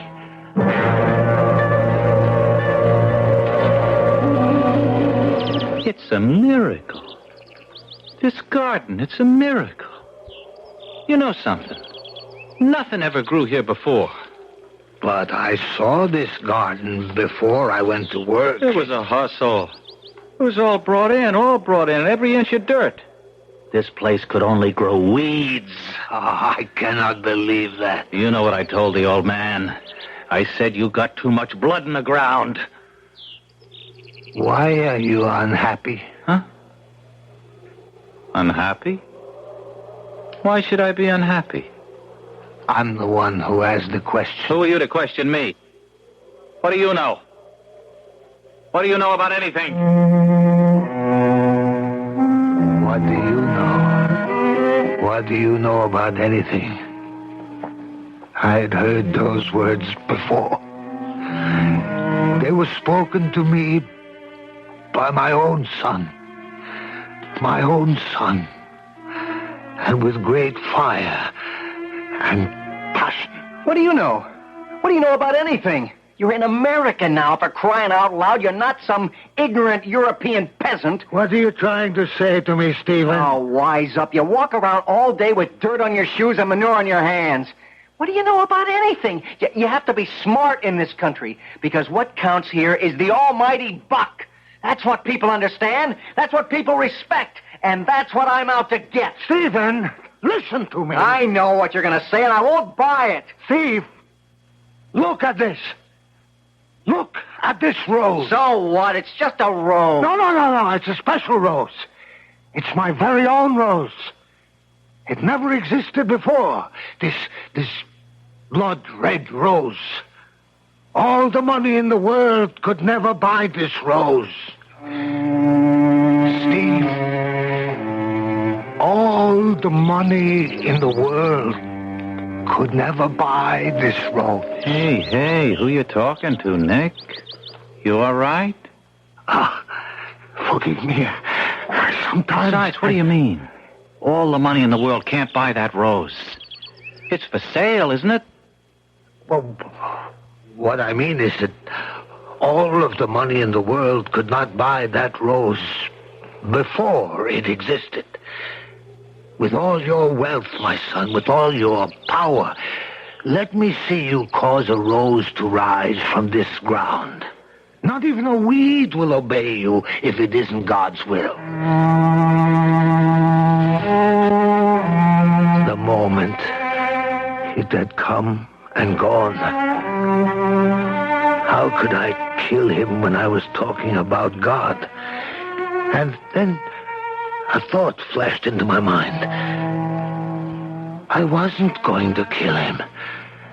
I was going to save him. I knew I was going to save him. And I realized that I wanted to save him more than I wanted anything else in the world. Tell me something, Nick. What are you doing to my boy? Huh? What am I doing? I mean, well, he stays home. He doesn't run around. He's very quiet. I see him in the gardens all the time. I don't think I'm doing anything. No, he's finally showing signs of turning into a very serious person. And I have to have him that way to run my business. Anyhow, whatever it is you're doing, Nick, keep it up.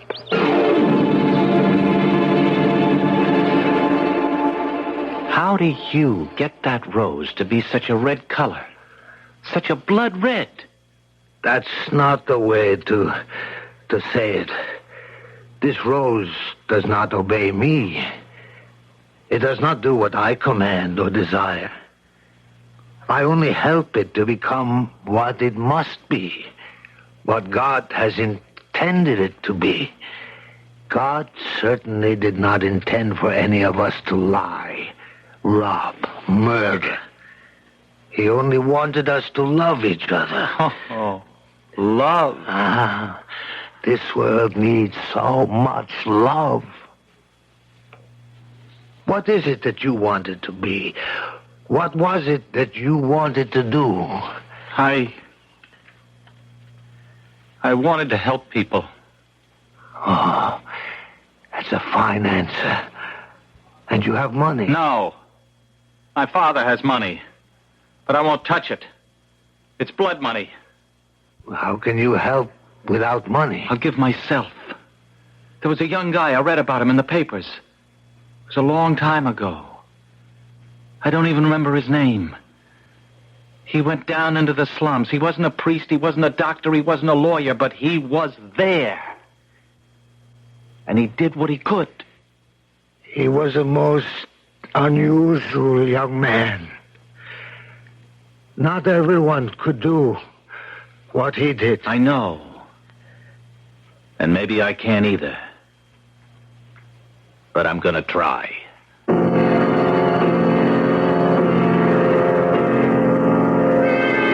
You're crazy. Where are you going? I'm leaving, Father. Well, what are you leaving? You, this, everything.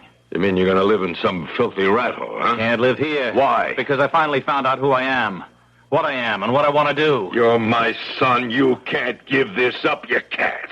Goodbye, Father. But what was it for? Who was it for? Why did I do it? For you. I don't want it.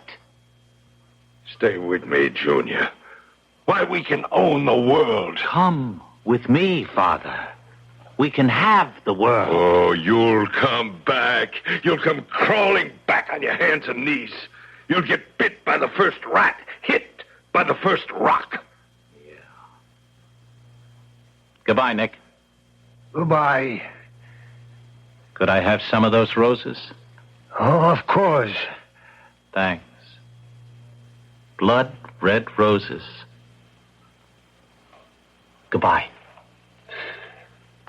Nick, what's gotten into that boy? Is the whole world gone crazy? Why don't you go and live with him? You know what you're talking about? He has chosen a new way of life. Unless that way becomes your way, you'll never see him again. How can I stop being Jerry Bizet? How? Answer me.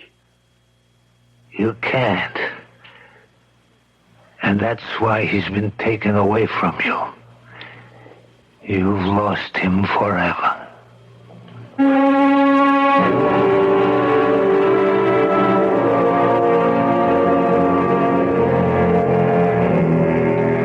An eye for an eye, a tooth for a tooth, and a son for a son. Payment in kind. And that's the most satisfying revenge there is. And so Jerry Bizet loses a son, just the way Nick Burko lost a son. And you may say, well, Jerry's loss certainly doesn't compare with Nick's, but it does.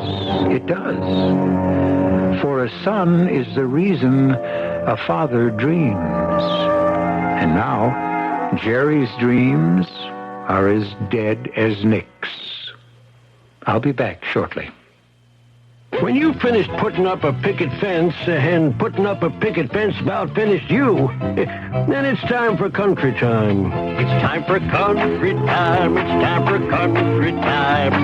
The lemonade tastes of good old-fashioned country time.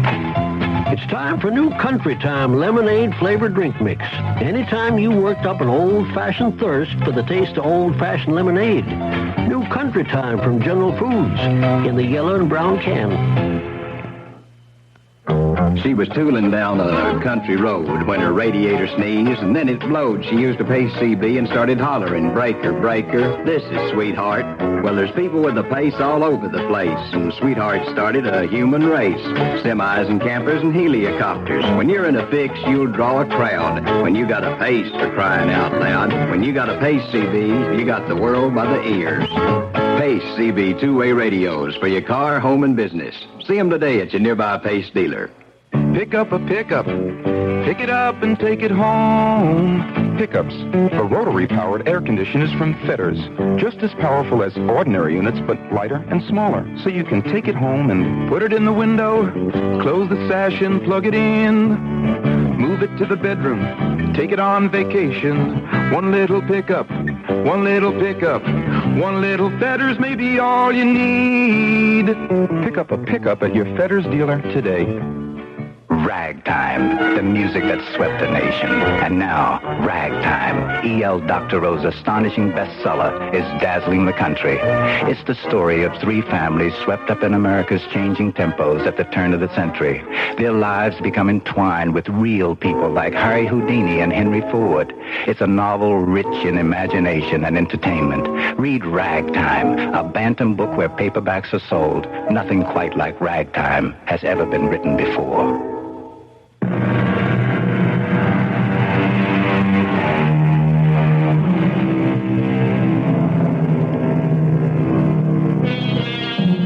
Roses, the traditional flowers of romance. The red rose of courage and valor. The white rose of purity and hope. What's in a name? Everything. The bard to the contrary notwithstanding. Would a rose by any other name smell as sweet? Probably. But who would believe it? Our cast included Robert Dryden, Bryna Rayburn, Arnold Moss, William Redfield, and Bob Caliban. The entire production was under the direction of Hyman Brown. Radio Mystery Theater was sponsored in part by Anheuser-Busch Incorporated, Brewers of Budweiser, and Buick Motor Division. This is E.G. Marshall inviting you to return to our Mystery Theater for another adventure in the macabre. Until next time, pleasant dreams.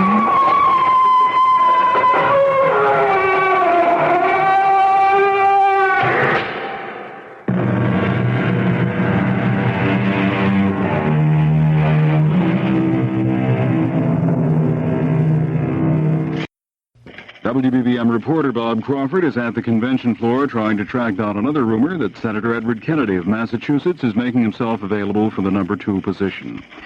The Mystery Theater tonight, Robert Dryden stars in Blood Red Roses, and that'll be heard at 11:07 on WBBM News Radio 78, delayed, of course, because of our national convention coverage. And that'll continue in just a moment. Yes, it's country delight for quality. Campaign 76, the Democratic National Convention. From CBS News Convention Headquarters at New York City's Madison Square Garden, I'm George Herman with Neil Strauzer reporting on the CBS Radio Network.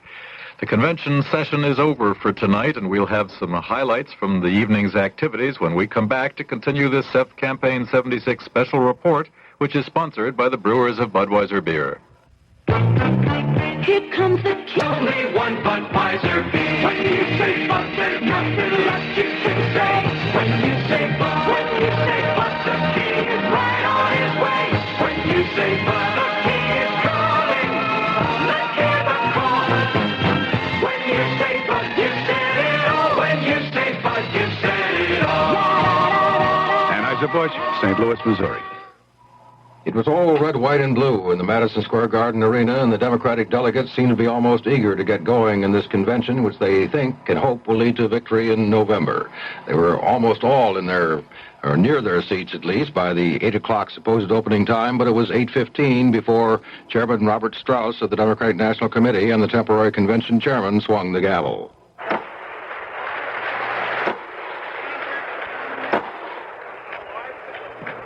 The 37th Quadrennial Convention of the Democratic Party of the United States will please come to order. The major business of this evening, speeches. Speeches by Robert Strauss himself, by a number of other Democratic luminaries, and, of course, the keynote addresses. The first by Senator John Glenn of Ohio. Glenn and... Americans today are better educated, better informed, more aware, more perceptive, and more capable of thinking about and making decisions than ever before in our history. More capable of truly participating in government. A government not only of and for the people, but also, more importantly, a government by the people. Glenn saying the great danger in this country was the doubt that was sweeping it, but saying that there was no reason to doubt that the country really was a lot better off. Then came Barbara Jordan, the Democrat from Texas, who began her keynote address this evening by remembering the first Democratic convention 144 years ago, then noting tonight's significance. There is something different about tonight. There is something special about tonight. What is different? What is special? I, Barbara Jordan, am a keynote speaker. Barbara Jordan, of course, is black. And she said, the past notwithstanding, Barbara Jordan is before you tonight. One additional bit of evidence, she said, that the American dream need not forever be deferred.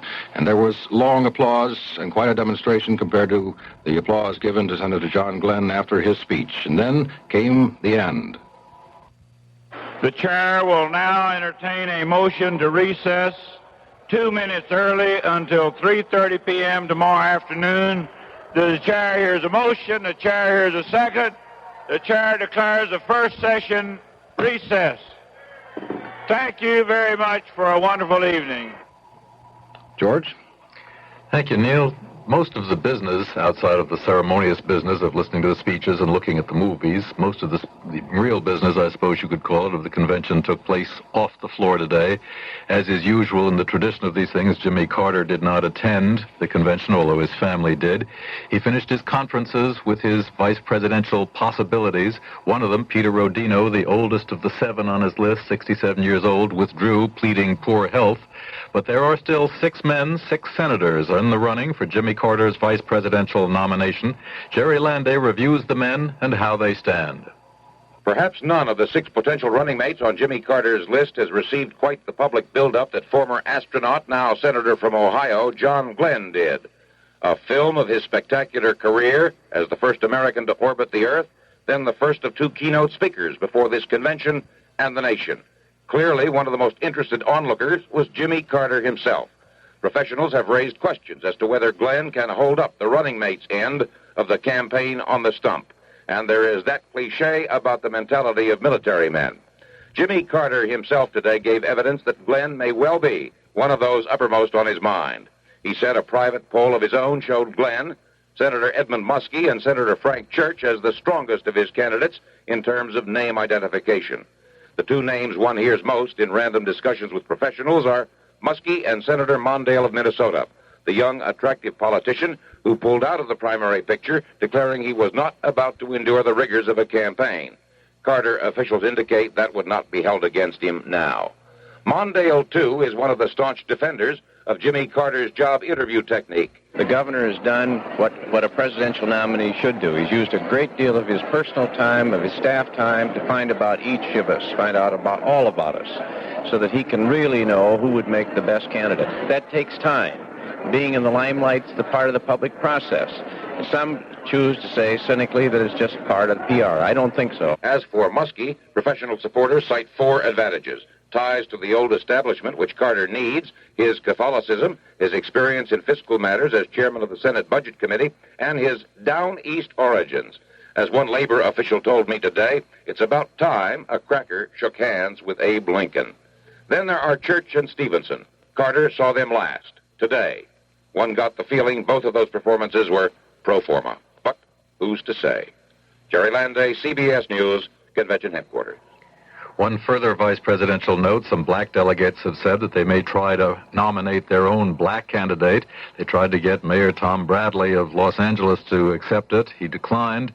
Then they worked on Ron Dellums, the congressman from California. He is accepted, and he says he has no illusions of winning, but he does expect to be nominated as a means of expressing liberal dissatisfaction with Jimmy Carter and with the Democratic platform. Betty Ann Bowser reports that Mayor Coleman Young of Detroit tells her the effort to push for a black vice presidential candidate is just an exercise in futility. He says the country isn't ready for a black vice president, and he thinks it's divisive and unnecessary. We'll have more on the Democratic National Convention when we return after this message. The Dow Jones Industrial Average on Monday climbed to its highest level in 41 months, adding more than 8 points to close at 1,011.21. Mike Stanley, CBS News. We're those news people with the worldwide information gathering resources of CBS News and the largest local radio news team.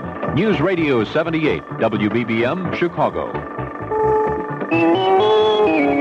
CBS News. Day one of the Democratic National Convention has come to a close.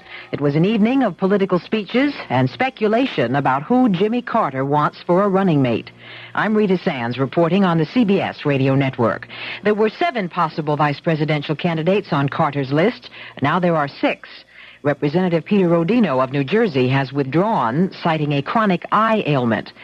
Senator John Glenn of Ohio remains on that list. He delivered the first keynote speech and talked of national unity. Now is the time to erase divisiveness and despair, to keep the good from the past, to add our own good, to look to the future, to build a nation of justice, a nation of equality, a nation of opportunity in which we can be proud patriots. That is our hope. That is the hope of this nation. The future is in our hands to shape. Let's get going. Representative Barbara Jordan of Texas delivered the next keynote address, the first woman and the first black to do so. She talked of the responsibility of those in government. More is required of public officials than slogans and handshakes and press releases. More is required. We must hold ourselves strictly accountable. We must provide the people with a vision of the future. If we promise as public officials, we must deliver. CBS News correspondent Reed Collins was on hand for both speeches and has this report. It was a study in contrast. The first keynote speaker, the white hero of the first 7 astronauts, John Glenn. Glenn did not penetrate the babble which is the convention floor beneath the rostrum. There was milling about and then perfunctory applause.